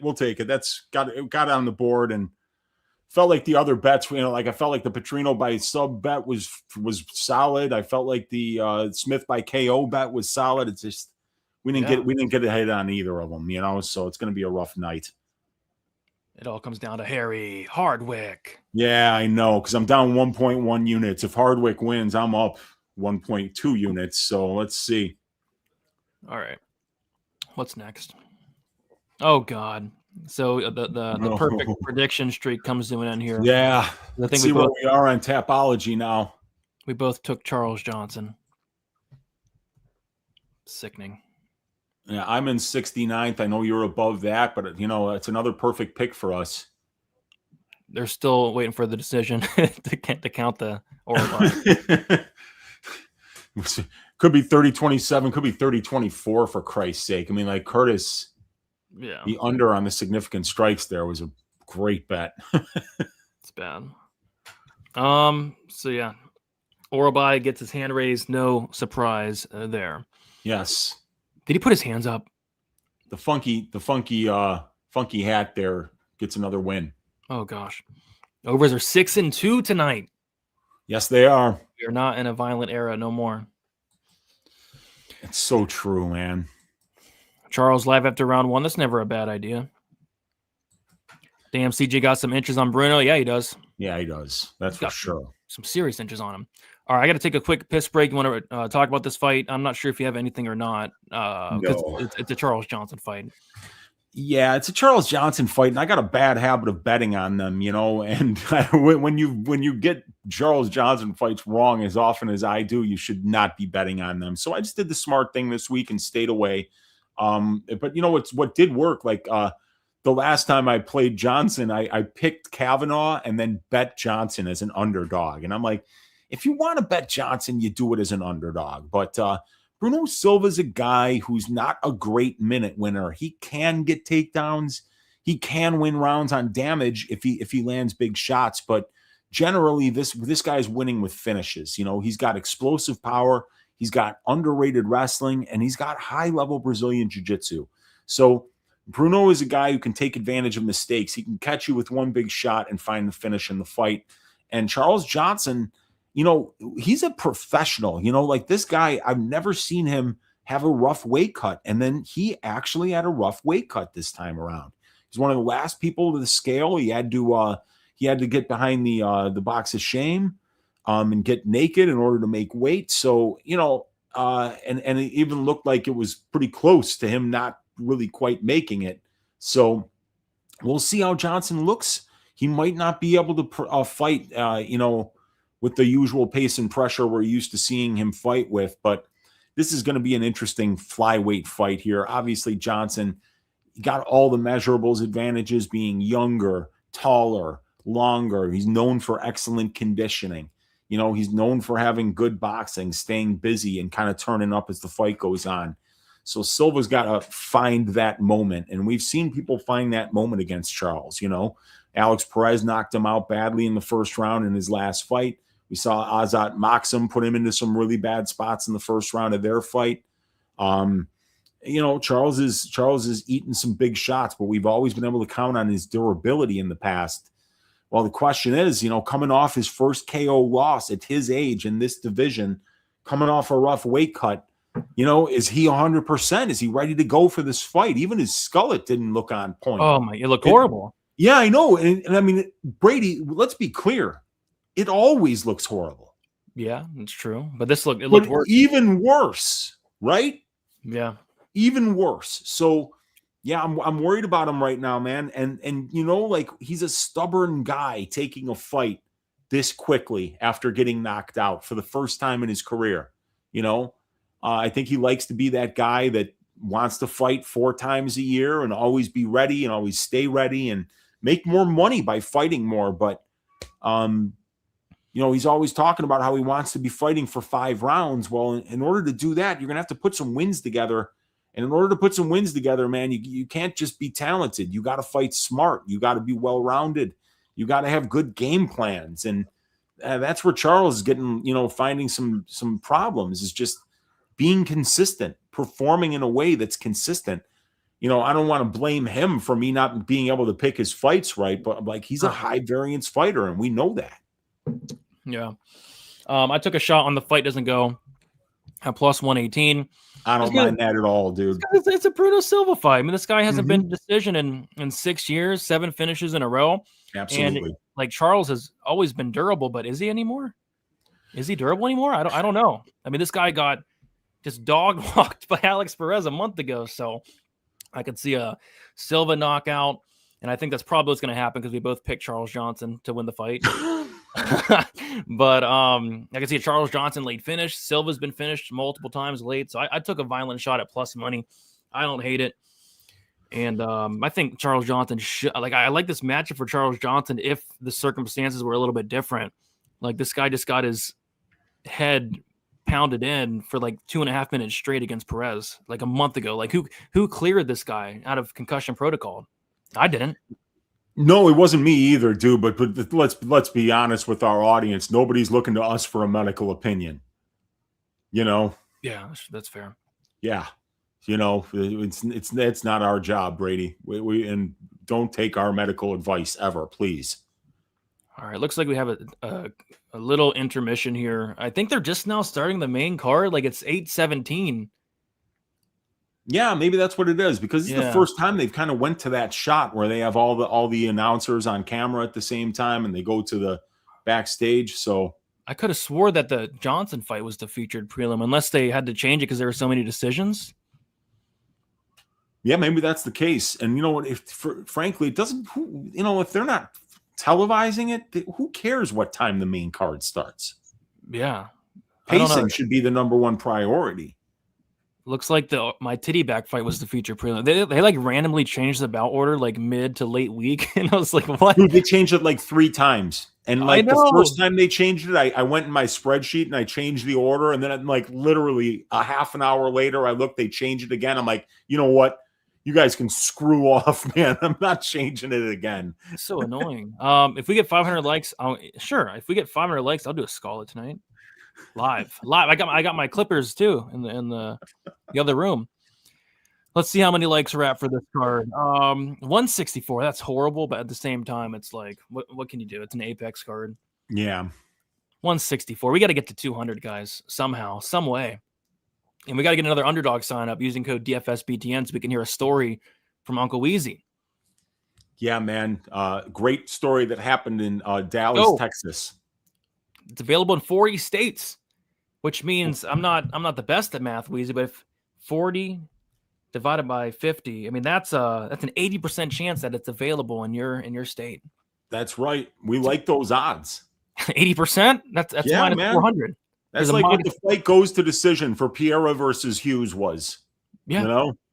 Did that cash, Brady? I believe it did. Did it ever? Yeah. Yes, Freak checking in from Scottsdale, Arizona. I wonder if it's available in Arizona. Maybe it's available in Arizona. Yes, Freak. I hope so. I hope so too. Because those $75 in bonus funds, that's no joke, Brady. No, and then plus we get to hear a story from Uncle Weezy. Yeah, man. We got kicked out of a hotel at 2:00 in the morning after already getting kicked out of our host's parents' house the night before. It's a fun night. I want to hear it. So let's get one more sign up, guys. Help us, helps you. Under 2, yeah, I don't mind some violence here, although we don't get finishes anymore. But yeah, we literally don't get finishes anymore. Here comes Bruno Silva in good spirits. I can't believe how he's getting up there. Isn't he like 35, 36? Well, both guys are 35, huh? I thought Silva was a little bit older.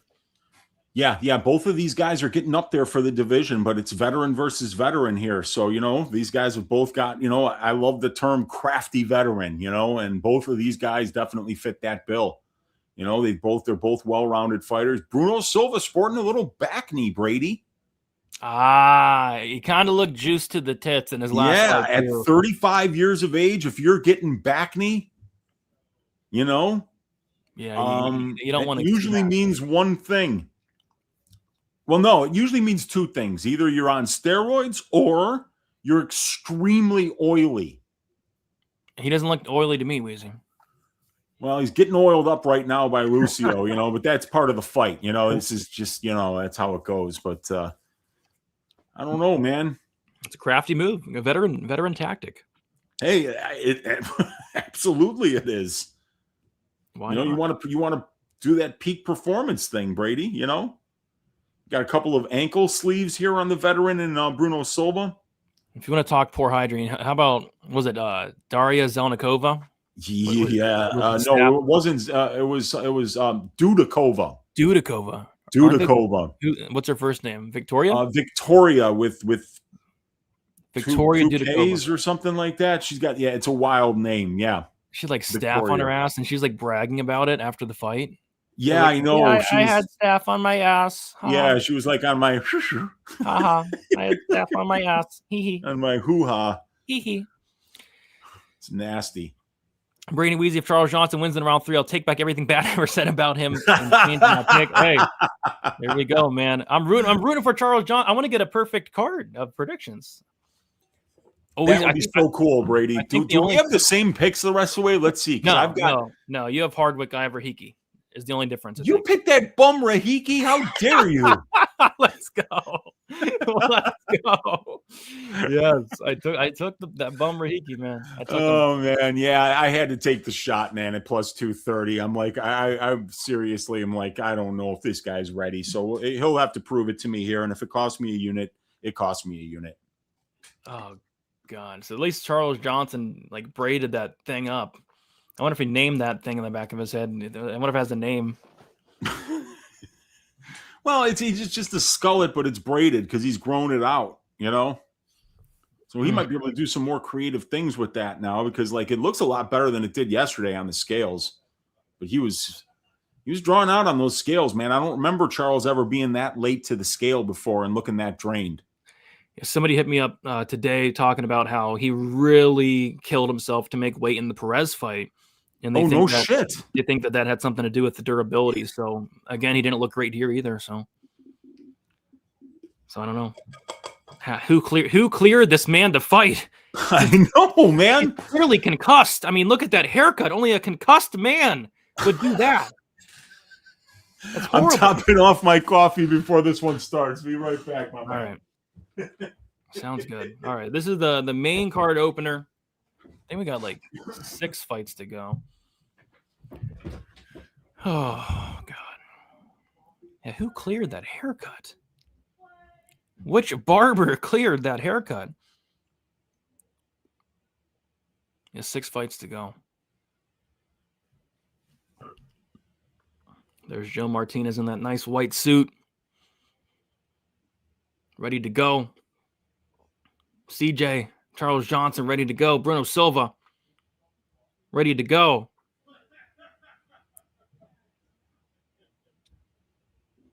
Let's get some violence. Rooting for Charles, but God, he's so inconsistent. I think he is married, though. I think. Yeah, slipped it right past him, man. Snuck it right past him. Here we go, CJ. Which Charles Johnson shows up? Which Charles Johnson shows up? Is it the Charles Johnson that knocked out Joshua Van? Is it the Charles Johnson that knocked out future title contender Lonnie Kavanaugh? Or is it the Charles Johnson that gets knocked out by Alex Perez in the first round? Is it the Charles Johnson that loses to Ode Osborne? Oh, God, Keith Peterson's reffing. Fight is going to decision. Peterson's reffing. This is probably going the distance. Here we go. Fighter ready. Fighter ready. Fight. All right. Right off the bat, you can see the big size advantage for Charles Johnson. Let's see if he uses that size to his advantage. Yeah, Bruno's going to have to probably be the one pressuring, right, Brady, in order to kind of close the distance. Otherwise, Charles can just pick him apart with volume and length. Yep, and this Silva is aggressive, and he hits hard for a flyweight. Lots and lots of power in the hands of Bruno Silva. Inside leg kick for Silva here. He's doing the pressuring here. Charles Johnson, always a slow starter. And he's probably going to start slow here as well. Oh, nice. A takedown attempt from Charles Johnson. Landed a jab first, too. Yeah. It was nice. I'm surprised he didn't get that. That was really nice. Silva stuffs it. Reverses position. Knee to the body for Charles Johnson. Ooh. Another nasty knee to the body for Charles. Okay. And a big right hand from Charles Johnson off the break. Good start for CJ. Charles Johnson. Looking good. Looking clean with that nice haircut. Oh, left hand for Charles Johnson gets through. Johnson looked for a kick to the body. Gets that one there. Some feinting from Bruno Silva. Charles Johnson shoots in for another takedown. Interesting. But I don't mind it. I don't mind it. Switch it up. Switch it up. Bruno Silva on the pressure here. Big uppercut from Bruno Silva. Bruno Silva clinches up here. Wasn't that what knocked out Durden? Yeah, the nasty uppercut. Yeah. Charles Johnson taking the underhook here.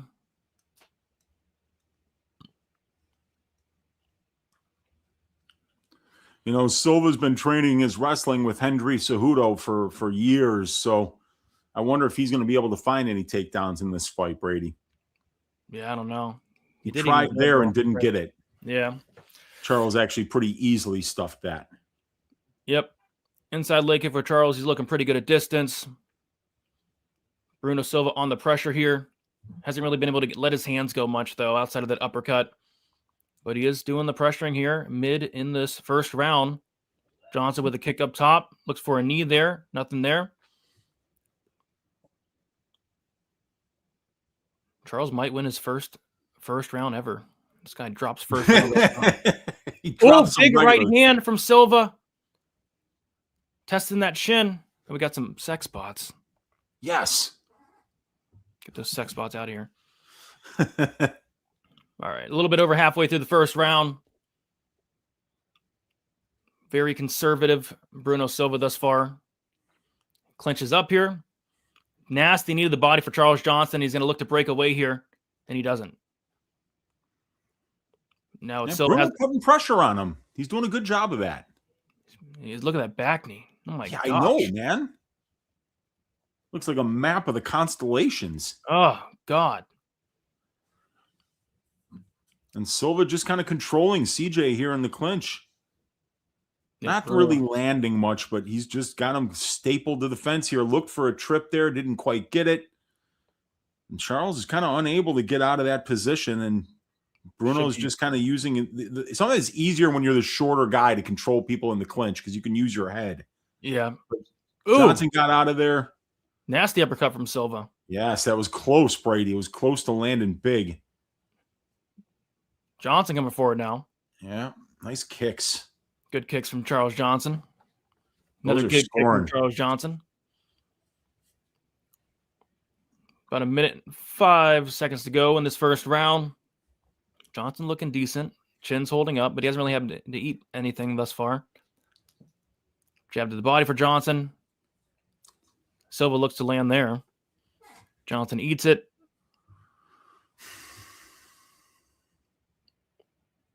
Johnson. Oh, Silva goes in for a takedown. Nothing there. Johnson's complaining about something. I'm complaining about the head kick. Oh, head kick for Charles Johnson. Land. That landed. It did. Landed clean.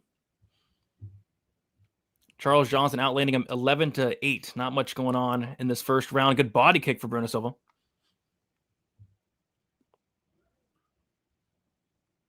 Let's see if at some point Charles can get on the front foot here, because he hasn't been able to do that. Yeah. Oh. Ooh, man. Bruno Silva just missed with an overhand right while he was pressuring. I know. Johnson lands a jab. Both guys land to end the round here. I got it 10-9. Charles. Yeah. Could go either way, though, but I got 10-9 Charles. Not much happened, to be honest. Hard round to score, Brady. Silva was on that steady pressure, kind of forcing the action a little bit, but Johnson was scoring from the outside with some little teep kicks and leg kicks and jabs, but nothing really landed big. Yeah, I think they're kind of just feeling each other out thus far. Let's see. We know Johnson's comfortable in that kind of a fight. Right now, leads early, turn up late. Yeah, Silva -120, Johnson -105. This line came down a lot. Horrible haircut. Redeem yourself. When we did Stack Diggers, Brady, like -220 Johnson was somewhere around there, I'd say. You know, he was I think it was, north of -200, if I'm not mistaken. Maybe I'm wrong about that, but definitely a pretty steady stream of money came in on Bruno Silva this week. Yep, it did. Here we go, round 2. Let's see if we can get more action in this round. Bruno Silva doing a good job pressuring, but just not letting his hands go. Much more aggressive, Bruno Silva this round. Both guys exchange. There we go. They're getting in the pocket here. They're getting after it here in the second round. Bruno Silva with the pressure.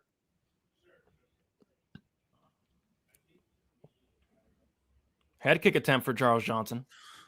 One of those is going to land. That one kind of landed. Got the toes across the face there. Gave him a little close shave. Like Silva's doing some good work with the pressure. He's just not letting his hands go. And then he's shooting in on Charles Johnson. Nothing there. He's just not getting anywhere close on these takedowns, dude. Yep. Nice knee to the body for Charles Johnson. Left hand for Silva, though. Right hand for Silva. Kick to the... Oh! What happened there? Charles Johnson gets taken down. He gets back up. Looked like Charles Johnson slipped for briefly. It looked like he almost got caught with something there, didn't it? That's what it looked like, but... Yeah, I don't know if he did, though.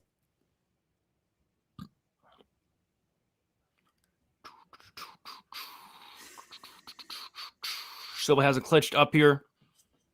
Charles got to get out of here. Get out of here, Charles. Get out. Get out of here, Charles. Keith's warning him for something. Yeah. Nasty elbow from Charles Johnson. That was nice. That was nasty. That'll get Silva second guessing. Charles is looking to get out of there, man. Good head kick from in close by Charles Johnson, and he gets out of the clinch, and they're back to the center with 3:07 left in round 2. 50-50 on Poly Market, ladies and gentlemen. We have ourselves a fight. Lands another head kick, too. Yeah. Oh, my gosh. Johnson's throwing a lot of head kicks. They're easy to get up on the 5'4" Bruno Silva. And there's a sack shot. Ooh. Charles Johnson going to have to back up and take a little breath here. He said he's good. He said, come on, right now. All right. Let's see if Johnson can break him. Yeah, he wants to go. He doesn't want to let Bruno Silva take a breath. Yep. That's vintage Charles Johnson. Let's see if he turns up here, Brady. And Silva's face is kind of busted up in the nose area. Bruno Silva still under pressure. Jab for Bruno Silva. Oh, step and elbow looked like for Bruno Silva. Not sure if that landed. Jab for Johnson. Oh, another jab for Johnson. Bruno Silva shoots in on a takedown and gets it stuffed. A lot of energy here from Bruno Silva to just get his takedown stuffed easy. You got that right. Charles Johnson going to look to break away here. Maybe land some knees in the process. Charles Johnson goes in for a takedown. Head kick. Oh, big shot from Bruno Silva lands. And a left hand for Bruno Silva to right for Johnson. Ooh. Step in knee for Johnson, misses. Right hand for Johnson gets through. Another right for Johnson. Nice. Johnson with a left and a right. Johnson's starting to look good here. Both the guys exchange jabs. Uppercut from Bruno Silva. Right back in on that clinch too, but Charles gets right back out of there. Kick to the body for Johnson. Kick to the leg for Charles Johnson. Head kick for Charles Johnson. You name it. You name it. Right hand for Charles Johnson. Bruno Silva's pressuring forward. Uppercut from Bruno Silva. Ooh. Lands hard. That was nasty. And he's right back in on this clinch, Brady. He wants to slow this fight down. He wants to close the distance and stay in this clinch, but Charles doing a good job of getting out of there. Oh, big combinations for Bruno Silva. Uppercuts, you name it. But they're back at distance here. A minute left. Very close fight. Very, very close fight. Charles Johnson eats one there. Body kick for Charles Johnson. Silva on the pressure. Leg kick for Charles Johnson. Dude, this is a hell of a performance by Bruno Silva. He's putting on great pressure here. Yeah. Oh, head clash. Head clash. Yeah. That one was nasty. I think he got him in the jaw. Oh my gosh, is Charles's head busted open? I can't see. Yeah, he took a nasty shot there, man, and I think he got it in the face. Look. Oh gosh. Oh no, yeah, right by the eye, man. Oh God, that was nasty. Oh my goodness. So Bruno Silva headbutted accidental Charles Johnson there standing up while they were kind of crashing the pocket on each other. And it was the top of Silva's head, but it was the side of Johnson's head. So Johnson took by far the worst of that one. We're continuing though. Oh my gosh. Just kicked him. Oh, and he got kicked right in the sack. Now Johnson, who wants to push the pace here, he's been kicked. He's been kicked in the nuts twice, and he's been headbutted. And every time he says that he wants to start the fight back up, but Bruno Silva keeps fouling him. So at this point, I think you got to take a point, Brady. Yeah, I don't know. Did that hit the balls? I mean, his toes hit the hip, but it looked like the heel hit the ball. Yeah, could be the heel. And maybe the side of the foot just hit the side of the cup. And, it doesn't have to be a direct hit. Sometimes it's the ones that graze you that are even worse. Are they taking a point or no? I don't know. I thought this guy's no nonsense. I guess we're starting up again. Yeah, he never takes point. Like Keith Peterson kind of hates to get involved in fights, man. And I don't mind that. Yeah. It's just when I've got a finish prop, I'm not happy to see him in there. All right, 15 seconds to go in this second round. Now it's Johnson on the front foot here. As he needs to be. Yeah, but now Silva's on the front foot. Didn't last long. Oh, great body kick for Bruno Silva with 5 seconds left in the round. And now the round's over. And poor Charles Johnson's nutsack is just taking a pummeling like a speed bag in a boxing gym. My fight does not looking good at all. The pressure is good from Silva, but it's not enough offense. Close 2 rounds. Yeah, the pressure has been really good, and still Johnson's got power, Silva's got power, so you're still alive here. Well, we shall see. If we need CJ round 3, that'd be nice. Under his torch, these guys don't want to finish. Yeah, it'd be the first decision for Silva since 2020, dude. Draw plus 3,000. We shall see. All righty. Come on, Johnson. Please. Please. Please, Charles. What is the live line? Let's see. Oh, Bruno Silva minus 190. Charles Johnson plus 150. Could have a 1-1. Silva could be up 2-0. We need Charles Johnson to finish. Oh, boy. Yeah, I got Johnson by decision. But, these rounds were close enough, right? Very close rounds. Both of them. Bruno Silva on the pressure eats a punch to the face. Walked right onto that. Yeah, he did. Let's go, Charles. Charles Johnson, round 3. This is the legend that we always hear. He knocked out Josh Van in round 3. Mythical creature. Yes. But Silva pushes him against the cage. 30 seconds in. He's looking to slow this one down. Yep. But Johnson's going to start swinging here, man. And he's got the power to knock this dude out and vice versa. So this is going to be an interesting round. Silva trying to slow it down, trying to get a takedown. But Johnson kind of not letting that happen. But he's got the double underhooks up against the fence here against Charles Johnson. Yep. Controlling him in the clinch. Looking to land some cheeky knees in there, Brady. I hate Charles Johnson. All right, they're back at distance. There we go. There he lands there. Good left hand by Charles. Yeah. Kick Almost, to the body for almost Silva. Big guys land shots there. Yeah. Both guys land landing. Wow. More clinching. But Silva wants this clinch, man. Yeah, he does. Some cuddling here against the cage. Johnson reverses position. Silva reverses position. Yeah, he does. Come on, let's get some violence for Uncle Brady here. Come on now. One time, Charles Johnson, big right hand. Charles Johnson clinching now. Very interesting. All righty. And we're back at distance. Kick to the body for Charles. And a nice right hand uppercut for Bruno Silva. Bruno Silva's on the pressure. Uppercut from Bruno Silva. Oof. Left hand for Bruno. Other uppercut for Bruno Silva. Jeez. Boy, man. Bruno's kind of kicking his ass here. Hamming that. Charles got to time that fucking thing. And eventually, you got to counter that. Yep.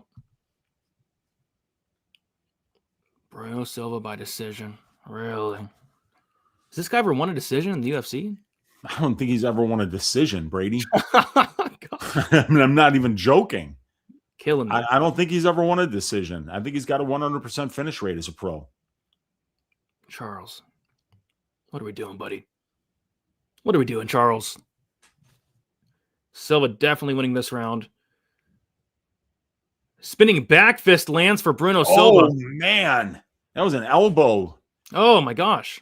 Yeah, dude. That landed flush, it looked like. Yeah. That's the Charles Johnson durability that I know. Yep.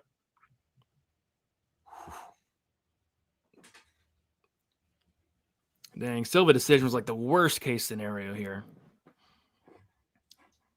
Like, yeah. Really? And then Johnson getting held up against the cage. Minute 50 to go. You got to break away, Charles. And Charles briefly gets taken down. Gets back up. Minute 40 to go. Charles needs to do something, man. He's clearly losing this round. Uppercut from Bruno Silva lands. Oh, boy. I think Charles... Yeah, Charles just doesn't like the pressure, man. No, he's just phoning it in. Oh, good elbow by Silva in the clinch. Another one. Nice knee to the body for Charles. Minute 15 to go. Man, this guy Charles beat Joshua Van and Lonnie Kavanaugh. Yeah, he did. Uppercut from... I mean, that Silva landed like 50 uppercuts at this point. Nasty elbow from Charles Johnson. Oh, man. Jab for Charles. Body shot from Charles. Tries to go up top. Nasty body work from Charles Johnson here. Late in the third round. Yeah.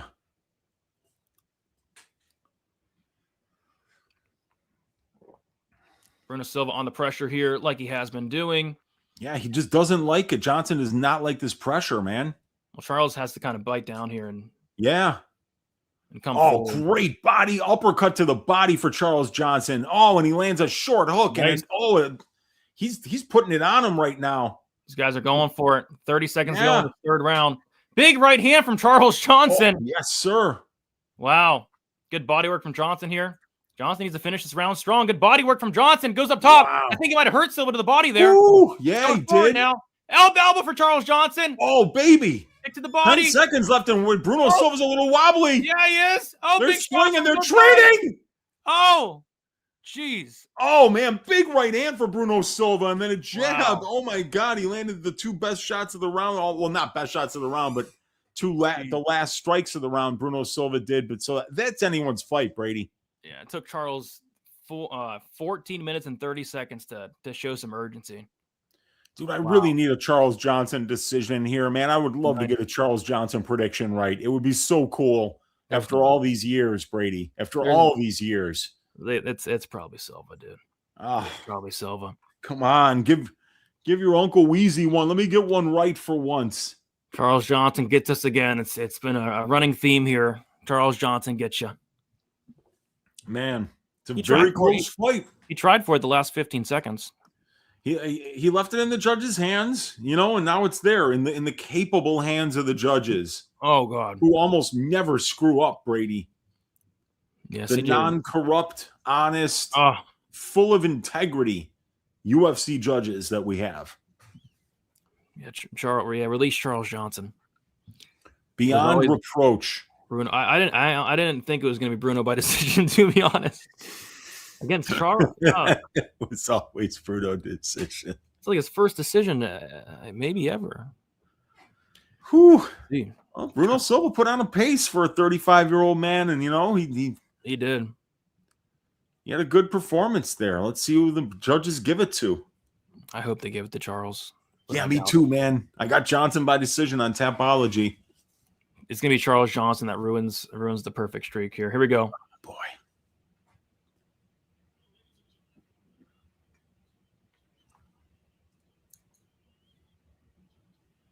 Split decision. Uh-oh.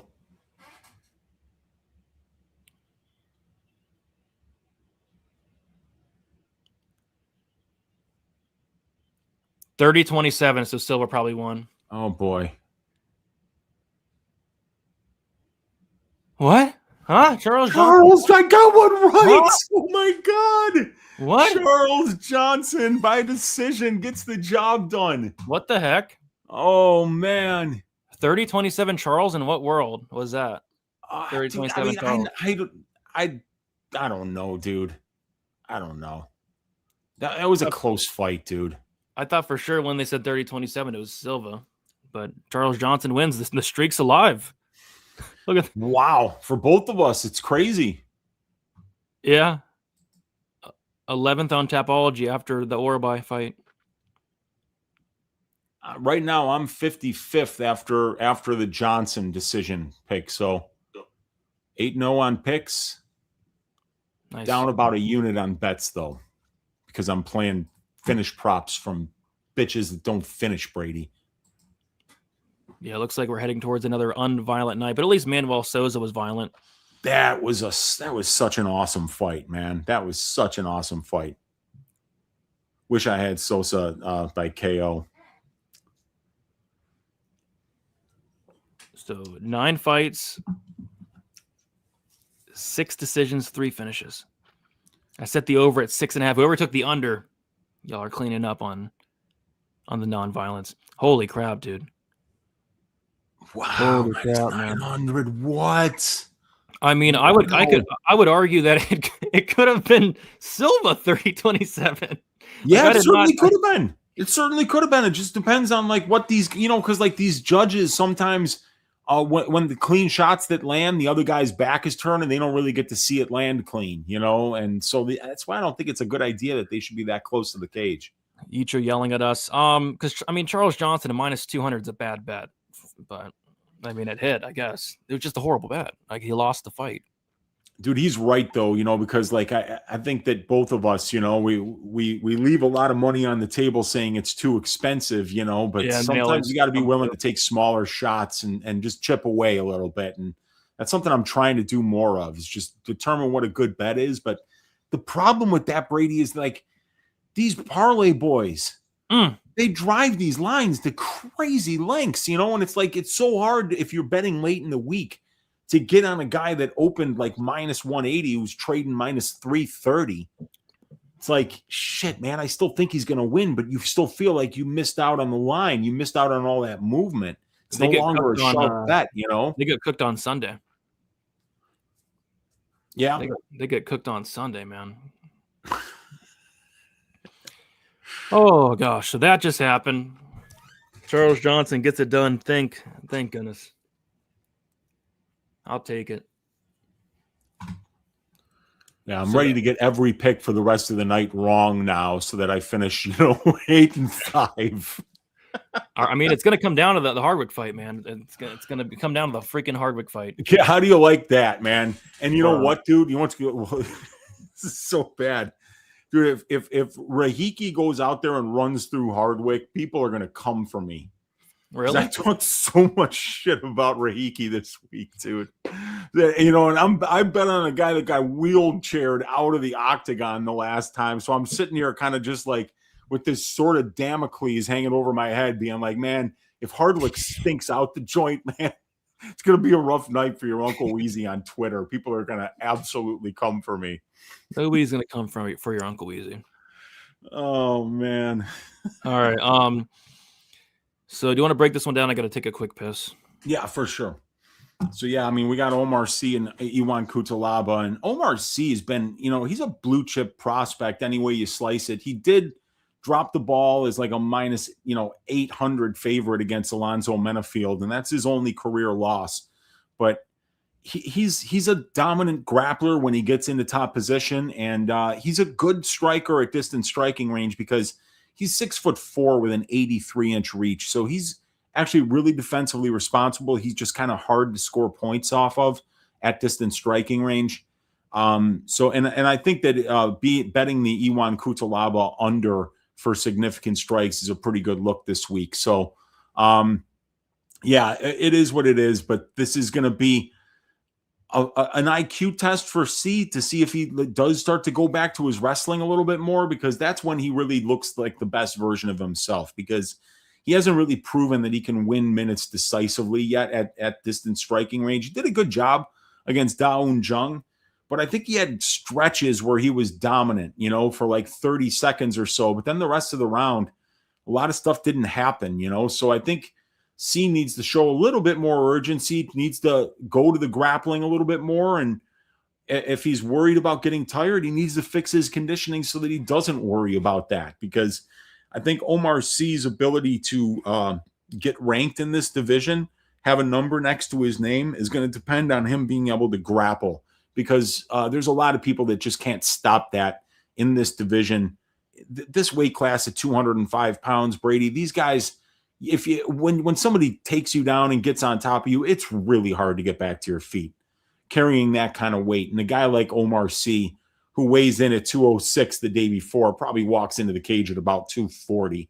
He's an absolute unit of a human being. You do not want this guy on top of you. Yep. Yeah, I didn't touch this one, but I think C should absolutely win it if he fights smart. It's just he's been so inconsistent. The Menafield fight is disgusting. But I thought what it was even more disgusting was the Daun Bum fight, where he went out there and didn't take down and submit Daun Bum. So I know. But he's also looked incredible. He looked incredible in his last fight against Ibero, who's, not good, but he looked great and looked good in his debut against, Tuco Tokos, and seen him early. So, yeah, I think it comes down to the game plan of C. Take this guy down, and there's a big difference in the submission grappling. So I like C. I was looking at the sub prop, but I think that was the ass prop of the week, Weezy. I think they have it at like plus 200.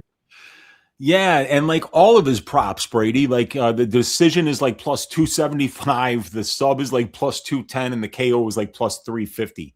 So it goes to show you that, it's not the kind of fight where you want to just like throw a dart at the board and try to pick the method, because the market seems to be pretty split on it could go any way.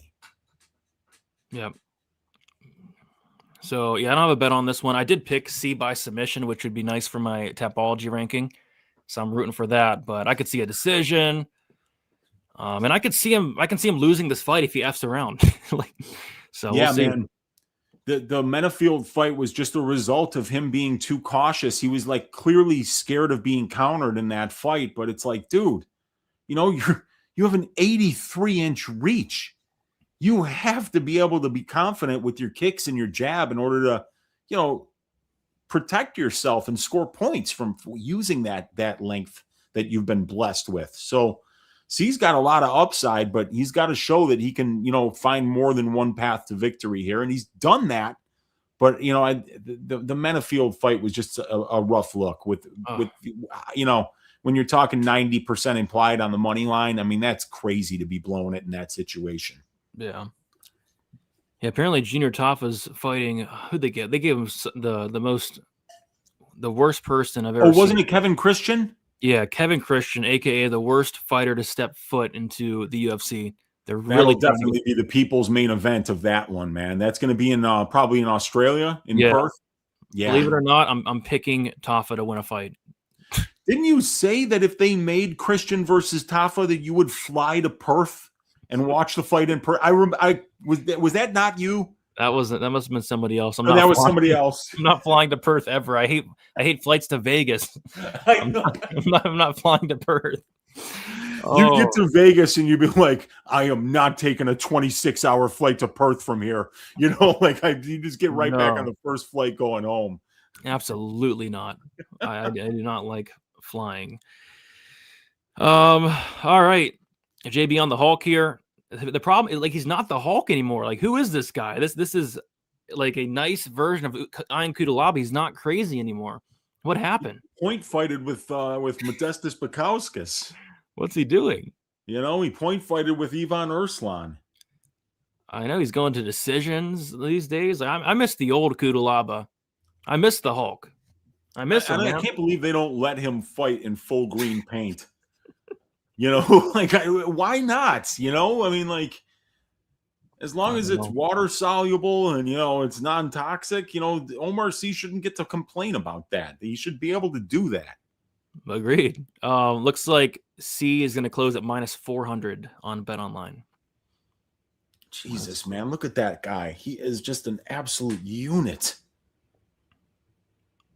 Cutelaba looks pissed off, though, so we'll see. Let's see if he walks out into the center of the cage and does his... You don't do that anymore. You retired the whole crazy man gimmick. Because when you watch tape on him, he still does it in every fight. Yeah. There he's doing it. Yeah. He does that, and then he's going to point fight for 15 minutes. Yeah. Oh, God. Jeez. See, every time he does it. It's almost as bad as Paul Craig doing it and then pulling guard. Pull guard. He's going to get knocked out if he does that, man. Oh, God. Here we go. Let's go, Omar. Let's keep the streak alive. Let's keep it alive. C. Don't let me down. C. There we go. Some kicks from Iwan Cutelaba, the Hulk. Look at the size of Omar Sy. It's a big dude. It's a big dude. Jab there from C. Leg kick from Omar Sy. Kick up the middle, misses for Omar Sy. Got them big, long legs. Got the nice long-range weapons, man. He's using them. Why not? He's kind of leaving that calf out there a little bit, though. C coming forward a little bit here. Eats a kick to the chin. Eats a leg kick. Does Omar Sy. Cutelaba's like, I got long-range weapons, bitch. I guess Try so. these. Try that. Jab for C here. Inside leg kick for Cutelaba. Like I said, some point fighting. 1 minute in. Only 1 minute in. Right hand for C gets through. Cutelaba eats it. Big swing for Cutelaba. They are clenched up. Let's see who gets the better of these clinch exchanges. Cutelaba looking to take down Omar Sy. Looking to trip that leg.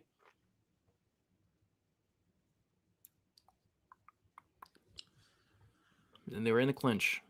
And this is where Iwan's just as likely to get a takedown as Omar, because Iwan has that Greco-Roman wrestling background, and that's all the upper body wrestling. So in here in the clinch is where Iwan is capable of maybe finding something where he can get Omar to the ground just as much as Omar might be able to find a takedown.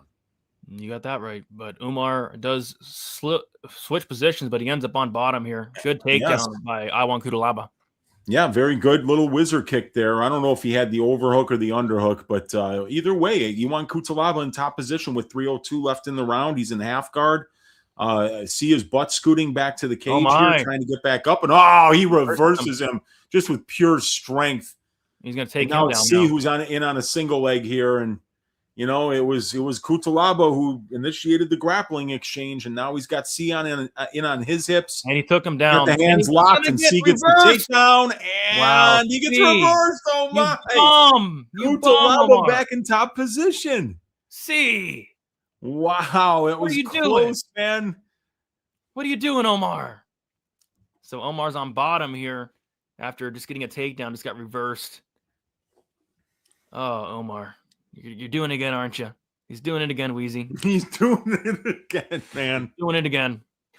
Like Petrino almost pulled another stunt, getting knocked out by Asplund, and let's see if Omar C's pulling a stunt here against but it looks like he's trying to set up a leg lock, maybe? Which is stupid. I know. I hate that.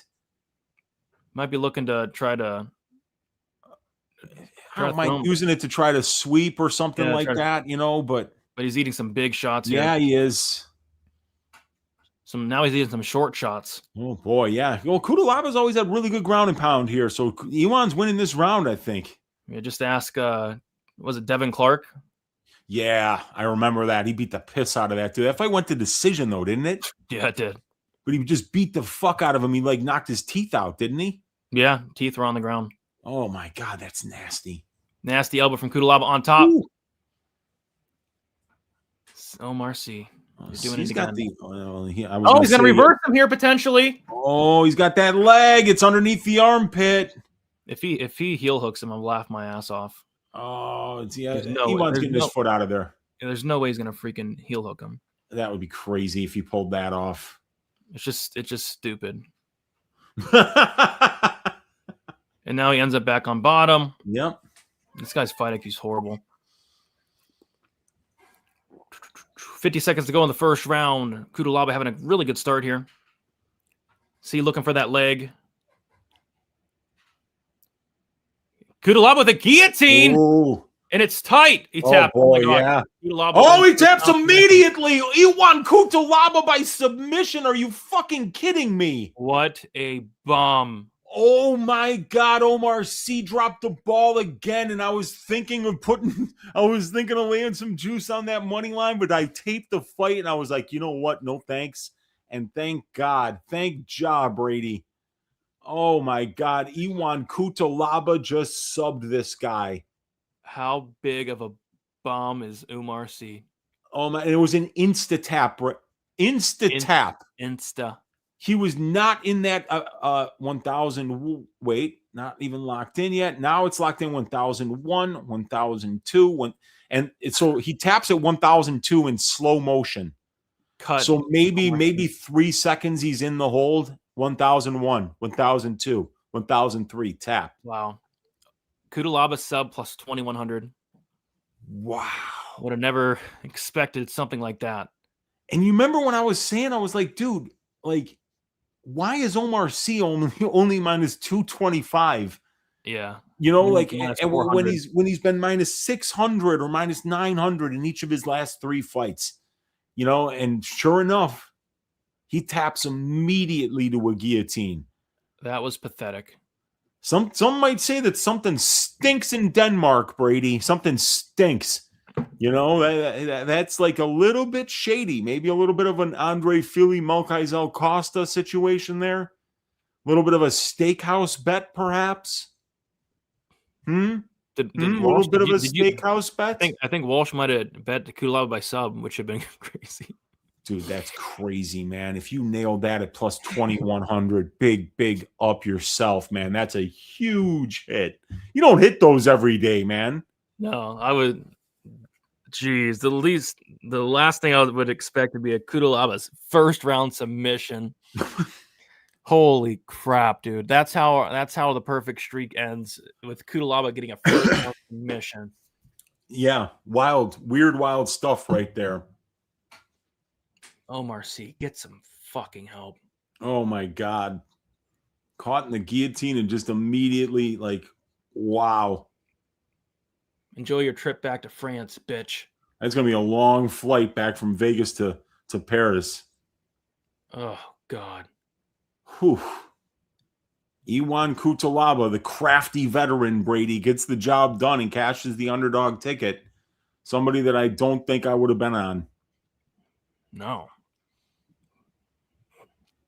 I mean, that was Kudalaba's first. And that's bullcrap, because I lost money on Kudalaba against freaking Modestus. I know, I did too. Sickening. It's like, really, man? You can't beat that dude? You can't beat Modestus? Yeah, I can't beat Modestus. Couldn't take him down. Couldn't out-grapple him. Did you beat Omar C on the mat? Are you kidding me? He's been working on that jiu-jitsu. What are we doing with our lives, Brady? How does this happen? He won Kutalaba by first round submission.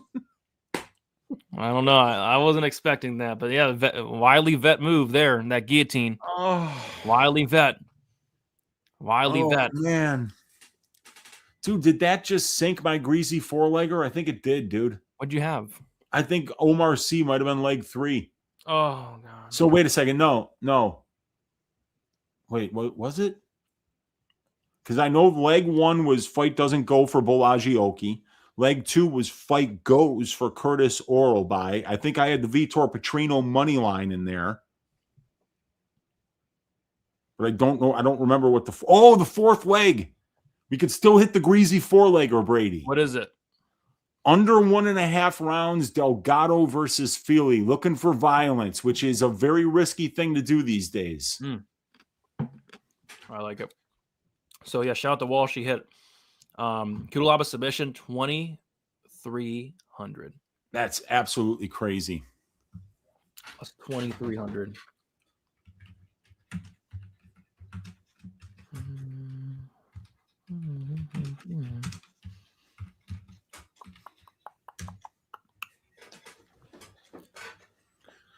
Oh, my God.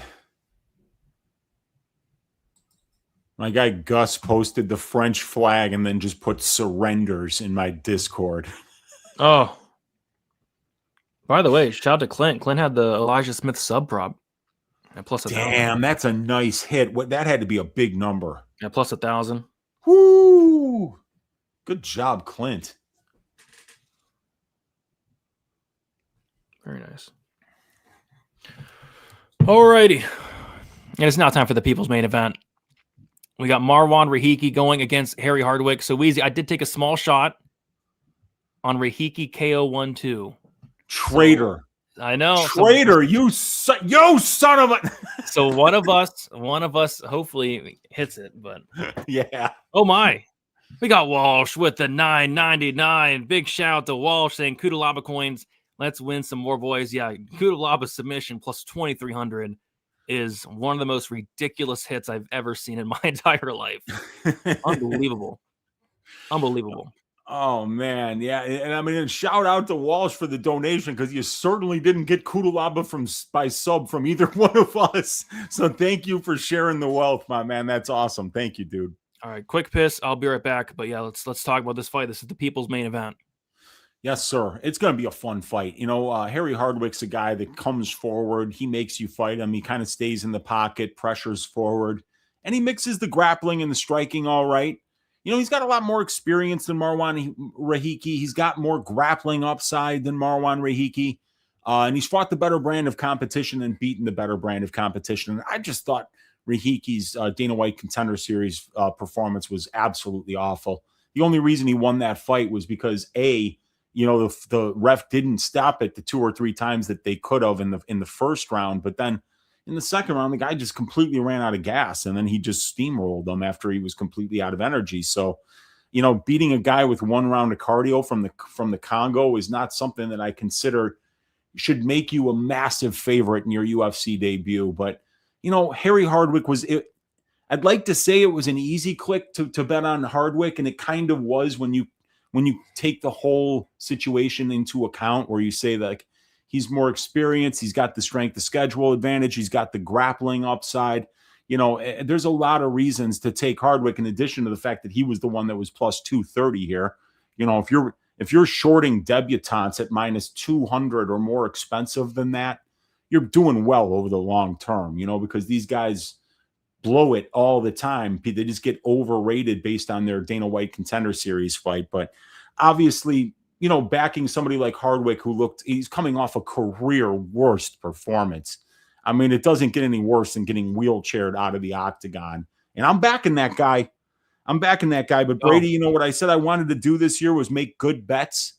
And I don't think it's a good bet to back a one-dimensional striker at minus 270, who's only got 2 years of mixed martial arts professional experience, who's flying in all the way from Australia for this fight to make his UFC debut. You know, I just think that, Harry Hardwick, could give him the old vet lesson in this fight potentially if he's able to kind of control the pace and the phases of this fight. So I'm interested to see how this one goes. Yeah, I don't hate the dog shot at all, man. I'm being honest. But I went with Rahiki, that bomb. Rahiki KO 1-2. I feel like one of us should be able to hit, though. Yeah, I think so, man. I think so. Because Rahiki's definitely got power. And it's not like Harry Hardwick's got brilliant striking defense. He's a pressure fighter who stays in your face, so he's going to be very, very hittable. So, but this coffee's going right through me. I'll be right back, Brady. Sounds good. Sounds good. All right. Oh, it should be a fun fight. Might be a fraud. It could be a fraud check. It could be. I kind of want to buy Hardwick. Yeah, it's like plus 470 now. Hardwick plus 250. I see. Rahiki minus 290 on Bet Online. Debutants only win 46% of the time. That's interesting. Rent on Rahiki money line. Oh gosh. Be careful. Be careful. Rahiki sleeping, Harry bad. Yeah, I took a small shot on Rahiki KO 1-2. I feel like that's how he wins the fight. Wheezy's on Hardwick. I think Rahiki is still very green, has a lot of improvements to make. Oh, surely this can't go worse than Harry's debut. I don't think it could. Be pretty crazy if it went worse than his debut. Oh, there's a big, beautiful picture of Vegas there. Got the sphere. Got Minty bets. What's Minty liking? Minty took a shot on Oki earlier. It wasn't a bad bet. Oki was looking good. What is Minty liking in this main event? The under 3.5 rounds in the main event. Okay.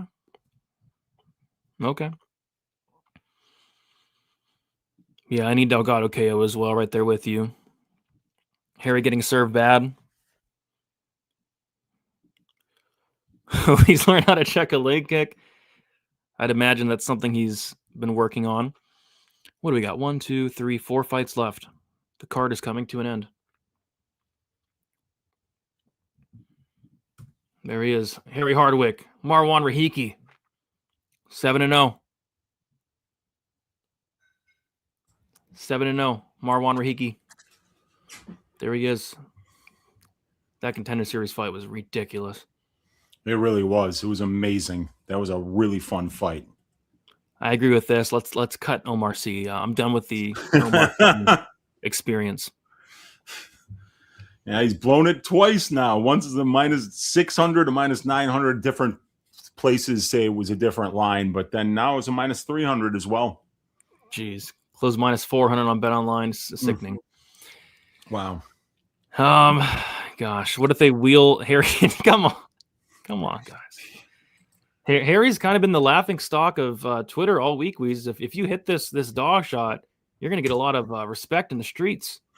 Yeah, it's a big if, man. I don't know how much faith I have, but it's all right, man. We'll see how it goes. It's going to be a fun fight. And, it's one of those things, man. Sometimes you have to take the shot. You have to be in there and be like, I'm going to take advantage of this price because the price doesn't make any sense. So I took the shot. I might look like a complete dick here, but we'll find out. Go. There it is. I love it. Yeah, insta-tapping to Kudalaba was certainly a thing that happened tonight. Freaky versus Houdini. Let's see, man. He's so freaky, though. Can we admit that at least? Well, yeah, I'm not going to argue with that. So freaky.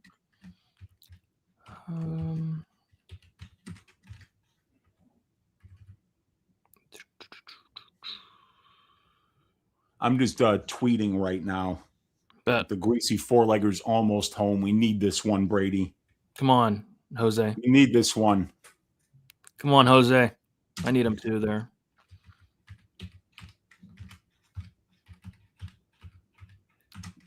Could a little bit less on the significant strikes, 25.5. I'm assuming he didn't get anywhere near 25.5. That was good. Yeah, he wouldn't have. That's for sure. Yep, he had 14.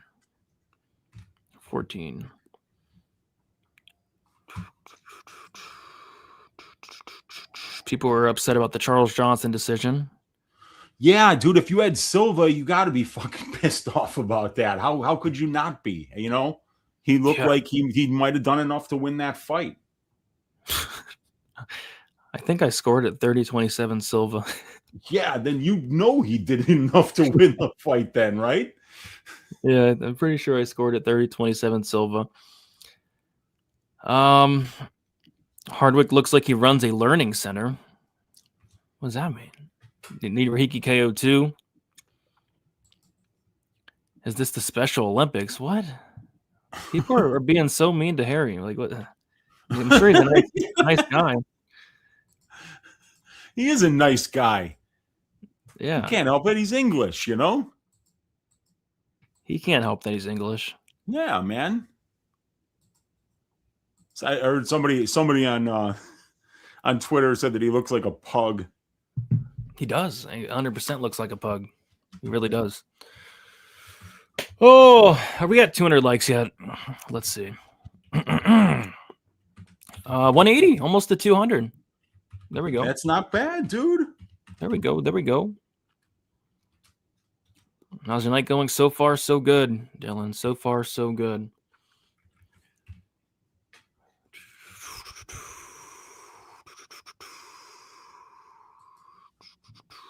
Uncle Weezy's take a stand shot of the week. Will Hardwick do better than Medina? I'd be shocked if he didn't do better than Medina. Oh, God, I know. He better be. He's got to be better. I mean, it's almost impossible to not be better than Medina. You know, but I mean, like, Rahiki might just starch him. Who knows, man? Yeah, it's, you know, you never know how it's going to work out. But, you know, like I said, it was one of those spots where I was like, you know what? You've got to bet this. You've got to bet this. This guy Rahiki might be completely awful. You know? Yeah. And you know when I have that feeling, Brady, about debutantes, you know? That they might be awful. You know.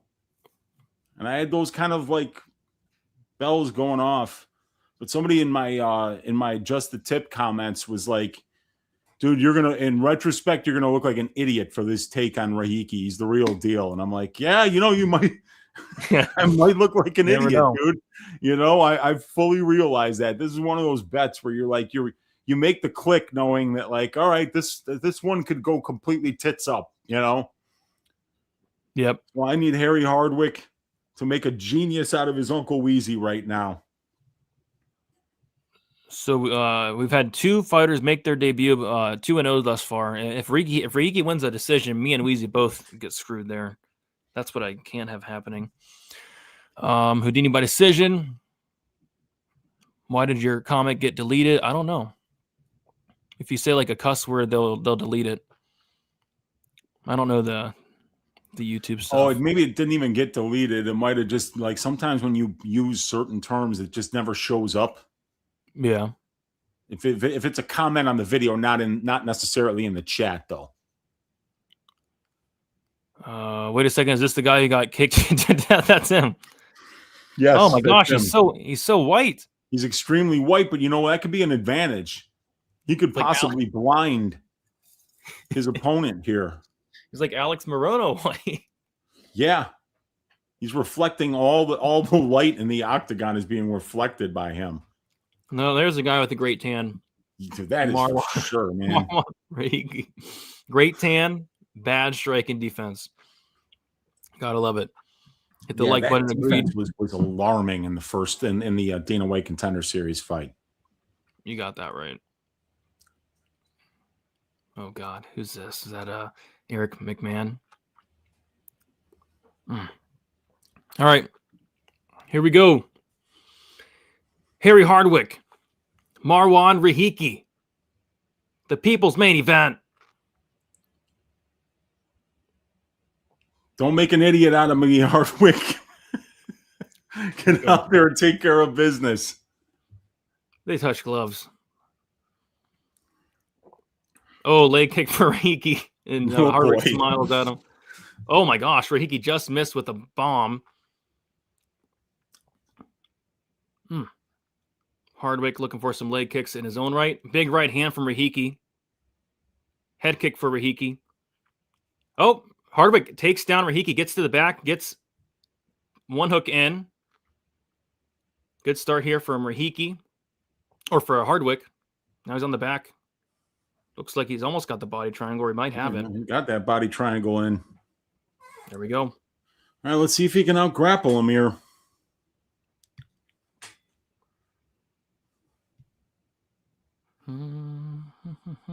Some punches here from Hardwick. He might fall off here, Wheezy. Yeah. Yeah, he fell off. Oh, you're kidding me, man. How did you lose that position, Harry? I don't know. I was not expecting that. Oh, boy. That's not a position you typically lose. But Hardwick on the pressure, just ducks out of the way of a big shot from Rahiki. Both guys land there. Good shot from Hardwick lands, though. Right hand. Oh, my gosh. Hardwick with the big shot. These guys are swinging down, Wheezy. Kick to the body for Hardwick, or for Rahiki. Kick to the body for Hardwick. Leg kick for Rahiki. The guys are getting after it. Left hand for Rahiki. Oh, Rahiki eats a big right hand from Hardwick. That strike and defense has not been corrected. Ooh. Jab for Rahiki. Leg kick for Rahiki. Why not? So Harry should start getting on this pressure and mixing in some takedowns here, because he's already gotten to this guy's back once. Like, don't let this guy just strike with you. That's where he's most comfortable. Nice right hand there from Hardwick a second ago. Body kick for Rahiki. Head kick for Hardwick. Yeah, Rahiki's striking defense is very bad. Very, very poor. Very, very poor. Leg kick for Rahiki. That was nasty. Another one. Halfway through the first round. Head kick attempt for Hardwick. Rahiki really attacking the legs here of Hardwick.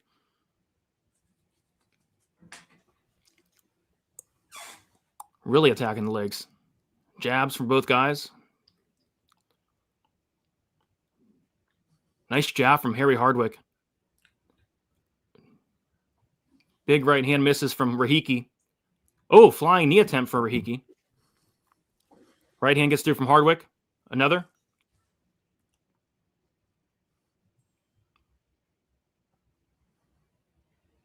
Competitive fight thus far. Yeah. Very close fight. Nice right hand from Hardwick in the left. Hardwick having some success here. Late in round one. Leg kick for Hardwick. Good combination. Come on, Harry, mix in the grappling, nephew.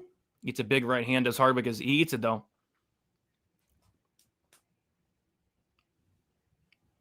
Yeah, mix in the takedowns. They're free. Free 99.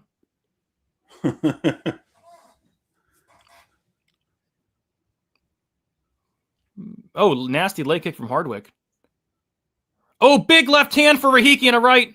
Hardwick does eat it. Oh, and a big right hand for Rahiki and a left. Oh my gosh, another one and another. They're standing and banging, and Hardwick hurts Rahiki, it looked like.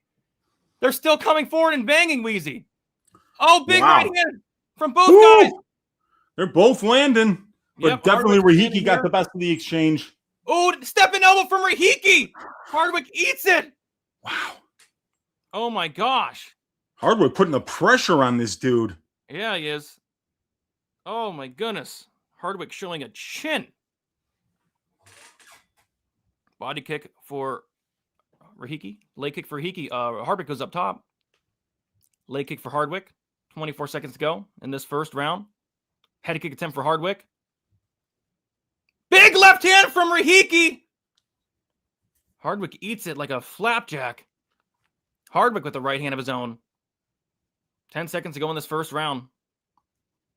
Spinning attack from Hardwick. Nothing there. 2 seconds, 1 second. Spinning kick to the body for Rahiki to end the round.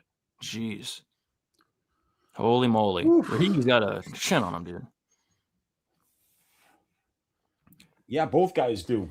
Yeah, Rahiki and Hardwick ate some bombs. Yeah, I think that's 10-9 Rahiki.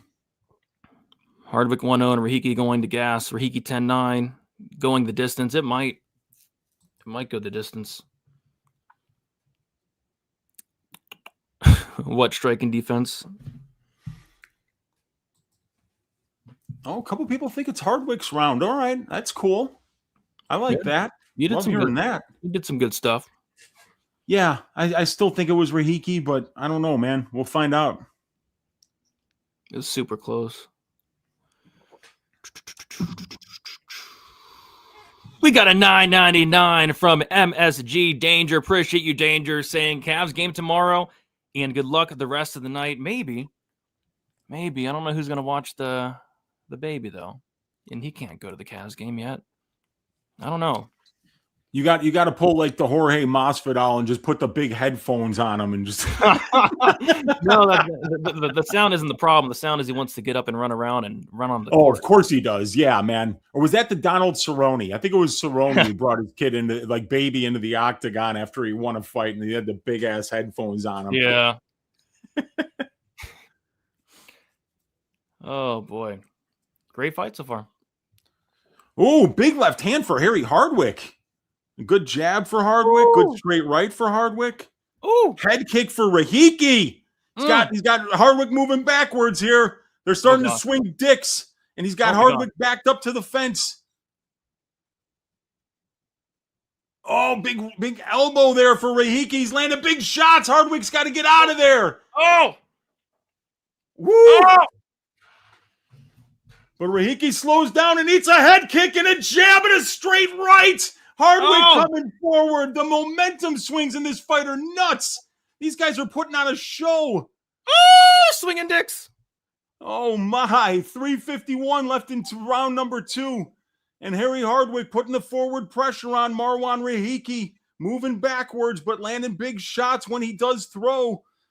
But the defense... Oh, 2 big shots for Rahiki. He's got Hardwick in a ton of trouble here. He's digging to the body. He's going to the head. Hardwick in a whole ton of trouble here. Oh, my God. Oh, my God. Rahiki's just Oh, my God. Off. But Hardwick's in the fight. Oh, my God. Big overhand right. Oh, my God. These guys are fighting like 2 rats in a shoe. Oh, my goodness. Wow.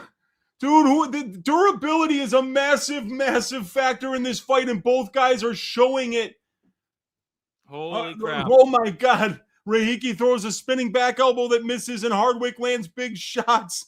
You got to grapple, Harry. You got to grapple. Make this guy grapple. He's tired. Come on, dude. You got to make him grapple. How did Harry survive that? Don't strike with this guy. Rahiki's got him backed up again. Oh! But Hardwick is just taking everything, and he's eating it like a stone. Holy crap. Rahiki just misses with a head kick. This is an incredible fight, ladies and gentlemen. Hardwick back on the forward pressure, lands a nice jab. Rahiki lands a good straight right. Oh my gosh. Wow, Hardwick backing him up a little bit more again, and Rahiki looking sharp on the feet, lands a spinning back kick to the body, lands a knee, but Hardwick gets a takedown, but he reverses. He reverses and gets on top. Oh, man. And now Rahiki's in Hardwick's guard from top position here. Hardwick kind of locks in the body triangle and just is kind of keeping him, staying safe, not letting him kind of posture up and land any ground and pound here. Looks like he's taking a little bit of a breather. Can't believe Hardwick ate those shots. Yeah, he had that body lock takedown, but Rahiki just went with it and wound up using the momentum to get into top position there. Really nice job by Marwan Rahiki. Holy crap. So now Rahiki on top here, minute 30. Yep. Hardwick's got the overhook on the right arm of Rahiki here, but he's kind of giving that up. He's just looking to kind of like he knows that Marwan's not really looking to land anything, and I think he's just kind of slowing the fight down here. The pace of that was absolutely crazy.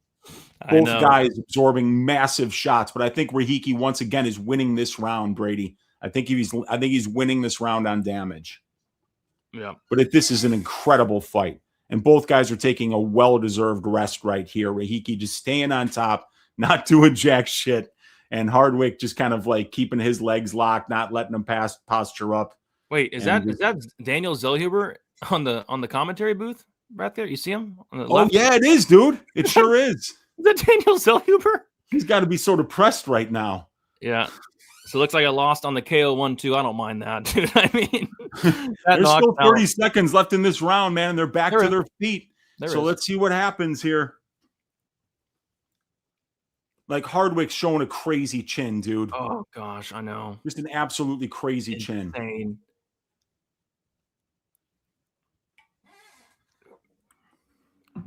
15 seconds to go. Head kick attempt for Rahiki. Nothing there.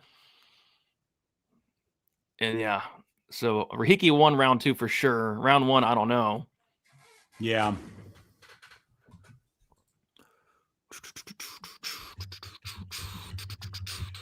What a fight. What a fight. 1918. Where'd you get 1918 from? 1-1. Yeah, it could be 1-1. 1-1. Yeah, some people were scoring that first round for Harry. I don't know. I think that's kind of wishful thinking on my part, but if that's the case, he's still in this fight, and frankly, it's Hardwick who's got all the round 3 experience here. This guy Rahiki's finished all of his fights, so we'll see if he's able to. Oh wait, did he? No, yeah, he's finished all of his wins, hasn't he? Oh yeah, of course he has. Look at him. So he's freaky. Yep. And Hardwick's always been a cardio monster, so maybe he can, if Rahiki slows down here, maybe Hardwick can put it on him late. We'll see, but what a fight it's been so far. And wait, what just happened? Why is this fight over? The fight's over. What happened? I don't know.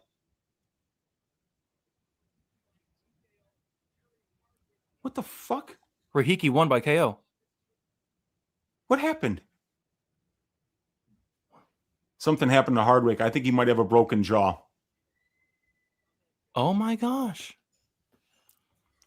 And he basically said, I can't fight anymore between rounds. God damn it. I hit my KO 1-2 somehow.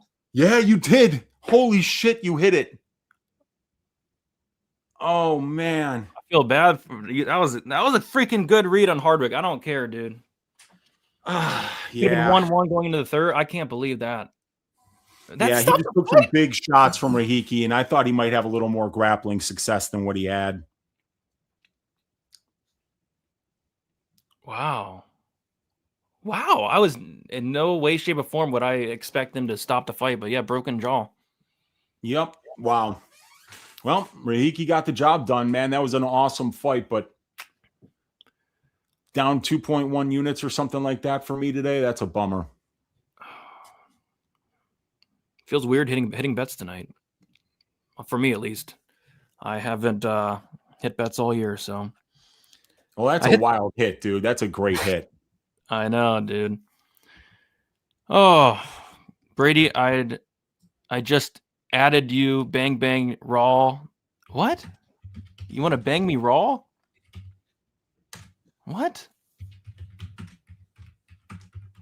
All right, let's check the underdog signups.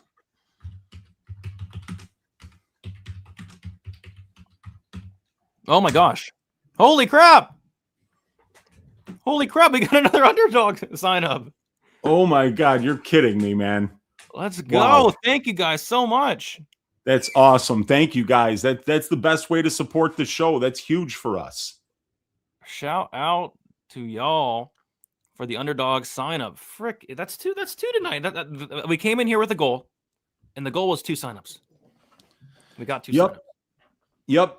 And we got it, which means that I owe him a story, don't I? Yeah.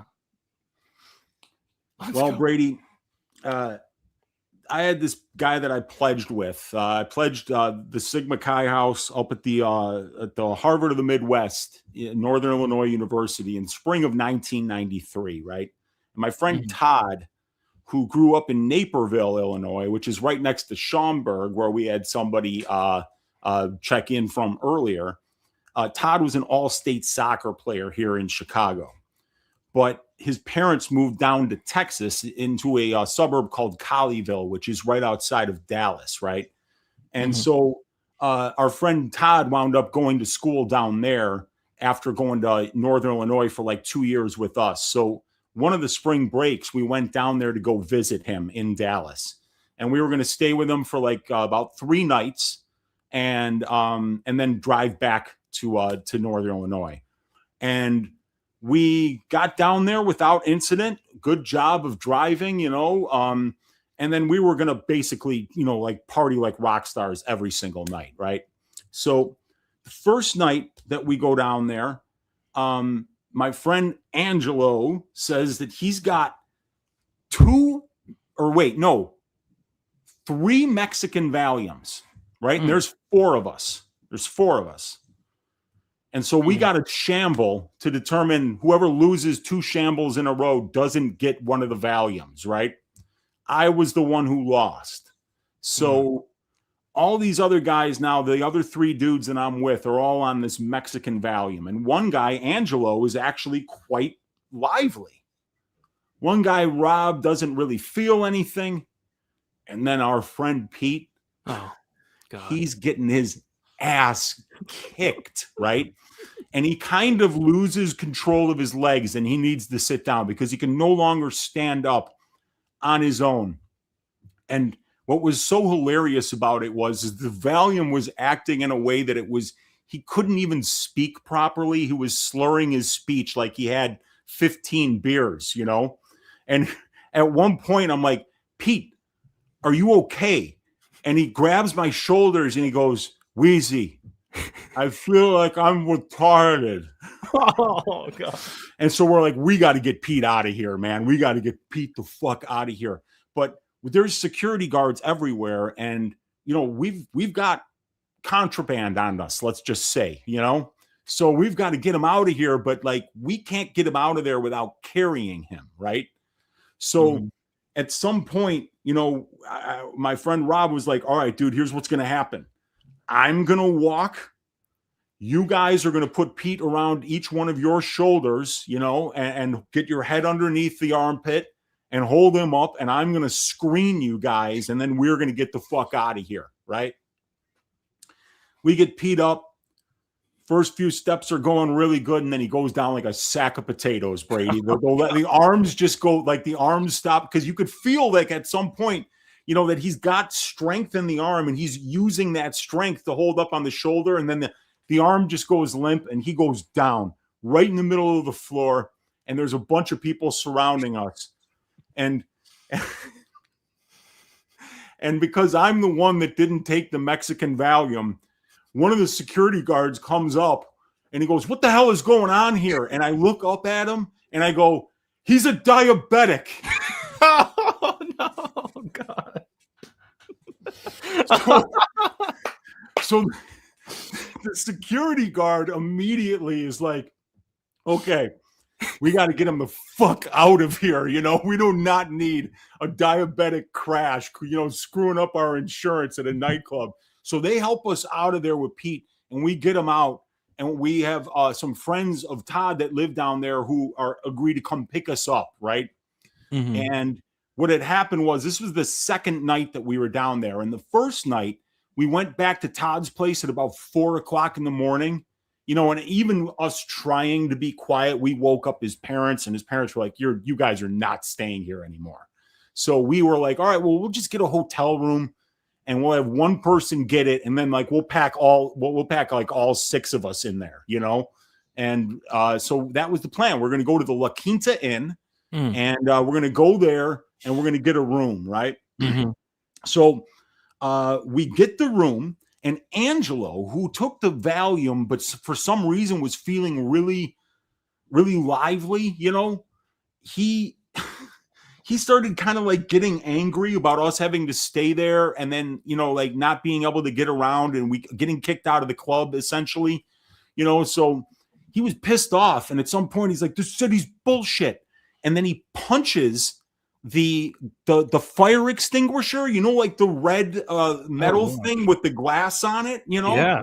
He put his fist through it, dude. Oh my gosh. And we were all like, no fucking way, right? So we were like, we got to get into our room now. So we start running down the hall. We get to our room, and like the last person that's going into the room is like looking both ways, slams the door. He's like, we're good. We're like, holy shit. The fuck were you thinking, Angelo?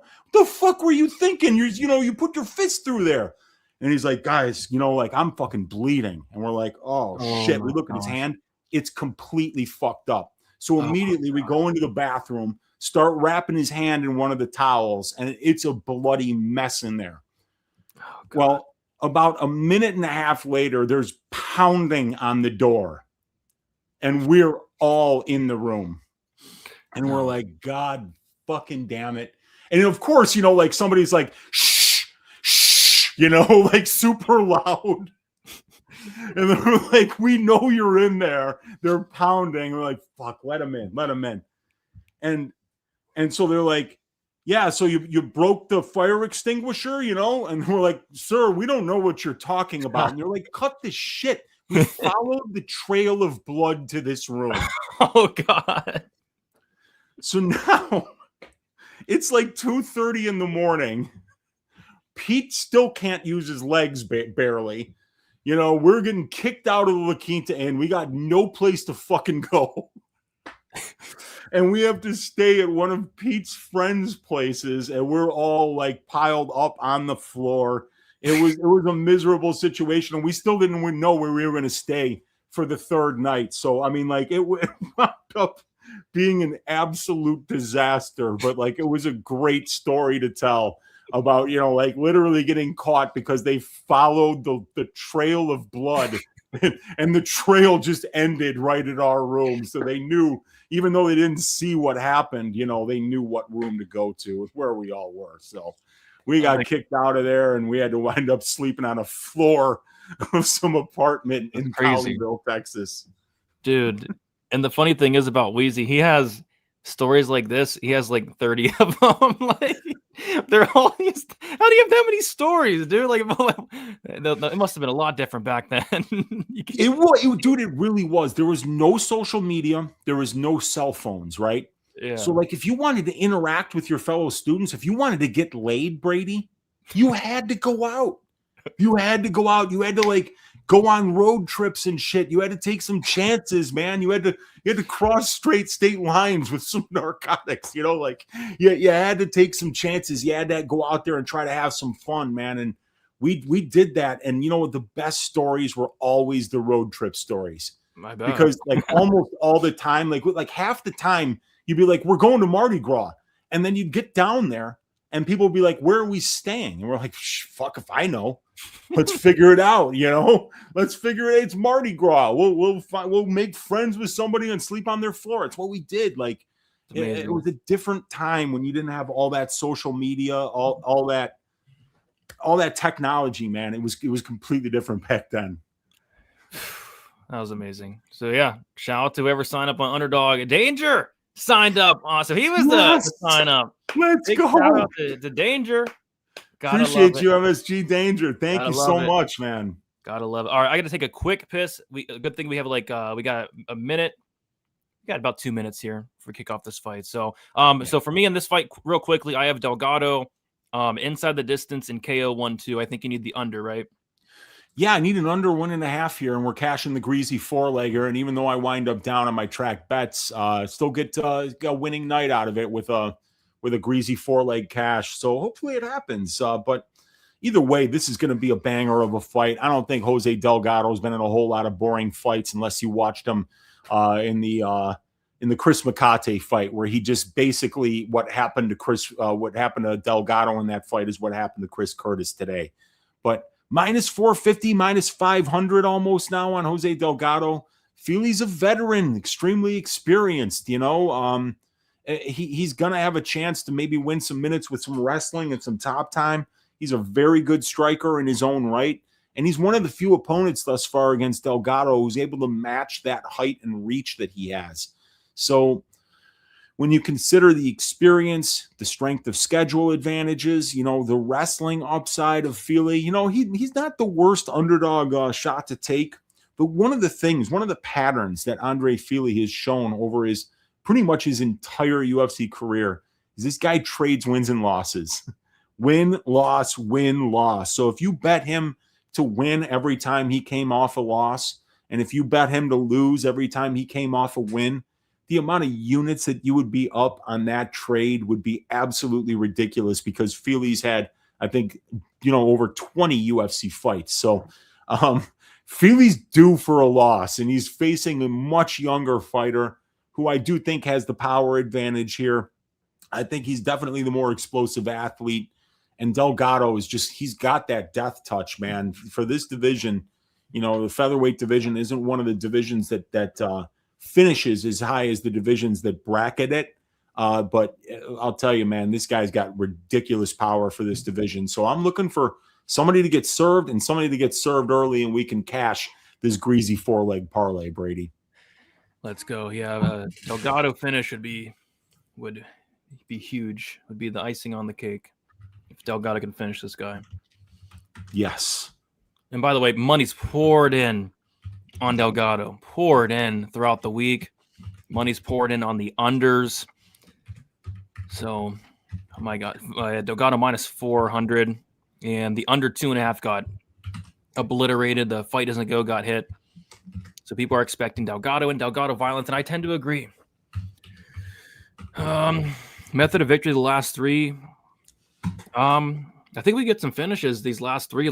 I think the finishes right now are at 5. I set the finish total at 6.5. So we need 2 finishes to hit the over on the finish total, which is could be on the table. Delgado ITD agreed. Fili getting slimes, and it is sad because Fili's he's a big fan of those big booty Latinas. Yeah, he is. But aren't we all, Brady? Yeah, I'm sure Delgado's a big fan of him too. So. Oh, yeah, dude. Nobody ever asked his opinion on it, too. So it's that's no reason to back Fili here. Who knows? Delgado might be even more into that. Yeah. Nobody's a bigger fan of big booty Latinas than me, though. I know, dude. Yeah, I'm not getting in the way of that. Yeah. I like them too, but I'm not going to say I'm as big of a fan as you are. Yep. Alrighty. Yeah, I beat the line so bad on Delgado ITD. So we'll see. Oh, Chris Tione, he loves fighter safety. Let's go. Yeah. Let's hope. He was about to stop that. He was about to stop the world by fight. Yeah, man. Here we go. Let's go, Tione. Let's protect these fighters, Tione. Let's protect them. Let's protect these fighters, Tione. Andre Fili coming out hot. You see some big booty Latinas in the crowd. Let's go. Inside leg kick for Delgado. Jab for Delgado. Shot to the body from Andre Fili.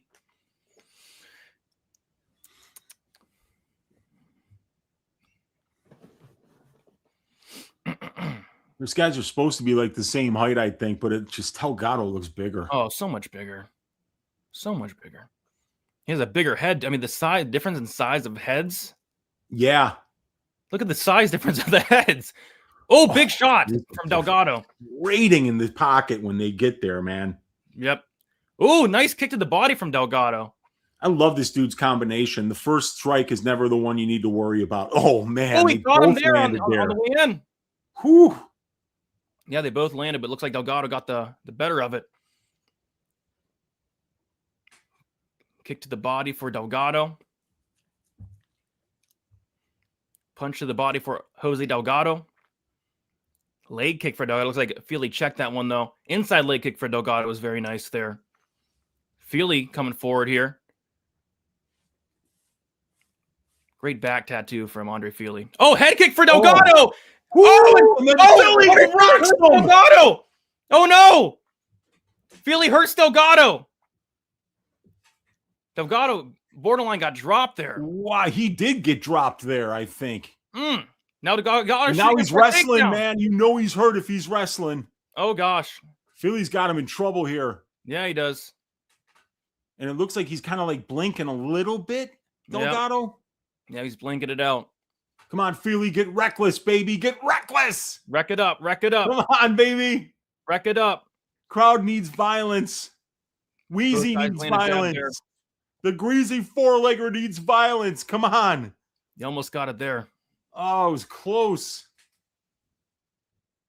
And Delgado did get dropped in the wood fight, too. Yes, he did. So he dropped him back-to-back fights, but there's a good combination from Delgado. Good kick to the body for Delgado. Looks like Delgado's got his wits back with him here. Nice jab for Delgado. Good body kick for Feely, though. Delgado starting to pressure a little bit now. Ooh, Feely just missed with a big right hand. Delgado gets out of the way. Leg kick for Delgado. Yeah, more combinations from Delgado would be nice. Yeah, his combinations are phenomenal. He's got some really awkward ones, and that second strike usually has the chance to really land big. Ooh, both guys swung and missed there, but Feely lands a kick along the way. And both of these guys are switching stances a little bit here, so, it's definitely hard to get reads in that situation. Yep. Front kick up the middle for Delgado. Long ass legs, man. Wasn't really close to landing, but it's one of those ones where you're like, oh boy. Oh gosh. All right, Jose, come on, buddy. Let's go. Let's go. Leg kick for Delgado. Looks like Feely countered it. Big looked like a clash of heads there. Yeah. Yeah, Feely called it out too. Clash of heads. Yep. Big right hand from Andre Touchy Feely. Head kick attempt for Delgado. Nothing there.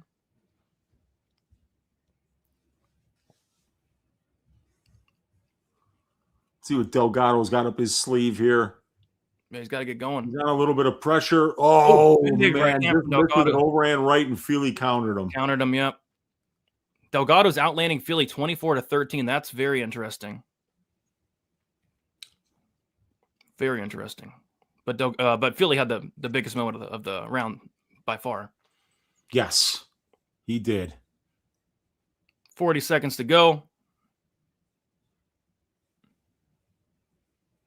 Delgado kind of on the pressure here. He's getting Feely on the back foot. That's what he needs to be doing, man. He Yeah. needs to be pressuring. More of that. Leg kick for Delgado. Oh, big right hand. Right for Feely. Yep. And Feely gets a takedown. For Feely, yep. Watch that guillotine. Feely. Man. 10 seconds. Feely's round. 10-9. 10-9 under Feely. Yep. That's definitely Feely's round. Landed the biggest shot. There you go. Great round, though. Yep. Now I need I need something to happen here in the under 2.5 minutes. Hit this greasy four-legger. I need this under 1.5. Let's see if Delgado gets rested up, recuperates, and then lands that big shot. We're not seeing the typical urgency out of Delgado, though. Yep. Yeah. Well, he knows he's facing a crafty veteran here and Andre Feely. I will be right back, Brady. All right, bet. Yeah, it's got to be Feely 10-9. I don't like the looks of this. Hey, he's got it. He's got to get going though.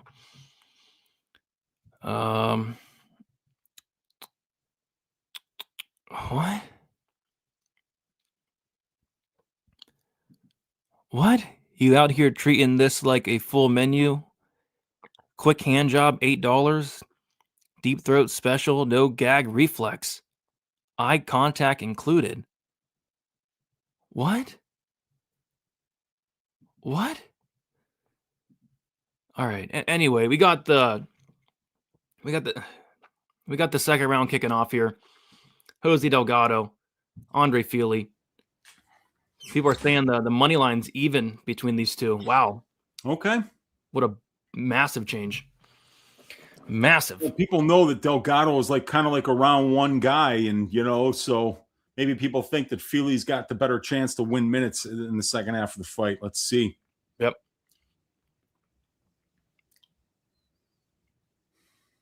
Jab there for Andre Feely.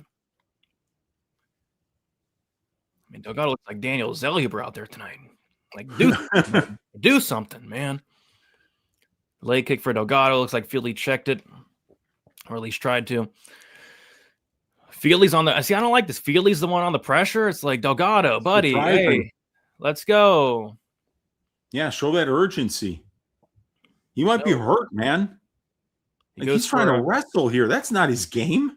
He might be hurt. Yeah. Something. Maybe he took acid before the fight or something, like Blake. Oh, Builder. Lord. Pulling a Blake Builder. That's what it looks like to me. It's pitiful. Yeah, it's crushing my under that I need. Feely's winning the freaking fight as a big dog. Jabs from both guys, but it's Feely on the pressure. Delgado needs to come forward and let his hands go. Let those dukes go. Let him go. He's got them dukes. Let him go. Yeah, let him go, dude. Big left hand from Andre Feely. It's like he's terrified of this man in front of him. He's horrified. Spinning back kick to the body was very nice for Delgado. Yeah. Ooh, kick to the body for Delgado. Very nice. Feely felt that one. He took a big, deep breath. He said, There we go. Head kick attempt for Delgado. Look how you might have hurt Feely potentially. Yeah. Now he's backing him up a little bit. Let's see if you got something here, Delgado. You got to land something big, straight left for Feely. Got to follow up there, man. Oh, big right hand for Delgado. Another big right hand. And a left. And a flying knee. And an elbow. And an elbow. And another elbow. And a knee. There you go, Delgado. That's what we did. A big knee from Delgado. Big knee to the head. So close. So close. Delgado is close to finding the finish there under 1.5, but the dream is dead, Brady. The greasy four-legger is dead. Now. He's trying. He's trying now.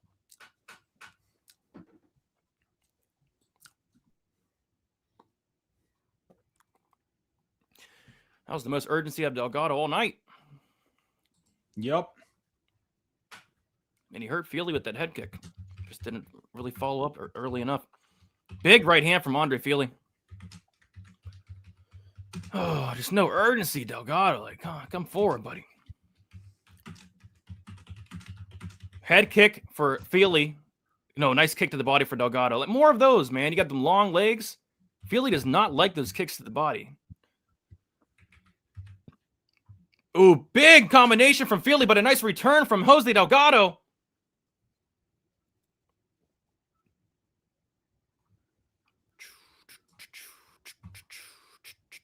Inside leg kick for Delgado. To say I'm disappointed would be an understatement. From Delgado. No urgency, man. He showed it there. He tried to cash that under 1.5. Yeah, he tried right 15 seconds before it and landed some big shots, but Feely stayed in there. Now, why are you wrestling, Jose? Yeah, he got the takedown. He did. He did. Wow, Delgado mixing it in. He got it. Oh, big elbow on top for Delgado. Yes, sir. That's a big one. Oh, another nasty elbow from Delgado. And Feely, good sweep for Feely. Jeez. Gets back to his feet. Jeez. 36 seconds left in the round here. Oh, Feely with a nice straight right. Yep. Feely back on the forward pressure. Both guys land in an exchange. Good straight kick to the body by Delgado. Jumping head kick that almost landed by Delgado. Oh, big left hand for Delgado. But check left hook that lands. Feely with the takedown to end the round. Yeah. Feely getting the job done on DraftKings right now with a couple of takedowns and a bunch of significant strikes and maybe even a knockdown. Got it 1-1 going into the third. Oh, God. Oh, God. Yeah, this is a great card. There's been some great fights, that's for sure, man. Even Tavares Anders, which everyone thought was going to be awful, it wound up being a great fight. I know.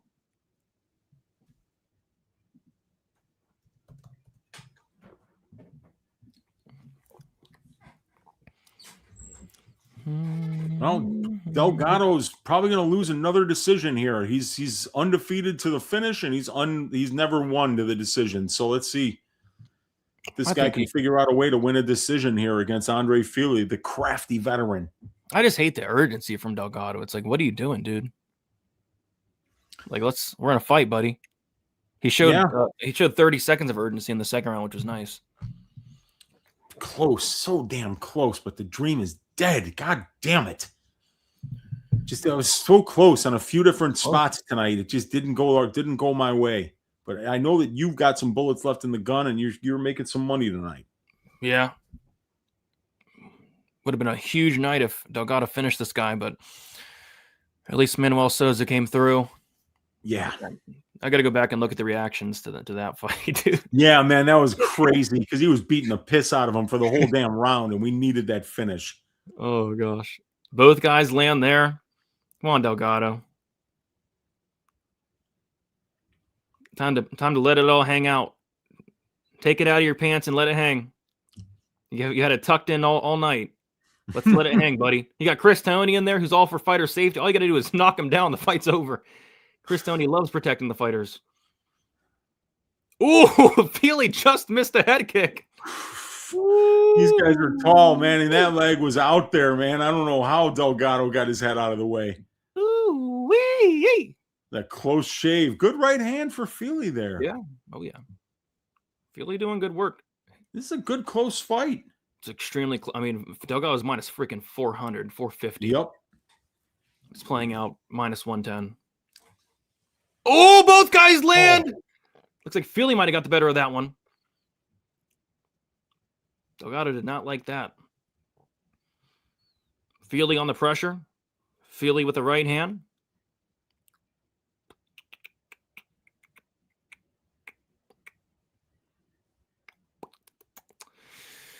Oh, Fili with the left hand. All right, enough of these bullshit leg kicks, Delgado. Hit this guy in the freaking face, please. Hit him in the face. Enough leg kicks. It's Fili's the one hitting you in the face. There we go. Good right hand from Delgado. See? There it is. Leg kick for Delgado. Kick to the body for Delgado. Nice left hand for Fili and a right. And again, Fili on the pressure. Fili's the one that wants it more. Fili wants it more. Kick to the body for Delgado.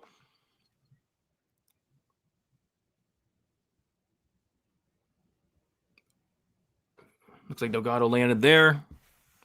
But it just needs more. Just more. Oh, head kick lands for Delgado, but Fili eats it. Landed perfectly. And if you bet the over 2.5, you got it. You got it. The under was such a big play in the community this week. A lot of people on the under got steamed. Big right hand though from Delgado. They moved it to 2.5, which I was just like, why? Why are you moving into 2.5? It just felt like it was destined to go over when they did that. Yeah. Ooh, big right hand from Fili. I wonder if somebody handed Delgado a little note backstage and said, hey, listen. Well, listen, Delgado. Not a lot of people had this one going to decision, but here we are. 154 left. Good straight right. Big right hand from Delgado. Looks like it hurt Fili. Fili shoots in. Fili gets knee to the face and elbowed in the head. Fili has a good job. Fili's hurt. Delgado needs to get away. Delgado, you need to break away. Oh, big elbow. Put it on. Put it on. He's hurt. Put it on, Delgado. The urgency of a fucking snail.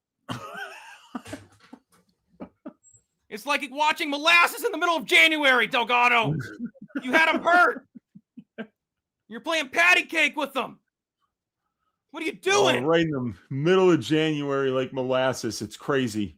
There he hurts him again. Right he wobbles Fili again, Uncle Weezy. What does he do? He just looks at him, and he hits him again. God, good left hook. Everything's landing right now for Delgado. Landing. Fili's not moving his head at all. What is this? Oh, inside leg kick.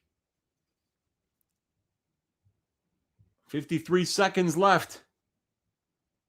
What are you doing, Jose? Jose's going to win his first decision here, ever.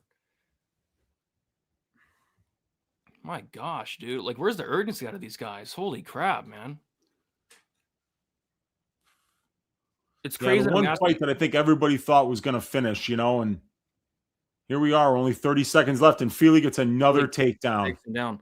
It's oh my! It's a bad one. I'm asking from urgency from freaking Jose Delgado. That's how you know. You don't expect to have to do that, dude. Delgado's round 1 prop was only plus 210, dude. I know, it was a big prop there.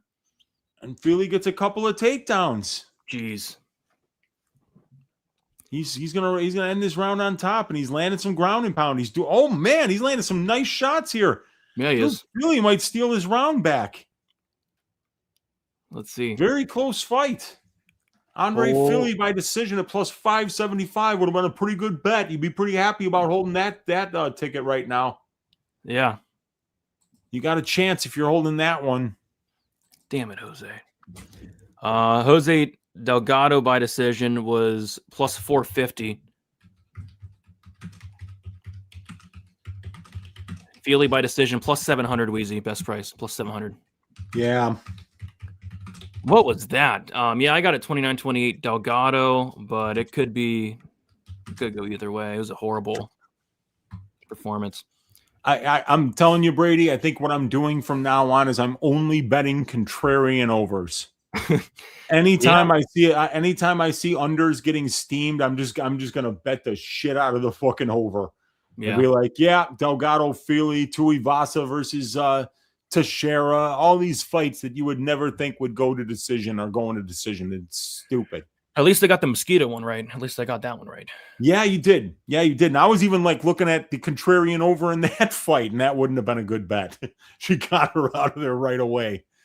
Man, Delgado could have finished him if he just simply tried. He was landing big shots. Delgado 2-1. Yeah, very, very close fight. I could see either guy getting it. We're about to find out. Here we go. Whew. I can see a split decision potentially. They're probably going to give it to Delgado. They're going to give it to the young prospect. Split decision screen is up. Okay. It is a split? Split. Oh, wow.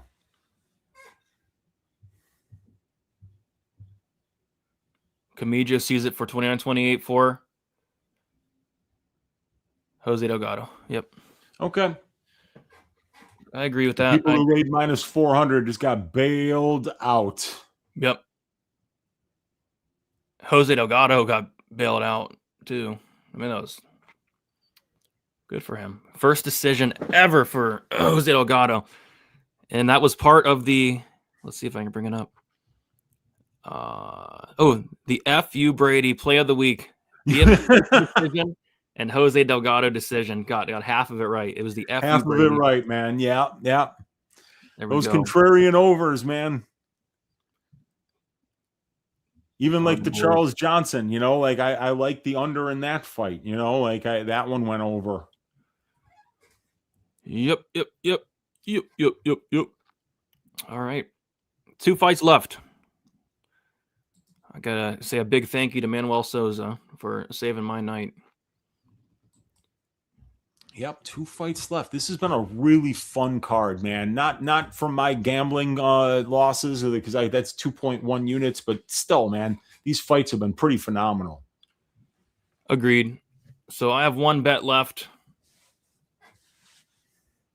on the co-main event. So I was going through my what do you call it? My betting article the last time these two were supposed to fight, Wheezy. Yeah. And my best bet for the fight was the fight doesn't go the distance at minus 160. And it's plus 120 now? It was plus 120. So I'm like, I didn't love it at minus 160. I didn't bet it, but at plus 120, I could see Lemos getting a knockout. And of course, Jillian can get a potential submission. So I took a shot in the violence, but so hopefully we get some violence. I could definitely see it. I mean, this is the archetype of fight that I like to bet violence. Yeah, striker versus grappler. Yeah, striker versus grappler. Lemos has got crazy power, and Jillian Robertson, when she gets into top position, she knows how to find finishes. So But, it's just like, how many times can you get burned betting this kind of shit? Like what striker versus grappler fight did I bet that would finish? Oh, yeah. Font versus Rosas. I bet violence there. I got plus 190. Ooh, Smith versus you finished. That was striker versus grappler tonight. Yeah. That one did finish. Yeah. That was a big plus 250 for the under 2.5 there. Wow. Holy crap. Wow. That was a good one yeah. Yeah. And I bet the Smith KO like a dumbass. I wonder what the finish prop was. Let me look and see. Oh my gosh! Because if it was like a really small difference, I'm gonna hang myself. Oh goodness! Well, it was plus 300 and plus 430, but I just didn't consider Smith to be a submission threat at all. Yeah. And not only that, it was just the fact that like Su Young Yu that's his game is jiu-jitsu. So. Yeah, I didn't think that. I didn't think he was going to get submitted, but it was the case. It was the power that set up the submission. Yeah. Alrighty. Jeez, we still might end at 11 tonight. Gosh. Yeah, that's kind of crazy because they're taking time right now, man.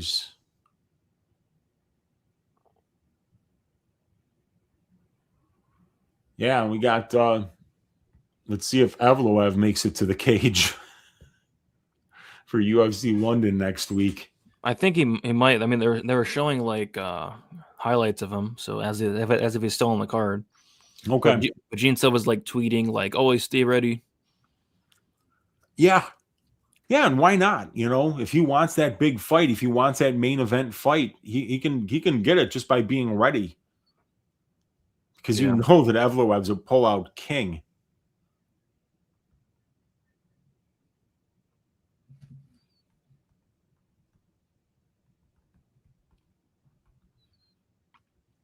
All right.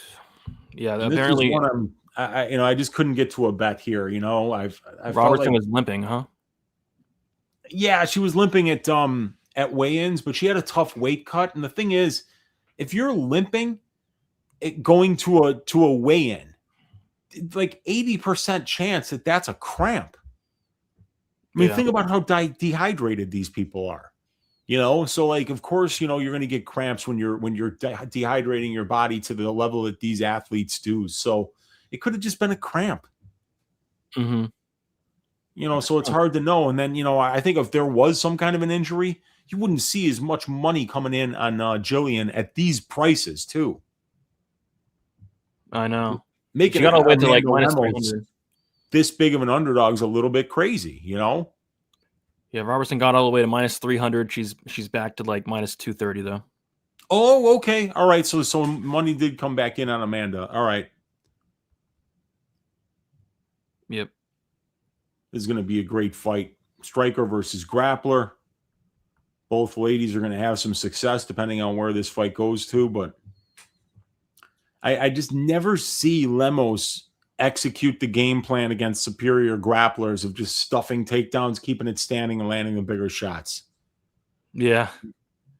Even against Mackenzie Dern, a fight that she won, like she got dominated on the mat, for like stretches of that fight, for the whole second half of the first round, for most of the third round.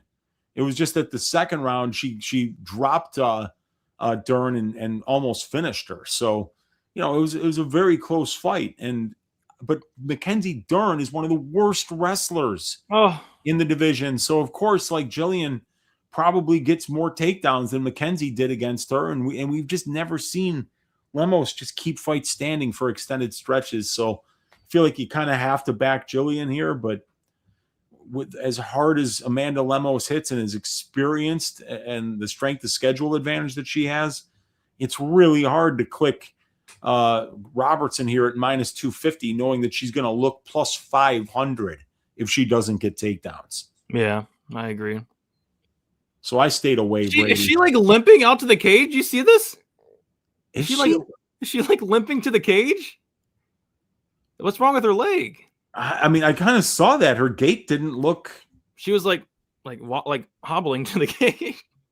What the heck? Yeah, the look on her face when she was getting on the scale was not of a happy young lady, and she was definitely limping.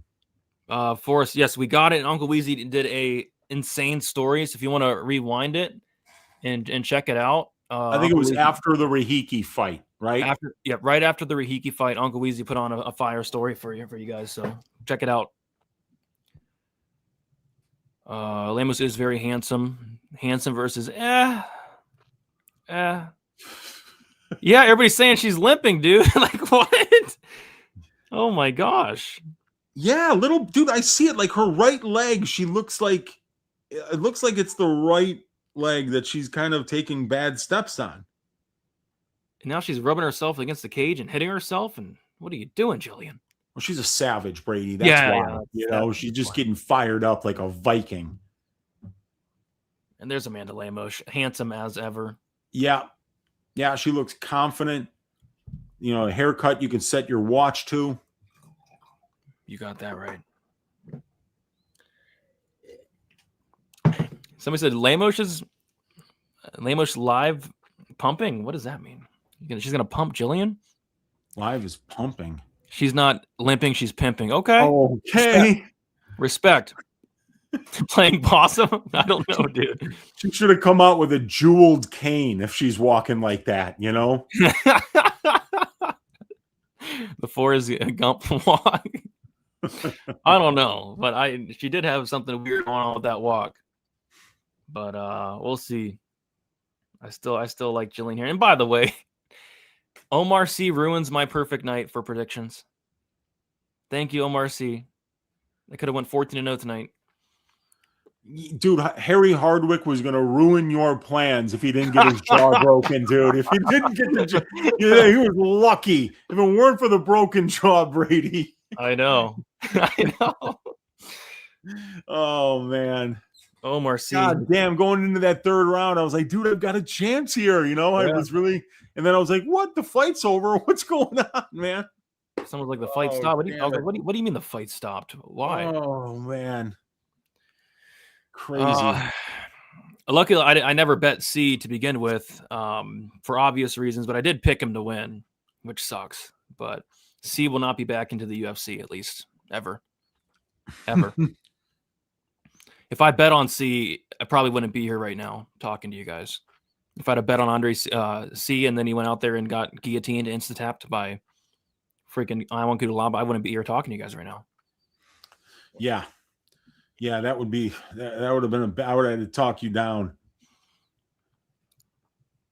Yep, money is pouring in on the over 2.5 minus 180, under 2.5 plus 157. Interesting fight here. Let's see what's up with this leg issue from Jillian, if there's an issue at all. 10 units on Lemos is crazy, but it could pay off. Look how handsome she is. That would be yeah. I didn't hear the walkout music, but I don't know. Was it bad? I don't know, man. I didn't hear it either.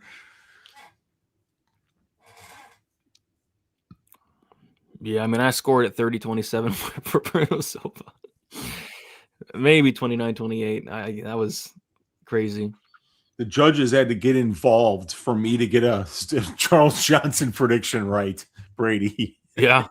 They needed to get out there and be like, we got to help Uncle Weezy, man. That fight was close enough. Give the split to Johnson. That's a good. So Robertson was walking out to PIMP. There we go. That's a good song. They got a decision. Save my night. There you go. Yeah. Nice. There you go. Glad you hit it, man. So those contrarian overs, man, they're nice little plays. Yeah. We got Big Steve. Lost my ass. Started chasing like an animal. Now down 3.7K. Well, let's get it back, Steve. What are you on here? Sitting outside in the sun, listening to there you go. Get some sun, dude. We don't have any sun over here. Or at least I don't. Yeah, Sun's he's in the southern hemisphere, so they got some nice weather going on there right now. After the last two fights, yeah, the Delgado fight got me. That stunk, dude. Absolutely stunk. All right. Here we go. Jillian Robertson. Amanda Lemos. Let's get it. There's Lemos there with that beautiful silver hair. Lands a jab to kick off the fight.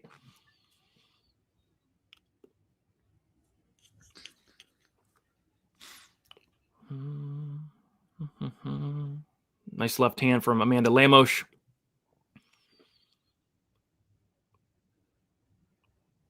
Let's see how long it takes for Robertson to shoot in on a takedown here.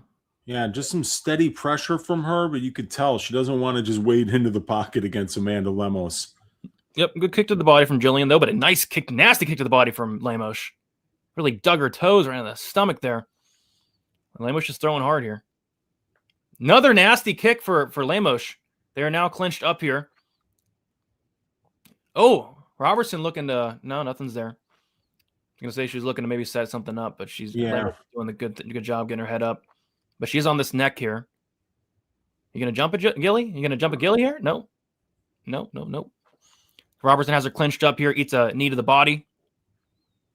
Let's see how smart. Yeah, and Amanda got out of there. Nice. She showed a little bit of fight IQ, Brady. Oh, and she landed a nasty leg kick. Nasty leg kick on the already compromised legs of Robertson. So Lemos is already winning this round, in my opinion. Yep. Oh, good jab. Yep. Good jab there from Lemos.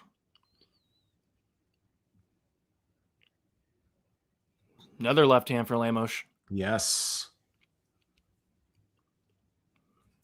She's got such Jillian's a on the pressure here. She's going to have to eat some shots, but she clinches up again, backs Lemos up to the fence, and now she's going to start looking to get in on the hips. See if Robertson can find a takedown here. She's going down for a single leg here. And she's going to... She's turning. She's going to... And Lemos better not defend with a guillotine if she's smart. Looks like she's going to go down. She gets the takedown. Robertson's on top. Big. Robertson on top. Is trying to step over to half guard right now, but like Amanda's got, it looks like one butterfly hook in here. She's going to look to try to get back to her feet. Oh, she might sweep her. Sweep her. She does. And she gets it, but Jillian's still in on the single leg here. So Amanda's, she's wearing Amanda's weight though. And Amanda's landing on her elbows to the skull. Big elbows. Jillian's still in on this single leg. That's right to the back of the head. Two to the back of the head. Keith, buddy. What are you doing, Keith? What are you doing, Keith? Clean shots to the back of Jillian's head there. Yeah. Jeez, Keith. Yeah, I know. That was... another one. It's another. Yeah. Jillian ended on top here. Oh, my gosh. Lemos is on top. Gets hit on bottom here. But she's still got that another big elbow. 12-6 elbow for Lemos lands. Another elbow. Another. Lemos punishing Jillian Robertson right here. Big one of the ribs. Jeez. She's going to feel that tomorrow. Yes, she is. She's going to. Oh, my God. She's got a Kimura? Yeah. You fucking kidding me? She's got a Kimura here. See if she can get it. Yeah. Jeez. Oh, she's going for it. No. Yeah, this is where she's gonna get swept though, dude. Watch. Yep. She's trying to fucking. She's gonna choke her out, Weez. Oh my God! What? She's in a bad position for the arm underneath the chin here, but then she gets. There it is. There it is. Now Robertson's on top with 1:10 left. Yep. But Lemos gets back to her feet. Robertson's got the seatbelt grip from behind here. She's on the back of Lemos standing with no hooks in. 55 seconds to go. Yep. Ooh, cheeky knee there for Robertson. Cheeky. And this is what I talked about all week, Brady, and I know you were saying the same thing, is that Lemos just engages in the grappling with girls that she should not be engaging in the grappling with. I know. When you get to top position, land an elbow and get out of there and get back to distance striking range where she's absolutely destroying Jillian. Exactly. Don't go for no stupid Kimura, man. Terrible fight IQ there. She could have got out of both of those situations. Instead, she's trying to submit Jillian Robertson and then winds up getting reversed. But she's still going to win this round, Brady, because Jillian's not doing any damage from this position here. 100%. Geez. And Jillian's leg might be messed up, you guys. Ooh. It looked like she might have had drop foot or something like that. Yeah, she on the stepped right on it wrong. ankle. On the right ankle. And the right ankle was the one that she was limping on, dude. Head kick for Lemos. Wow. She's a savage, though, Jillian. Oh, big right hands for both ladies. Oh, man. Jeez. That right leg of Jillian's all messed up, dude. We got the sex spots in here now. Oh my gosh. Oh my God. Stop the fight. I'm just kidding. Jillian's in trouble, you guys. Are they putting ice on that leg? Let's take see. a look. I don't see any ice on the leg. I think one of the coaches might be no ice on the leg. She like stepped on Fire her your corner. 3 blind mice in the corner, and nobody's icing up her leg, which is clearly all messed up. She did limp back to the corner. She sure did. Man. The Lemos bettors have got to be tenting their fingers right now and saying excellent, because it's looking good for them. Jillian is just not able to get the takedowns here. What about these shots at the back of the head, though? They were very, very illegal. There's like 3 or 4 of them. 12 to 6 to like the back of the head. And even Lemos is like, what do you, they're fine. Gosh. All right, here we go. Round 2 begins. It's got to be Lemos 10-9. Got to be. Well, I got a funny feeling that Lemos's shit fight IQ is going to cost her in this fight, Brady. I would tend to agree. Let's see. Let's see if Jillian can, because she lost the first round. Let's see if she can get a comeback here. Leg kick for Robertson. She's kind of I don't know. She's walking weird on it. Oh, if she gets a big shot there, does Jillian. Lemos is messing with her. She's like, hey. She's having fun out there. You got to have fun, man. Have fun. Why not? Have fun. Yeah, Lemos is whoop. Oh, big leg kick for Lemos. Jillian gets a takedown. Lemos on a guillotine, but not even close. She gives up the takedown because she tries for the goddamn guillotine. You got to be kidding me, Amanda. What are you doing? And she's going for the guillotine. She's going for it. She's going for it. Nope. And of course, she winds up on bottom underneath Jillian Robertson here, who's a very triangle attempt. She's still looking for submissions here, but she's going to get her guard passed, and there it is. Does. Now she's in side control. For Jillian. Side control for Jillian. Now Jillian's going to start landing ground and pound, maybe go to north-south on your ass here. So hot. Yeah. Amanda Lemos, the fight IQ, why? Why are you oh my God, she tries a dumbass triangle. You got to be fucking kidding me. Do you think that's working? You don't have an arm in there. Reverse triangle for Amanda Lemos. Reverse triangle with no arms in. 69 position. Let's go. The crowd's got to be going nuts right now. It's getting hot in here. Oh, man. I want to be Amanda Lemos right now. God, to be in that position. Wants to be Amanda Lemos right now. Oh, my God, do I want to be Lemos. Well, so Jillian's in top position here in north-south. She's looking for an arm, Wheezy. Yeah. Looking to isolate an arm, but now she's going to look to get to the back. Yeah, she's trying to get to this back. Let's see if she can get any hooks in here. She ends up on top here, does Jillian. I can't believe who is coaching Amanda Lemos? I don't know. If she defended one takedown attempt with a guillotine in my camp, I would have had her running wind sprints until she puked. Seriously, man, what are you doing? You know, like if I bet on Lemos right now, I'd be punching air, Brady. Because right now, Jillian's on top, dropping elbows on this woman. She's about to turn that beautiful silver hair red. Oh, nasty elbow from Jillian. Elbow. Cheeky elbow by Jillian. Cheeky. Let's see if Jillian can get into mount here. Potentially just do some work. Yeah, I don't even think she wants to do that because that'll maybe give Amanda a chance to explode and get out of there. She should just stay. There it is. Moves right to mount. Almost. But then, nope. Yeah. Nope, she's on the neck here, Wheezy. On the neck, yes. Amanda Lemos defends. She's on the neck here once again. Yeah. Oh, she's looking at the block of a Darcy here, maybe? She might have something here. It doesn't look like it's there, but in a bad position for it. She uses it to get into a nice, advantageous position in top here, and you know, yes. Amanda had to go to her back to defend that choke. Now she is mounted, Wheezy. Jillian Robertson in full mount. Amanda Lemos is going to give up her back here. From this position. Lemos scrambles out of it. Good job by Lemos there. Robertson's still on top here. Minute 20 to go in the second round. Yeah, Lemos has the fight IQ of a fish. It's just terrible. I remember I backed her against Yasmin Lucindo And she won that fight with her grappling. And every time she shot a takedown, I was like, what are you doing? You're going to murder this girl on the feet. Yeah. But she won it with her grappling. But she still lost a round because she chose to grapple and got reversed and lost a round. So this Lemos, she's just, the fight IQ is just awful. It's so bad. All right. Well, Jillian's kind of wearing on her like a cheap suit. But not really landing any damage here. So she's got to be careful about maybe letting Amanda get up. Because if she lets her get up here and Amanda lands one clean shot, she could steal back this round.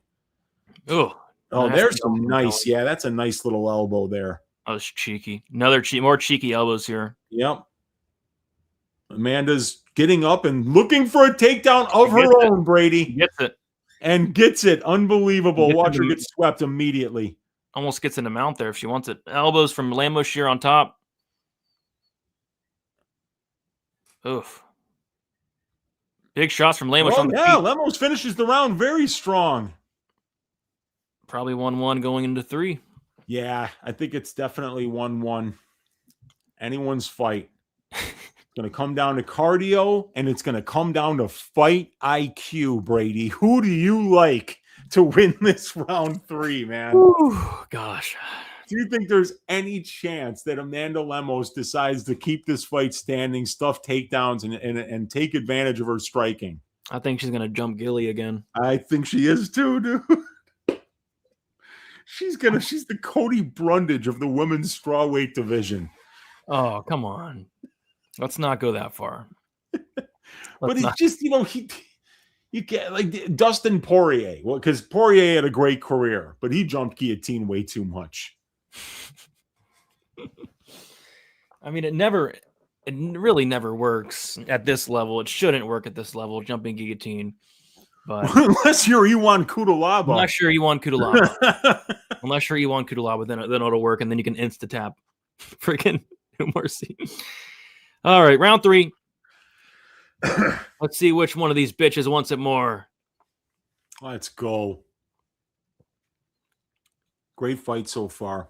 Yeah. Oh, yeah. But Jillian trying to get on the front foot here, wants to, use that striking to set up an entry on the takedown here. Inside leg kick for Jillian. Lemos on the pressure here on the feet. Jillian with an ugly, ugly, ugly takedown attempt. And I mean ugly. Ugly. Jillian with Lemos with the left hand. Jillian clinches up here. Yeah, if you're Lemos, you might want to circle back to distance, but we'll see. Nice elbow from Jillian. Oh, there you go. Lemos did the right thing, Wheezy. Yeah, how about that? Pushed her away and circled away. This is anybody's fight. She's got to use her footwork and her movement here because Jillian's staying on the pressure, but she's landing the strikes. Lemos is jabbing her up right now. Clearly the better striker in this fight. It's such a big difference in the striking. Not even close. Jillian, really good takedown attempt there. She might get this. She's in deep on it. She gets Lemos' ass to the ground, but let's see if she can actually maintain the top position here. Well, Lemos is in on that left leg. She's on that front choke, so if Robertson can work her way around to the ass end of Lemos, she might be able to keep this fight on the ground. But Lemos stands back up. Still in the front headlock position here in the clinch. And Jillian is making Amanda wear her weight here. But it looks like Lemos is starting to break the grip and maybe going to get out of there. And she does. She does, and she lands a good straight right hand. Jillian's staying on the pressure, though, Brady, doing exactly what she needs to do. She's moving her head just a little bit and just staying in on a single leg attempt here again on Lemos because the pressure has been relentless in round 3. Jillian trying to work to a dominant position here on the ground. Almost gets the single. Lemos defends it. Underhook for Jillian. Armbar attempt for Amanda Lemos, and I'm guaranteeing you that she's not going to get this armbar and going to wind up in bottom position because her fight IQ is. Oh, she's cranking on it though, Weezy. She's cranking on it. She's going to lose it, and there it is. Wow, and where does she wind up, Brady? Where does she wind up? The Amanda Lemos special. Amanda Lemos Oh, special. man. All the bets I didn't make cashed, man. Jillian Robertson by decision. Piera Rodriguez by decision. Oh, God damn it, man. Even Hedger Sosa by decision. That was plus 300. Dang. And Jillian's getting into half guard, looking for maybe a Kimura here, but. And Amanda Lemos, good job going for that armbar, dumbass. Yeah. Oh man, you know what? Maybe the decision bet won't cash because Jillian might sub her here. Maybe she's looking for that Kimura. She wants that arm. But Lemos does not. 135 left in the round.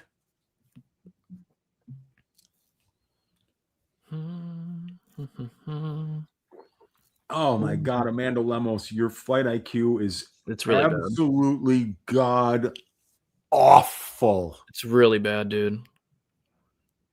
I mean, she could have easily won this fight. Just awful. Lemos like wincing. It's something. Who's coaching her? I don't know. We got to figure it out though.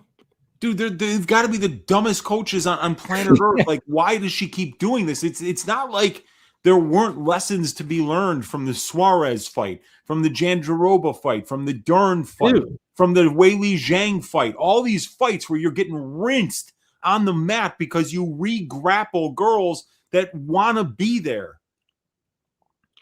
And yeah, it should be a 29-28 Jillian. Nasty elbows there from Jillian. Lemos has to do something here in the last 30 seconds. And I know it sounds like I'm mad because I bet on Lemos. I'm mad because I knew that this was what was going to happen, and I didn't bet Jillian Robertson by decision. I knew it. I knew that this was going to happen. And it was plus 180 earlier in the week. Brady, plus 180. It's not I bad. didn't pull the trigger. Yeah, this should be Robertson 29-28. Oh, yeah, I had some bad bets tonight. Like this was, I took the fight doesn't go here. Horrible bet. Oh my gosh. Well, it probably would have hit if Lemos had a room temperature IQ. She could have got a knockout here. She could have. It's on one damn leg, Brady. I know. Dude, her leg went out a la Jim Crute versus Anthony Smith at the end of round 2 there. You remember that? I think it was round 1. Yeah. Yeah. She was clearly limping on her walk to the octagon.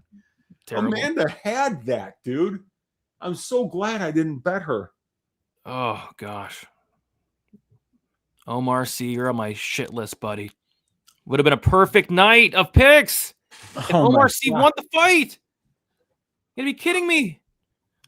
I agree. C., you're killing me. Would have been a 100% night. That's crazy, dude. Going 14 of 14 is bonkers. They've been wild. See, what are you doing? Wow. What are you doing, Omar? I mean, I've called a lot of these fights to a T. I'm not pulling the right triggers. I feel that. That was me last week for 326. I called the entire main card besides the fight I bet on, the Holloway Oliveira fight. I nailed the main card outside of the main event. Yeah, Lemos is definitely not a bottom. I think we know that by now. She is certainly a top. Certainly. With a haircut like that, damn well she's a top. Yeah. All right, should be Robertson 29-28 unless these judges are stupid. Yep, Robertson 29-28. Are you frustrated, Amanda? Huh? Can't believe the decision, Amanda. Hopefully that's the last we see of Amanda. I'm sick of seeing her lay on her back for 15, 25 minutes. I'm telling you, Brady, she takes these fights against dominant grapplers because she honestly thinks she can out-grapple them. That's so stupid. I mean, it's just unbelievable. I mean, and here I am, once again, dick in my hand, Brady. Oh, dick in my hand. It's the worst. Plus 175, just left it out there on the table. Piera Rodriguez by decision, plus 105, just left it out there. Just didn't want the money. I didn't want the goddamn money. Dick in hand. Dick in hand. Dick in hand. Dick in hand. Yeah, it looks like I'm gonna finish up about 2 units. I'll take it, man. I'll freaking take it. Oh, yeah, and Red Pill is saying that lesbians are uncoachable, and maybe that might be the case. There you go, Big Steve. Nice call, dude. There you go, Big Steve. Well, I'm gonna have my hand on my dick in this main event because, like, what the heck are we supposed to do here with this one? Weezy just lost his mortgage. I had nothing on the fight. I had nothing on that fight. Sometimes I can't believe Lemos did it again, man. Sometimes it's the fights we don't have money on that we're most passionate about, which is crazy. Yeah. I just got to say, like every time I think something's a good bet, I just got to pull the trigger. If I wind up with 30 units on the card, I wind up with 30 units on the card. You know, See, I'm not doing that, not yet, until like UFC gets back to normal. Yeah. But seen a lot of overs, man. A lot of overs. You betting contrarian overs this year? You're laughing your ass off right now. I know. I thought this would be the card where we get a ton of finishes, but it looks like the under a finish. I set it at 6.5 in a 14 fight card. It's going to go under. We're at 5 right now. Only one knockout, I guess, unless you count the Rahiki KO, which wasn't really a KO. He knocked him out. I mean, you break somebody's jaw. Yeah, that's fair. That's a knockout, man. Harry Hardwick, just big ups to that dude, though. And like he showed crazy toughness fighting through that. Brandon Weezy, what are your thoughts on the White House main and co-main being Volk versus Lopez? No, they didn't do that. Please tell me no. Why? Wait, they're gonna country's being ruined. That's hilarious. They're ruined, Brady. They're gonna make them fight the co-main and the main. 50 this is minutes. Not the country I grew up in. 50 minutes back to back. Diego Lopez is gonna go out there and do nothing for 50 minutes. Diego Lopez versus Alexander Volkanovski, 3 and 4. Let's go. Diego Lopez pumping his jab, hitting fresh air. I couldn't believe that. Like, I couldn't believe that game plan. And by the way, JB, that's the goal, man. That's the goal. We want to come on here. We want to make the card good. We want to make it entertaining. We want to have a little bit of fun. We want to make some, like, that's the goal. That's the goal. You got to have fun. We're in London next week, Weezy. I don't know if you're going to be up by the time these prelims kick off. Let's see. So it looks like the London card. Oh, you should be up at 12 your time, right? Maybe. Yeah, maybe. Okay. We'll see. We'll see how Friday night goes. I know I'm going to a concert next Friday night, so you never know, man. We'll see on the main card. But yeah, I'll get up for that. I'll be ready to go. I'm kind of looking forward to like an early start time next week. Get the fights done with and enjoy the Saturday night. Next week we have a sanctioned murder, by the way. Iwo Baraninski. If Iwo Baraninski doesn't finish Austin Lane, I'm officially quitting for the rest of the year. Like, dude, I'm definitely betting the over in that fight. Why not? Because the under is going to be minus 600. I kid you not. It's going to be the widest under in UFC history. Iwo Baraninski, Austin Lane, cutting down to 205. I can't wait for like the announcers to be like, Iwo Baraninski showing some unusual patience here. As I'm just like, like going nuts as the fight cruises over 1.5 rounds. Steak is Iwo Baraninski a fan of steak? Because if so, Iwo Baraninski by decision at plus 1,200. It's paying real nice at London. Iwo Baraninski testing out his clinch game here. Baraninski camped out in half guard.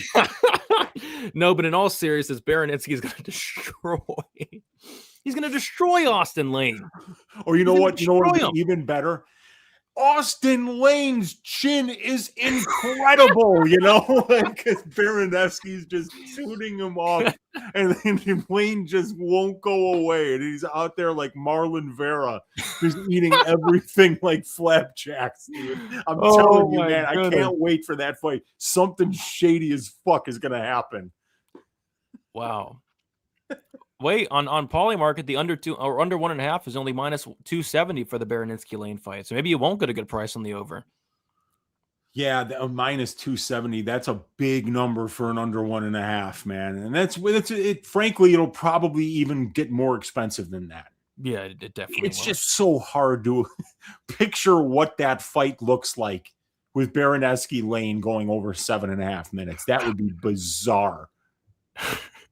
Baraneski fought like he was triple parked and had a plane to catch. And he ate everything that Ibo Aslan landed, dude. And I mean, Aslan knocks everybody out. So that was wild. What a fight that was. That was a crazy fight. I was there live, and you could feel the electricity in your bones there. I had chills running up and down my spine. And it was like the second fight of the freaking night. Nobody was there. Nobody was there. There were like 8 momentum shifts. They were both landing bombs. I had the under 1.5 there, Wheezy. Oh my god! Bet of the year, best reads ever. You know, I got it at like -150 or something. Yeah, that's where you're like, why didn't I have 5 units on that? Why? I know. Well, my buddy needs Vallejos KO for a big parlay. He's texting me, so. Yeah, and obviously Emmett's a guy that's been extremely durable over the years, but when you're 41 years old and you're a flyweight, eventually it's just going to come, those knockouts that you would have survived a couple of years ago, you get put on your ass. And the best example of that, how many times had Giga Chikadze been knocked out? 0 times and before the Vallejos fight. And so, and he was a guy who's shown some ridiculous durability in some fights too. So it just goes to show you a young fighter like El Chino here, at 24 years old, going up against a 41-year-old veteran. Just because like Emmett has been historically durable, it doesn't mean that, Vallejos isn't going to go out there and take his head off. Yeah. I mean, I kind of lean decision actually for this one, but it would be the biggest sweat of a lifetime because I think it's going to be like a 50. Yeah. Same thing with me, dude. I was looking at Fight Goes at +160, and I was looking at Vallejos decision at +235. And I was like, dude, I don't want to sit for 25 minutes hoping that this monster doesn't knock out a 41-year-old man. I know. Yeah. Like I could see a Vallejos knockout. I could see a Vallejos decision. I could even see a Vallejos submission. But yeah, dude, he might get a submission. Dude, Emmett loves to get submitted. Man. I can't believe Omar C, dude. I can't believe Omar C. Dude, if Vallejos wins this fight and that ruins your perfect card, we're really having some fun with that, dude, on Stat Diggers on Monday. Omar C ruined my perfect card. He ruined it. I should have known. After that Menefield fight, I should have known. But insta-tapping to it, I won Kudalaba guillotine. That's a new low, even for you, Omar. Even for you, that's a new low. And it was, you want to talk about insta-tap. I mean, you'd have to go to, like, the Matt Schnell double taps to be like, that was so fast. It's like the tap from a guillotine. It wasn't even like it was a ninja choke or anything. I think he had an arm in. Just tapped out. He rolled to his back immediately and was just like, forget this. Tap out. Big Steve, 1K Vallejos, bet online, same game. Okay, what do you got? Inside the distance and most significant strikes. Sounds doable. Dude, who does Josh Emmett ever outland in significant strikes, man? Like maybe Bryce Mitchell, other than that. Man, yes, Bryce Mitchell. Yeah. Bryce Mitchell, yes. Oh, and maybe even Mitchell might have landed a couple of leg kicks there because that was a 1-punch KO. So you never know, man. Like, he might not have even outlanded him, but yeah, I like most significant strikes for sure, but that's probably a pretty juiced line. So Emmett outlanded Bryce Mitchell 2-0. Oh, wow. He just rinsed him by 2. Yeah. But then you look at every other fight other than Mirsad Bektik, he outlanded him 27-10. And he outlanded Felipe Aranch 67-43, and Scott Hot Sauce Holtzman 87-65 back in 2016. And he outlanded John Tuck by 1 significant strike. So yeah, he's got a few where he's landed more, but I think Vallejos is a better boxer than John Tuck, Felipe Aranch, obviously Bryce Mitchell. So 14 fights tonight, 14 fights next week. I'm so behind. I'm trying to get prediction videos out on Sundays now. I'm so behind. I was only able to tape like 5 fights today, so I'm going to have to really put the pedal to the metal either tonight or tomorrow. And then people want me to go to a Cavs game tomorrow. I don't know. I want to. I want to go to a Cavs game. Who are they playing? Playing the Bulls? Playing my Chicago Bulls, maybe? No. What team is Cooper Rush on? I don't know any basketball, man. Cooper is it Cooper Flag? Cooper Flag. Cooper Flag. What team is he on? Do the Washington Bullets still have a team? They played today, so I don't know. I don't know who the Cavs are playing tomorrow. I thought they played the Mavericks today. Cavs. I don't know. Dude, no, they're playing the Mavericks. So you're going to have to tell me, do my Bulls stink again this year? Let me take a look. I don't even know what division they're like. I haven't paid attention to basketball. Yes. I mean, oh my gosh, they stink. Oh boy. 27-40.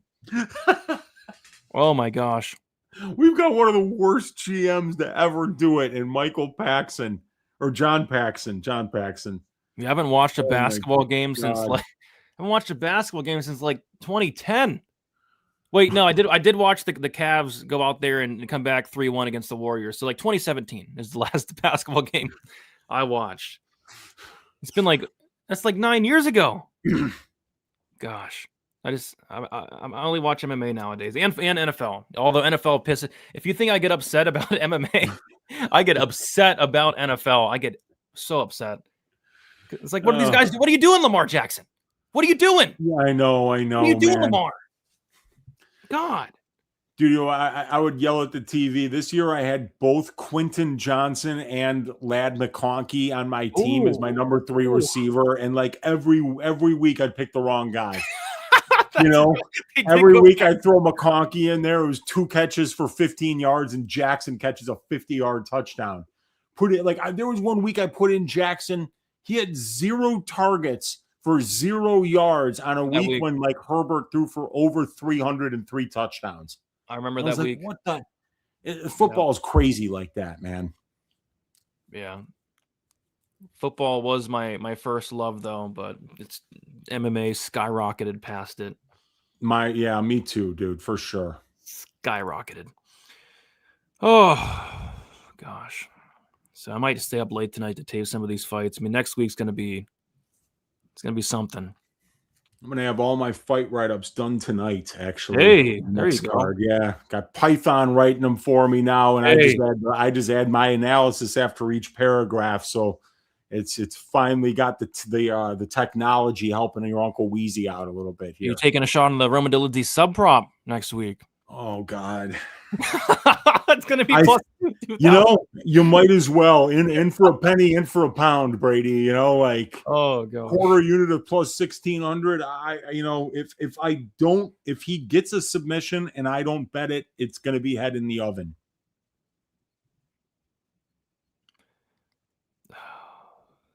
Yeah, Cooper Rush is a football player.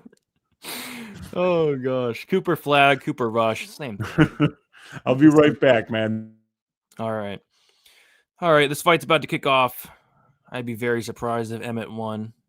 But, yeah, I think Vallejos gets it done. It's just how does he get it done? But I think it's going to be a beatdown regardless. Whether it's a KO or a decision, should be a beatdown. All right. About to kick off this main event. If you guys have not liked the video already, be sure to like it. Would be much appreciated. 201 likes. We hit the 200 like mark. Appreciate you guys for that. We got the underdog signups tonight. Thank you guys for that. All things considered, it's been a good card. Hasn't been amazing, but it's been a good card.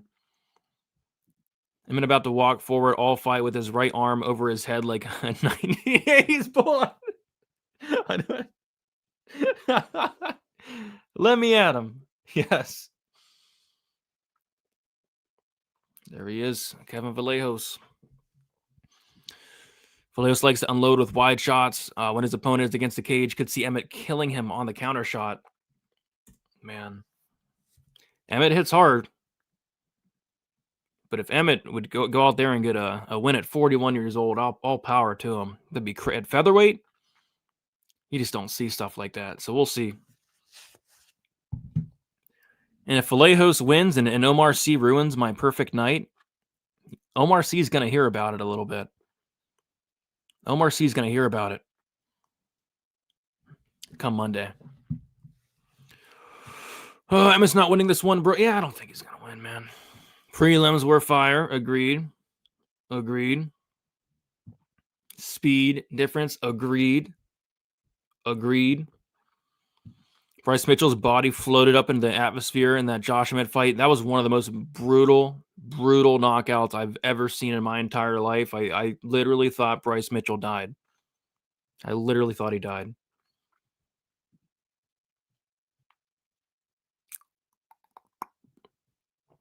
All right, they touch gloves. They're ready, guys. Is this the longest card in UFC history? What are we? It's like 11. I get we had 14 fights, but geez. Well, let's end this quick so I can go get some food. Haven't ate since 10 in the morning. All right, here we go. There we go. Emmett just circling the cage right now. There we go. Just circling the cage. There we go. Weezy, it's 11 o'clock Eastern. What are we doing? I think you're muted. A lot of decisions. That's what's going on. Head kick for Vallejos. Yep.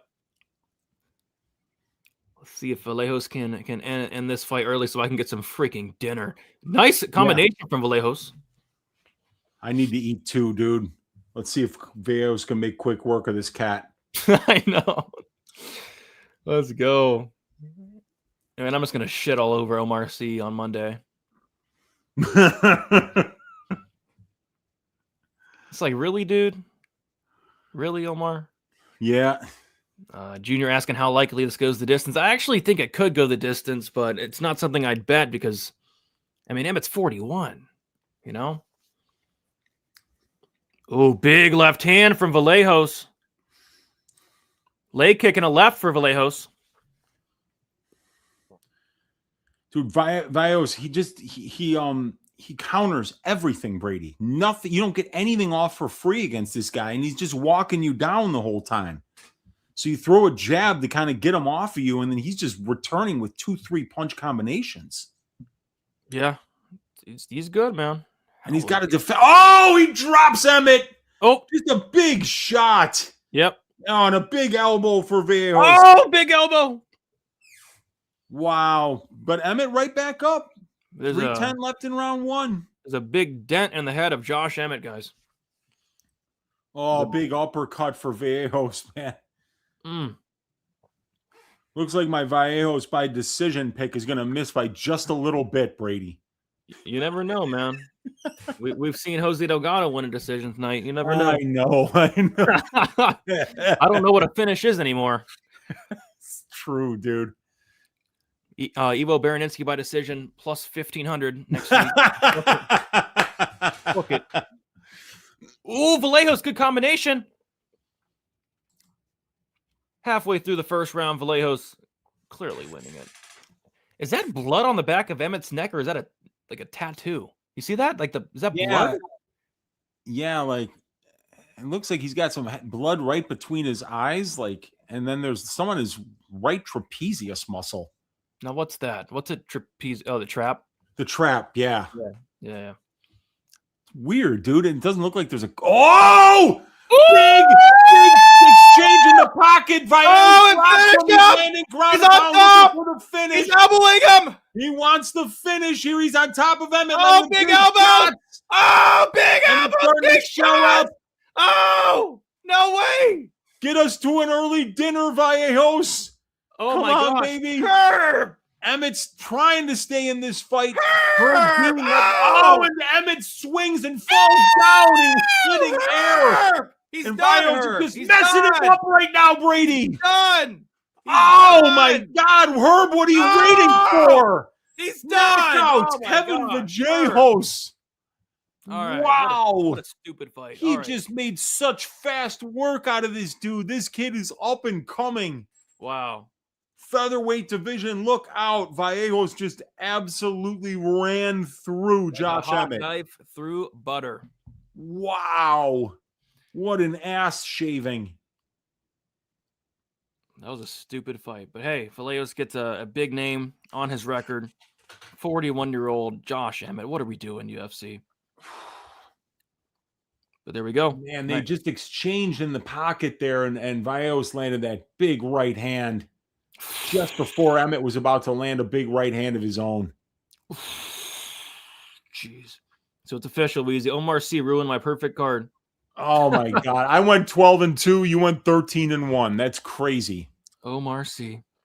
Get some help. Get some help, man.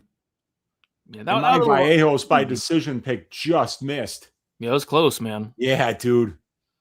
I mean, this guy, Emmett took too much damage in the Topuria fight. I mean, he got like 50-41 in the Topuria fight. I know, man. I know, dude. And I mean, and Vallejos just wasn't going to let him off the hook there. All right. Well, I got to go get some food. I'm starving. These fights ended right at 11. That's perfect. I want to say a big thank you to you guys for the Underdog signups. Yes. By the way, on the way out, if you want to sign up for Underdog, use code DFSBTN, get yourself some free money. But we got 2 signups tonight. We got an incredible story from Uncle Weezy. We got a little tune from myself. And it was a pretty solid card overall. I think we landed at 6 finishes. The over-under was set at 6.5. So Weezy, the under, hit by a half of a finish there. So another card with a violence rate below 50%. But I think this was kind of a step in the right direction, And next week, we have some pretty fun fights. Looking forward to it. Going to go get some food. Going to start taping these UFC London fights. I'm going to try to get my breakdown out tomorrow, but probably not. I mean, there's 14 fights. You're killing me. Yeah, they're putting it on us, Brady, man. But they said that they were going to do that, and we're in the middle of like a 12-week stretch or something crazy. So, yeah, we're going to be putting in that work. But you can find me on Twitter at MMA Weezy. You can find me on YouTube at Uncle Weezy, and you can find me on the Odds Shopper probability stats and content package, where you get access to all my stats, subscriber-only content, betting models, fight write-ups, all that stuff. So, but thank you guys for supporting the show, for signing up using the code DFSBTN on Underdog. You don't know how much that helps us. And we'll be trying to do special things every single Stat Diggers and every single watch along to kind of encourage those signups. Yep, 100%. And it's sad when this was probably the best card of the year. Great fights, man. Great performances here. That Harry Hardwick versus Rahiki fight was an absolute banger.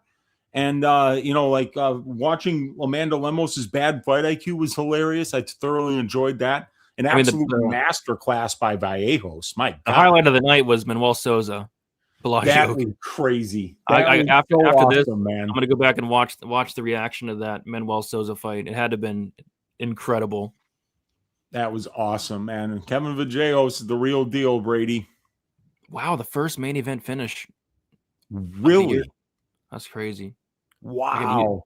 Could he use one of those? Or maybe he's saying never mind. Strickland got one. That's right. Strickland did get one. Strickland did get one. Did he ever against Anthony Fluffy Hernandez? Yep. All right. So solid. I was up like 2 units tonight. I think I gotta go double check, but I'll take it, man. Got to get on a winning streak. Got to circle the freaking wagons, and this was a step in the right direction.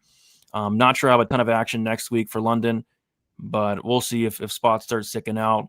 We got London, Seattle coming up, and then the card I have circled is the freaking 327 in Miami, which is, in my opinion, better than the freaking White House card. They stacked at that Miami card quite a bit. So, yeah, guys, again, thank you so much for hanging out. Be sure to tune in every Saturday for the Fight Companion. We'll keep doing it. All thanks to Underdog, and all thanks to you guys for signing up on Underdog. And then, of course, we'll be back Monday night for Stat Diggers. Hope you guys enjoy the card, and we'll talk to you guys soon. See you later.